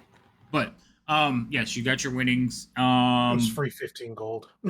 And you also have like some time now to think of how you're gonna put this plan in motion because next week you guys are gonna tell me what y'all are doing. So, or not next week, but next time we play. Everybody who came by, thank you. Anybody, don't forget if you guys you give them inspiration, you can give me inspiration, you can give them advantages, all those wonderful things. Just redeem. But we appreciate everybody who came by and watched. We'll be playing our next game Wednesday. Yes, next Wednesday. We're playing Dragonlance next Wednesday. And then next Saturday, we'll be playing some Waterdeep. So join us for that. Everybody, do you have anything you want to promote before we go? Like, plug yourselves. I know some of you stream. Yeah, yeah, Dungeons and Dinglings will be back in September, so hopefully. But So, for those of you who don't know, Dungeon Linglings is on Mandy's channel, which is I'm just gonna type it. That one. Thank you. I don't think it went through, but that's okay. Well, yeah, that's because you can't do it, but I can. Is it 2 eyes or 1? 2 eyes at the end. Is it supposed to be the Mandy though? At the Mandy, yeah. I shout at people all the time. I don't. Yeah, I know. It didn't go through for me either though. Oh wait, there it goes. Ah, got it. Okay. Was she playing last? That doesn't seem right. And then we're playing Thursday. We should be also playing. I'll be on D20 Enclave, so I'll be there. And then Fridays, I'm DMing on Rob2E's channel, so I'll be there for a little while. But next week we're not playing, so we'll skip that. Never mind. But the week after. So yeah. And then if you guys want, come join us on Discord. Every now and then we'll do one-shots. Hopefully I'll be doing more of them coming soon, so you can get in on those. And that's really about it. So everybody, have a good night, and we'll talk to you soon. Yeah. Oh wait, we should rate somebody. I always forget that part. That too. Yes, let's do that. If I can see anybody's out there. Little Bones is playing marbles on stream. That's about the only person I follow. She's playing marbles on stream. So do you guys? 12-hour day. Oh, that's right. It's her birthday. All right, everybody, go over there and wish her a happy birthday. We're gonna rate her anyway. Technically tomorrow, but yes. Yes, go give her some love. Tell her hi, and happy birthday. Bye, everyone. We'll see you soon. Bye.